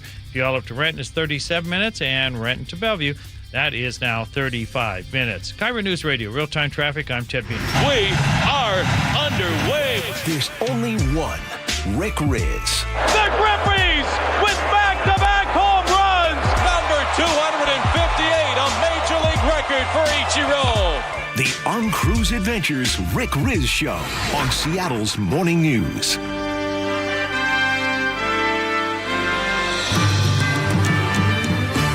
Well, every Friday we chat with legendary Mariners broadcaster Rick Riz. Great to have you, Rick. I don't like the Miami Marlins. Neither do I. They're really good. Hi, Amanda, Charlie, and David. Yeah. Right now, they're one of the best teams of baseball, and they're proving it. I mean, they had the best record. And in the month of June, they were 20-6, and now they've won 8 of the last 10. As we see, they play very well at home. They have, a 31-17 record at home. So, yeah, the Mariners, Amanda, ran into a buzzsaw in the last 3 days down in Miami against a really hot baseball team. They put the ball in play, a lot of base hits. They pitch well, and, man, they're tough. We saw that the last 3 days. Were you able to break it down why you think they came up a little short in these games, Rick? Yeah, Charlie. The first game they should have won. They had a big lead, and they lost it late in the ball game, and they had the walk-off base hit by Marcy, 6-5. That's a game they should have put away. But when I look back at the last 3 games, it boils down to not how many hits you get, but when you get them. You know, hitting with runners in scoring position. The Mariners were 0 for 7 in last night's game. They were 2 for 25 with runners in scoring position the last 3 days. That's a batting average of 0.80. And so that's tough to win a ball game. They lost 2-0. Then the 8-4 loss yesterday. So, you know, you got to cash in. They had the bases loaded, nobody out, and didn't get a run. You know, there was a strikeout, a pop-up, and then a ground ball out. So you have to be able to put the ball in play. You need a clutch base hit right there. And looking back, Charlie, in the last 3 days, that's the thing that really stood out. George Kirby had a good game in Game 2. Bryce Miller had his first rough outing of the season since he got back off the IL in the middle part of May. And Brian Wu still got to figure out how to win on the road. Man, he has really struggled on the road. He's been great at home, so that's been kind of a mystery there. But hitting with runners in scoring position, you got to come up with those base hits and cash in. Rick, the injuries are not helping this team. What do we know about Brendan Donovan's progress? Yeah, I talked to him before we left on the road trip, and he told me he was going to go out on a rehab assignment when the team went on the road. So I'm guessing right now, I don't have this for fact, but I think he's on a rehab assignment. So he told me he'd be about a week or 2 weeks out maybe. So that would put him sometime after the All-Star break. But they need him back in the lineup because Mariners, you know, they need hits. Like we talked about, he's the guy that puts the ball in play. He hits for an average. And he's a Gold Glove defender. So they really miss Brendan Donovan for, my goodness, most of the season. They haven't had him. And then Julio is still on the IL. Doesn't look like he's going to come back in the Tampa series. He's still here at home in Seattle working things out, still on the concussion list. So they want to make sure he's all right before he comes back. But hopefully we'll see him right after the All-Star break. Rick, are we going to see the real Cal? Are we going to see the 2025 Cal at any point? It's been really hard to kind of watch his struggles. Do you think this is the oblique injury still bugging him? Is this like a timing, a confidence thing? I think it's just a number of things, David, that made it tough for Cal. Number one, there was no way he was going to replicate what he did last year. Last year with the 60 home runs, he hit about 250.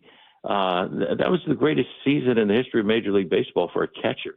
Most home runs by a catcher, as I talked about, most home runs by a switch hitter, better than Mickey Mantle, more home runs than any Mariner in history. And then what I think, and I've said this a number of times, the World Baseball Classic is a wonderful event, and it promotes the game of baseball around the world, but it can be tough on certain players. Because, at spring training, you kind of ramp up to get ready for the season. You get a million swings. Then you start playing games. You get a lot of at-bats. You get your timing, your eyes, your hands work together. He went to the World Baseball Classic, and I don't know if he'll admit this or not, but he only had 9 at-bats over 2 weeks. And then I think he tried to ramp it up a little bit too much. He ends up getting hurt. He wasn't playing well at all because his timing wasn't there. I think because of the World Baseball Classic. I don't think he'll use that as an excuse. This is just me talking.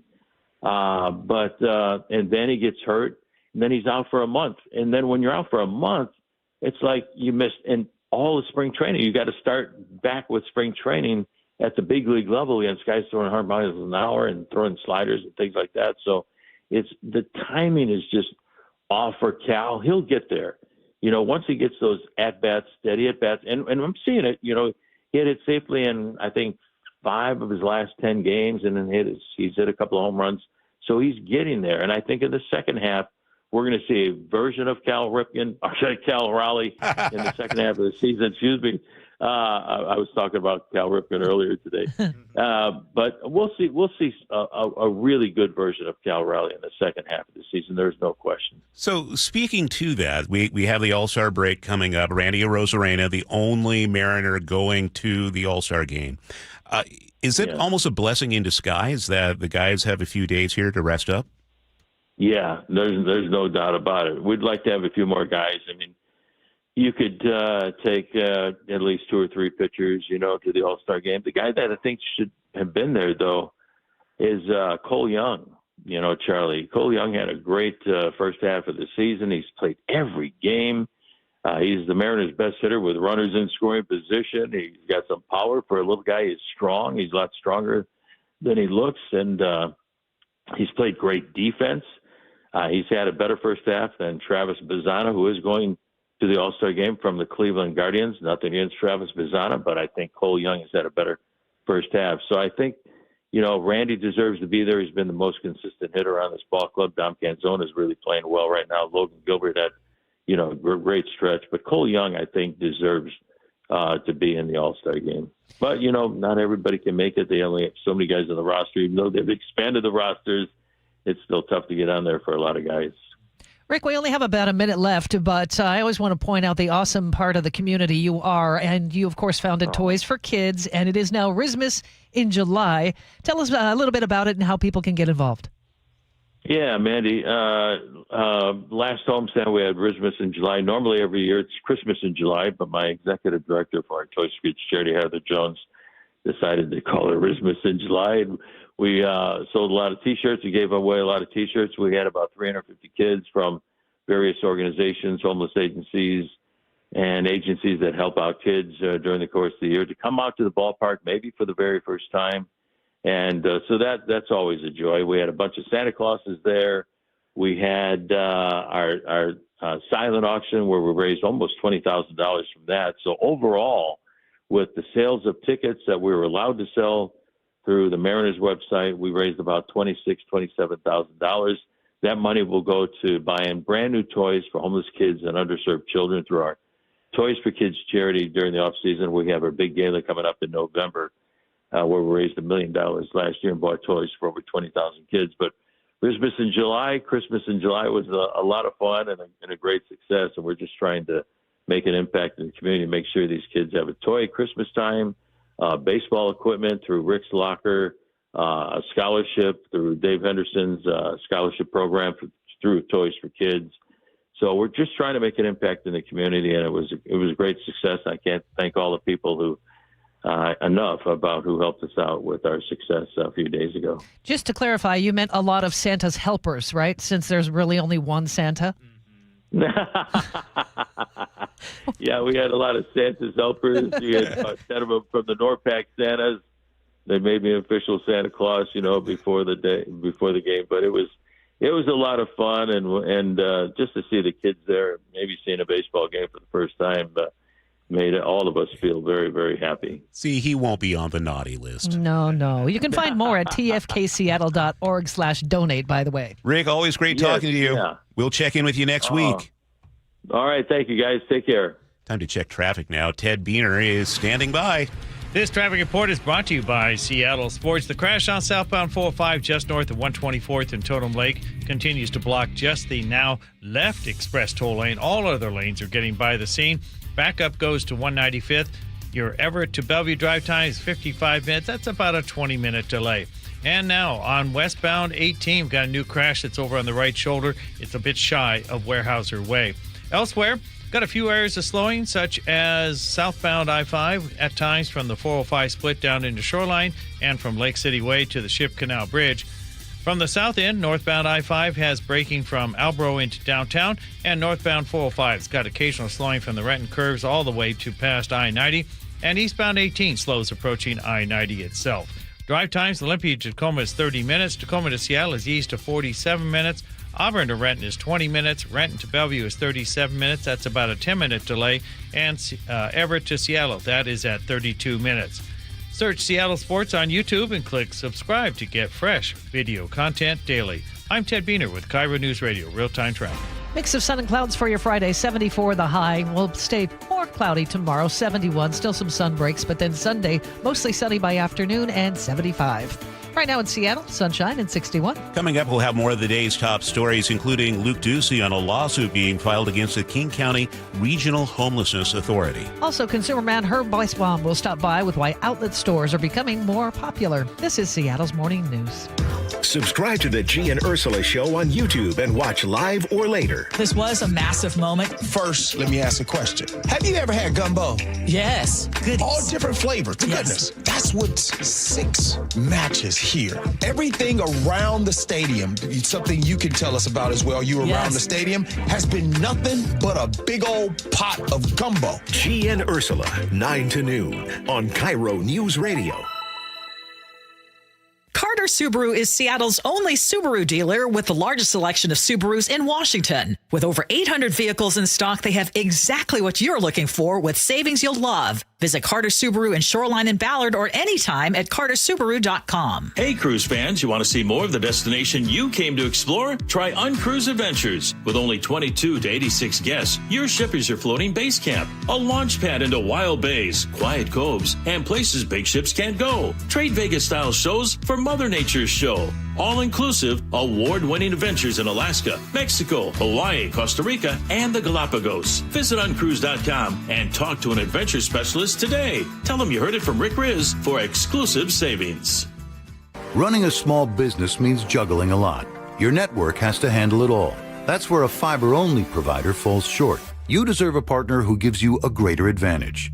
Introducing the Total Solutions Advantage only from Comcast Business. A first-ever combination of the largest, fastest fiber-powered network, the most reliable Wi-Fi, gig speeds with equipment and security included, and a 5-year price lock. Plus, it's all backed by a 30-day money-back guarantee. The Total Solutions Advantage only from Comcast Business. A new standard for small business with reliability, security, and savings in one. When you add it all up, no one does business like Comcast Business. Switch today. Get started for $60 a month for 12 months when you add an advanced solution to a qualifying internet package. Limited time offer. New customers only. Requires 300 megabits per second internet, security edge, and additional qualifying service. 1-year agreement, paperless billing, and autopay with bank account required. Taxes and fees extra. Most reliable Wi-Fi based on Open Signal Awards USA Fixed Broadband Experience Report, May 2025.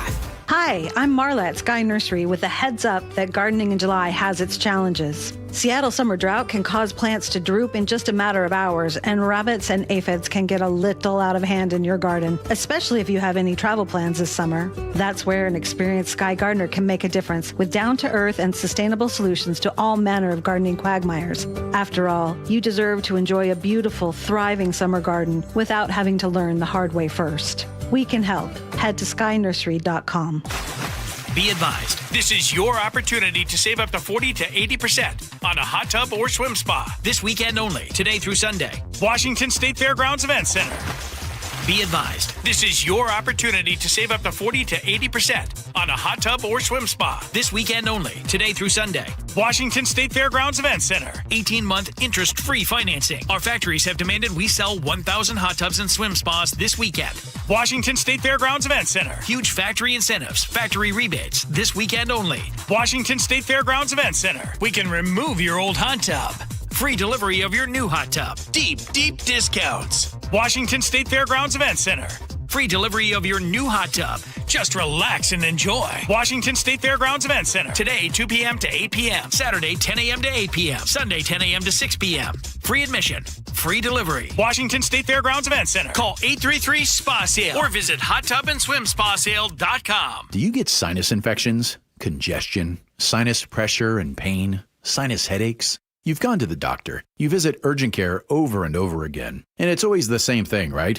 Oh, I know. Let's try antibiotics and some nasal sprays. But they just keep coming back. You may suffer with chronic sinus infections. The good news? Relief is possible. How? A minimally invasive procedure called the Sinusoft procedure, available only at the Modern Nose Clinic. Imagine a procedure so delicate there are no narcotics. Less cutting means less bleeding, so no packing, and no operating room. The Sinusoft procedure is designed for the clinic. If you suffer with chronic sinus infections, facial pain, pressure, and congestion, find out if the Sinusoft procedure, available only at the Modern Nose Clinic, is the solution for you. Call and set an appointment today. 206-388-2770. 206-388-2770. That's 206-388-2770. Hey, I want to introduce you guys to a brand new sponsor to the show. I'm very excited to welcome Phil Mitchell from Sunset Auto Family. Welcome to the show, Phil. Hey, thanks, Jake. Nice to be here. It's so great to have you here. I want to jump right into something that you guys offer that is such a benefit to anybody out there looking for a vehicle.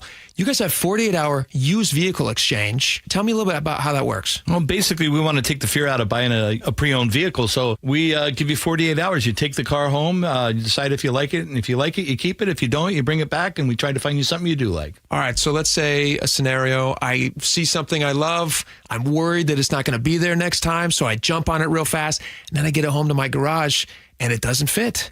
I can bring it back? You can bring it back, and we'll find you something that does fit. It just takes all the fear out of it. There's no more guilty feelings. You don't have to be stuck with it for 5 years or 10 years. You bring it back, we find you something that works. Sunset Kia in Auburn, Sunset Ford, and Sunset Chevrolet in Sumner. You just get more at Sunset, and people do like that. Anthony Hamilton with Tony, live in the Tulalip Amphitheater, Thursday, September 10th. Tickets are on sale now. Details at TulalipCasino.com. Now, the latest from KIRO Newsradio and MyNorthwest.com. Live from Eastlake Avenue. You're listening to Charlie Harger and Manda Factor, Seattle's morning news. Good morning, it's 8:31. A widower and his family are suing the King County Regional Homelessness Authority. They claim the agency ignored warning signs from the man who shot and killed their loved one, unborn daughter. KIRO News Radio's Luke Ducey is here with those details. Yeah, Ina Kwan and her husband were stopped at a red light in Seattle's Belltown neighborhood back in 2023. Court documents say the suspect, Cordell Gooseby, ran up to their car and opened fire. Kwan's family says she died at the scene, and her baby, she was 32 weeks pregnant, died at a hospital. The family's attorney tells KIRO 7 TV the suspect was in the care of KCRHA at the time, and the lawsuit claims caregivers did nothing when he asked for help for his mental health declining. There was a pretty clear systemic failure here, and this tragedy was completely preventable. if people had done their jobs. Well, the suspect, Gooseby, was found not guilty by reason of insanity and remains at Western State Hospital. Lawyers claim the suspect had been talking about shooting people. KCRHA has been in the headlines recently after an audit revealed the agency mishandled some $13 million, which is now missing. It also found things like 84 whole accounts not labeled. They didn't use software at times to warn them about overspending. They're now $45 million in the hole. In response, in April, 2 Seattle City Council members called for the dissolution of KCRHA. They say it's just got to go away. That process is ongoing.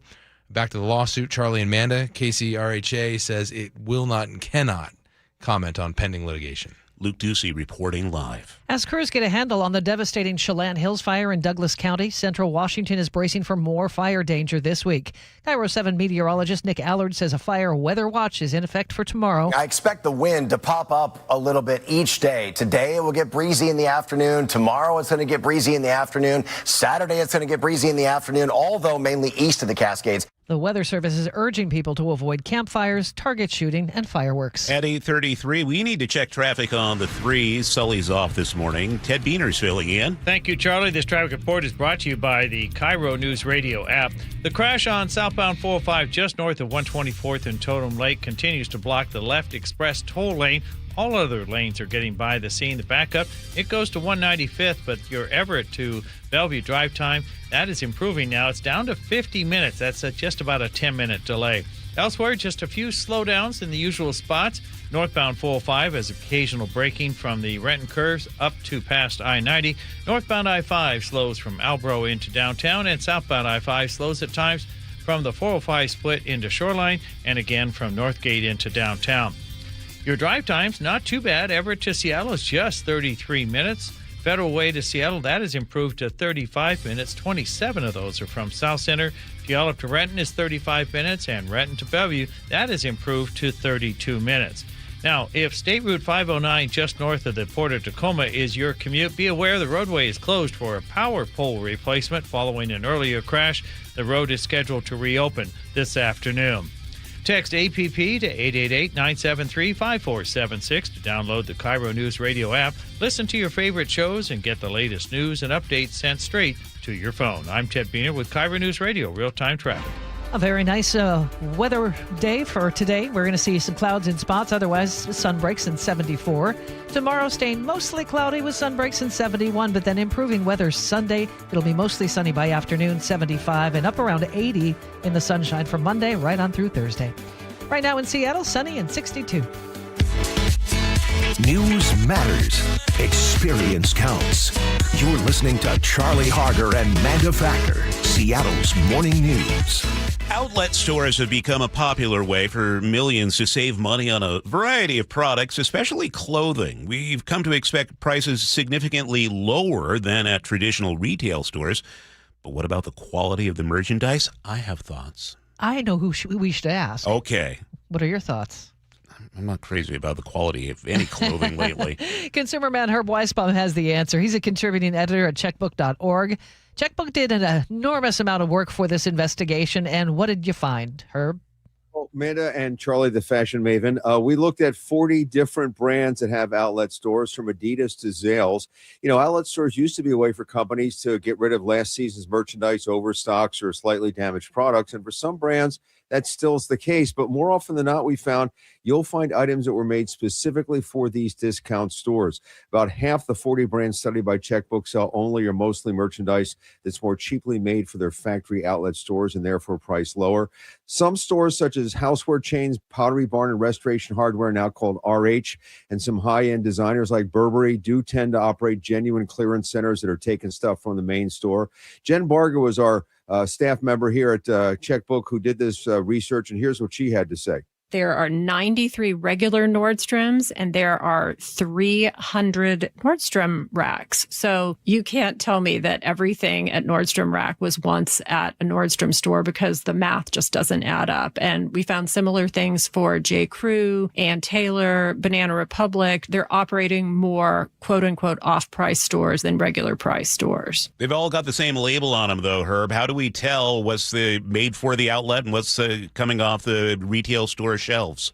Well, not necessarily. In some cases, Troy, if it came from the retail store, you'll see the original sticker and then like a red tag put over it. But yes, in most cases, it's not really easy to tell what you're getting. There are a few tells. For instance, at J. Crew, there are 2 diamonds underneath the words J. Crew, Banana Republic, 3 small diamonds under the words Banana Republic, and Talbots use white labels with 3 dots under the word Talbots. But if you're not sure, ask the salesperson whether this shirt or blouse or whatever was made specifically for the outlet store. 9 times out of 10, we found they'll give you the answer. Are you always going to get the lowest price at an outlet store on something you buy?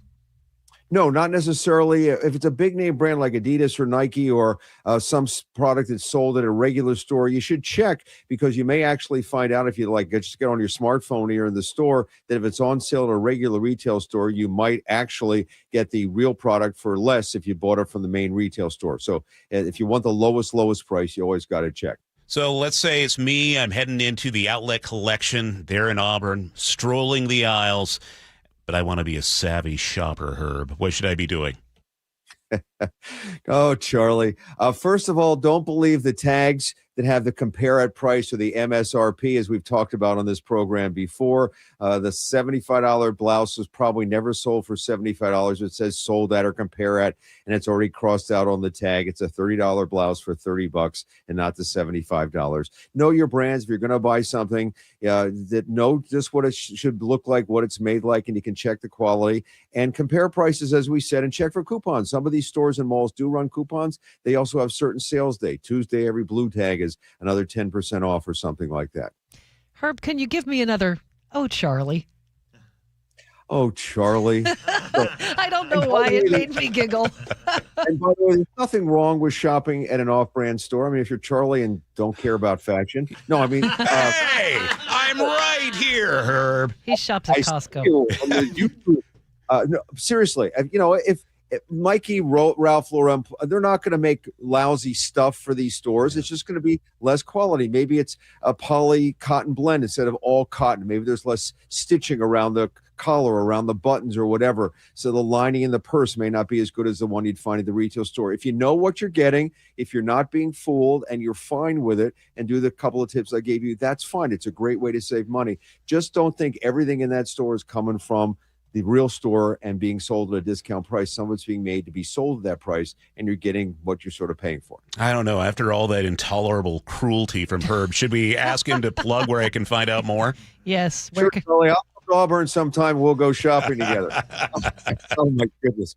Yes, please go to checkbook.org. We also, with the story, have an interactive chart, so you can click on every one of the 40 stores and see what we found and how to find out if it's made for the store or not. And then there's a whole podcast, consumerpedia.org, where we talk to Jen Barger about her shopping experience. And she's a super duper shopper, how to save money. I should send you shopping for her, Charlie. She loves to shop for purses. Oh, you need I a new need purse? so many purses. Herb, thank you. Consumer man Herb Weisbaum. Traffic next. This is Seattle's Morning News. KIRO Newsradio, the first place you turn for the news you trust. State Senator Jamie Peterson drafted one of the state's most progressive taxes to date, the income tax on millionaires. Engaging conversation. We pay teachers the 4th highest of any state in the country. And your Super Bowl champion Seahawks. The Seahawks, they're bringing it home again. Streaming everywhere on the KIRO Newsradio app. Always here, always with you. KIRO Newsradio, 97.3 FM. A lot of businesses are gearing up for a busy summer, and that means choosing a bank with the accounts, tools, and services you need to be successful. The right bank can make a big difference, right, Brad? It sure can, Dave. And WaFd Bank can help with business checking, loans, credit cards, and so much more. WaFd Bank is also an SBA preferred lender of choice, so you can grow with confidence. Yeah, but what about when you need help with something? Is there a real person who's available and who knows how to help? Absolutely. Our friendly and knowledgeable local bankers are ready and waiting to help you with whatever your business might need. From day one, our bankers get to know you and your business to build a strong foundation for future success. This especially helps when it's time to apply for loans and to spot gaps in your business operations, so we can recommend the services that would be most helpful. Which is exactly why we say WaFd has you covered. To learn more, visit wafedbank.com or stop by your local branch. Discover why they were awarded Best Bank 3 years in a row. Wafd Bank, built for business. Member FDIC, loans subject to credit approval. 30 years ago, Davis Law Group was founded to be the best law firm for our clients and our community. Our core values are to win, help, and serve. It means our success is defined by the difference we make in our clients' lives and the impact we can have in our community. Not by giant settlement checks or shiny offices. Our mission to lift up the vulnerable extends beyond the courtroom to our charity partners, promoting safety, uplifting students, accident victims, foster youth, and the elderly. If you've been injured and want better results for your claim and for all of Washington, call Davis Law Group today. 8:43. Time for traffic on the 3s with Ted Diener. Thank you, Charlie. The crash on southbound 405 just north of 124th there in Totem Lake continues to block the left express toll lane. All other lanes, they're getting by the scene. The backup goes to 195th, though. And your Everett to Bellevue drive time, that is actually eased now to 45 minutes, just about a 5-minute delay. The rest of your commute, moving reasonably well throughout the Puget Sound region. Just a few slowdowns to talk about, such as occasional pausing on southbound I-5 from the 405 split into Shoreline and from Lake City Way into downtown. From the south end, northbound I-5 has braking from Albro into downtown, and northbound 405 has occasional slowing from the Renton curves to past I-90, and eastbound 18 slows approaching I-90. Drive times, Tacoma to Seattle is now 46 minutes. Auburn to Renton, that is now great at 12 minutes. Renton to Bellevue, that's 39 minutes. That's about a 10-minute delay. And Everett to Seattle is just 32 minutes. A reminder, northbound I-5 will close starting at 9 p.m. tonight between I-90 and 45th in the U District as Revive I-5 resumes with the Ship Canal Bridge resurfacing project. Early Monday morning, only the left 2 lanes will cross the bridge. The express lanes will remain only in northbound direction until near the end of the year. KIRO Newsradio Real-Time Traffic, I'm Ted Diener. And our forecast, very nice for the next several days. We're going to see a mix of sun and clouds today, 74. Tomorrow, a few more clouds, 71. But then Sunday, mostly sunny by afternoon, 75. We're going to stay mostly sunny through at least Thursday. Highs Monday through Thursday, up around 80. Right now in Seattle, the sun is shining. It's 62. Coming up is Friday, then Saturday, Sunday. What?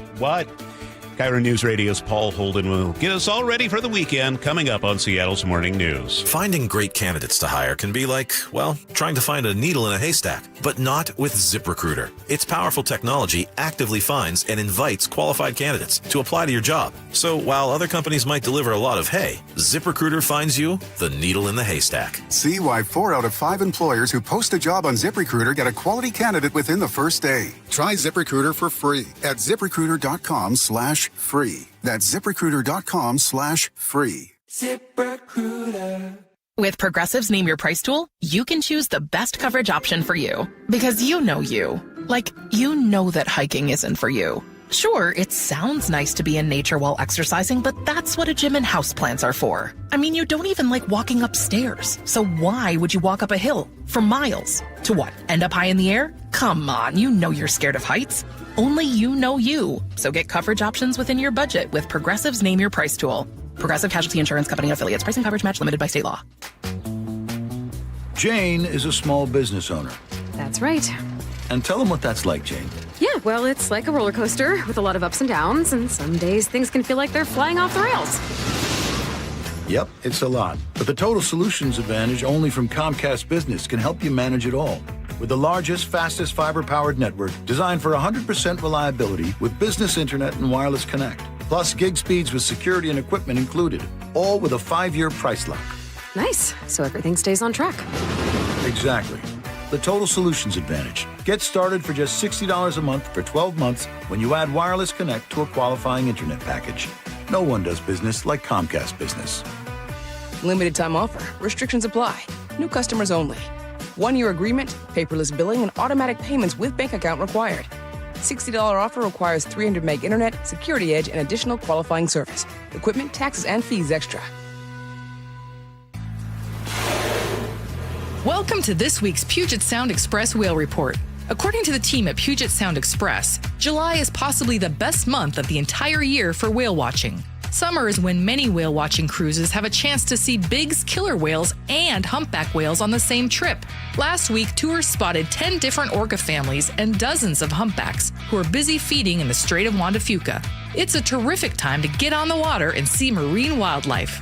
Family-run Puget Sound Express offers daily guaranteed whale watching tours departing from Edmonds. These are Seattle's most popular and well-reviewed whale tours. Puget Sound Express also offers tours out of Port Townsend and Port Angeles on the Olympic Peninsula. Orcas, humpbacks, minke whales, and so much more. Don't miss out on your chance to see whales in the wild. Family-run Puget Sound Express guarantees you'll see whales or your next trip is free. Book online at PugetSoundExpress.com.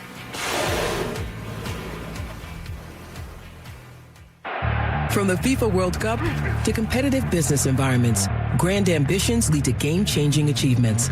At Bank of America, we're there to support businesses at every step, providing insights and expertise to help you gain an edge. He shoots, he scores! What would you like the power to do? Explore winning business solutions at BofA.com/gamechangers. Bank of America, official bank of the FIFA World Cup 2026. From the FIFA World Cup to competitive business environments, grand ambitions lead to game-changing achievements.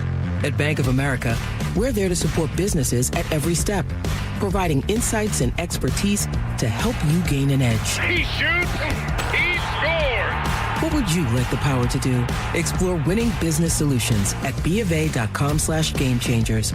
Bank of America, official bank of the FIFA World Cup 2026. Bringing you Seattle's morning news since 1974. This is KIRO Newsradio. 8:49 now, another summer weekend ahead. And if you're looking for something fun to do, KIRO News Radio's Paul Holden has you covered. It's Friday then, it's Saturday, Sunday, what? It's Friday then, it's Saturday, Sunday, what? Last weekend was probably one of the most jam-packed weekends our region has seen. The World Cup, the 4th of July, and all those Blue Jays fans in town, but the fun isn't showing any signs of slowing down. The weather continues to be perfect for street fairs, parades, and all the awesome outdoor activities going on. This includes the Mercer Island Summer Celebration on Saturday, which features a parade, touch-a-truck, plenty of live music, mini golf, a foam party, plus a circus and lots of family fun. There will also be vendors and food trucks to shop and fireworks to close things out. The fun is spread between two parks, Mercerdale and Luther Burbank Park, and there will be a shuttle that takes you between both parks. The fun starts at 10 a.m. There will also be a parade in Wallingford on Saturday, which will have marching bands, drill teams, floats, and all sorts of family fun.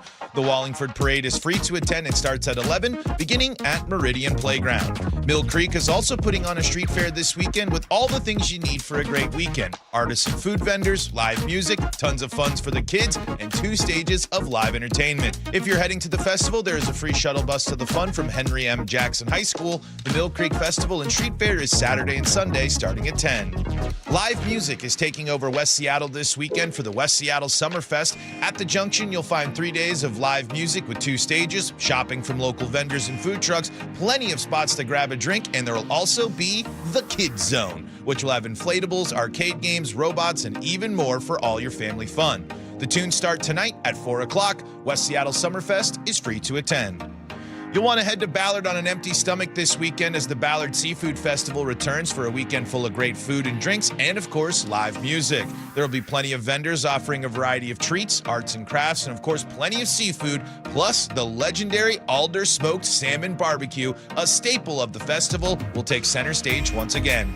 You can try your luck at the Lutefisk Eating Contest, enjoy cold drinks in the beer and cocktail gardens, and there will also be a whole area dedicated to family-friendly fun for you and the kids. The Ballard Seafood Fest starts tonight.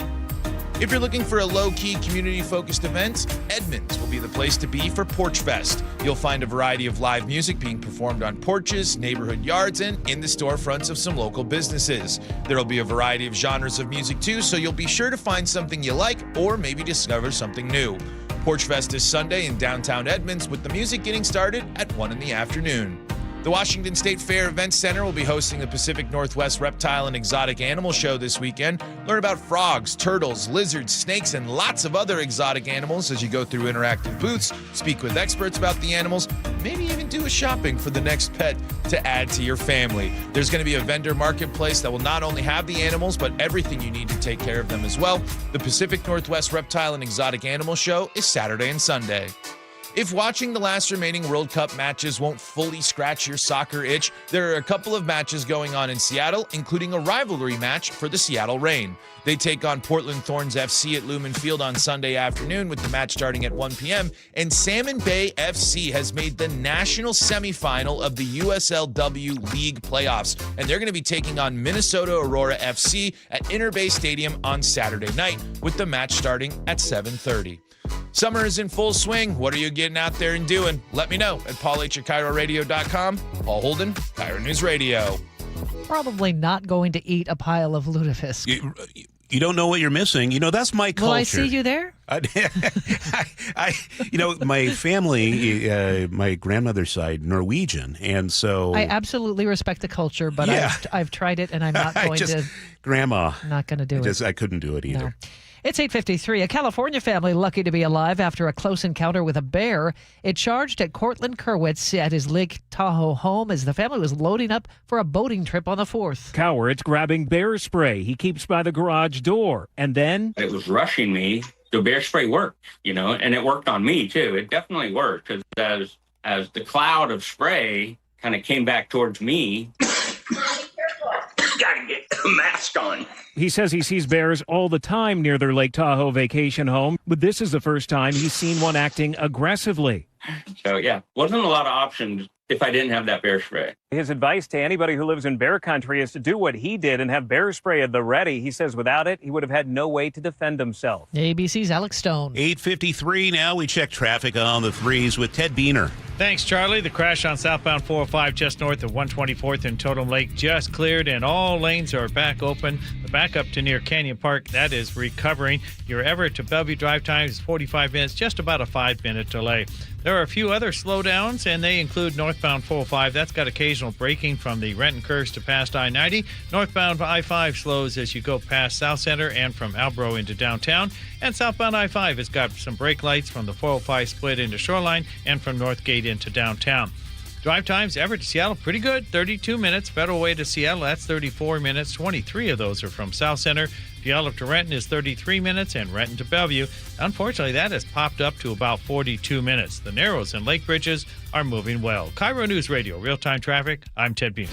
And our forecast as you head into the weekend, it's going to be nice. A mix of sun and clouds today, 74 the high, 56 overnight. Tomorrow looks like we'll see a little bit more in the way of cloud cover, but some sun breaks too, 71 tomorrow. And then Sunday, turning sunny by afternoon, warming back up to the mid-70s. Monday, Tuesday, Wednesday, Thursday. No rain in the forecast. In fact, mostly sunny skies for the bulk of the week with highs around 80 all 4 days. Right now in Seattle, we have sunshine at 62. Coming up, it's the G and Ursula show and a Fresh Friday with Ursula and Angela Poe Russell. They'll tell you why nearly every city in our state is going broke. They would love to hear from you on the Muckleshoot Casino Resort text line, 888-973-5476. And you can always check out our stories at mynorthwest.com. This is KIRO News Radio. Point! Hey, you okay? You don't normally miss those shots. I just haven't been as regular lately, and it's making me feel sluggish. You should try Metamucil. It's been a game changer for me. Metamucil's plant-based psyllium fiber helps trap and remove the waste that weighs you down. Ace, you're moving better than you were last week. Definitely. Metamucil keeps you moving. These statements have not been evaluated by the Food and Drug Administration. This product is not intended to diagnose, treat, cure, or prevent any disease. Learn more at metamucil.com. Lots of places can expose you to identity theft. Oh, no. That's why LifeLock monitors hundreds of millions of data points a second for threats to your identity, which is way more than anyone can do on their own. If we find anything suspicious, like new loans or changes to your financial accounts, we alert you right away, all through text, phone, email, or the LifeLock app. Get the alerts that could make all the difference. Save up to 30% with promo code NEWS at LifeLock.com. Terms apply.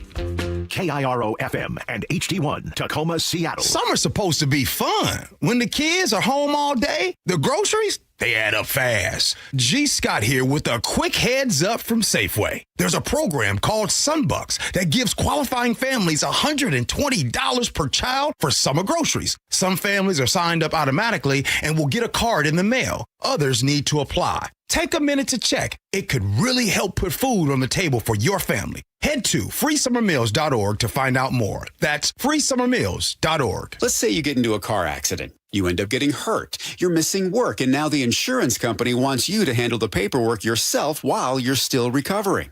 Here's what happens when you go it alone. They throw out a lowball offer. You're on defense from minute one, and you're scraping for a fair shake against people who do this for a living. But here's what happens when you call Harold Carr Law Offices.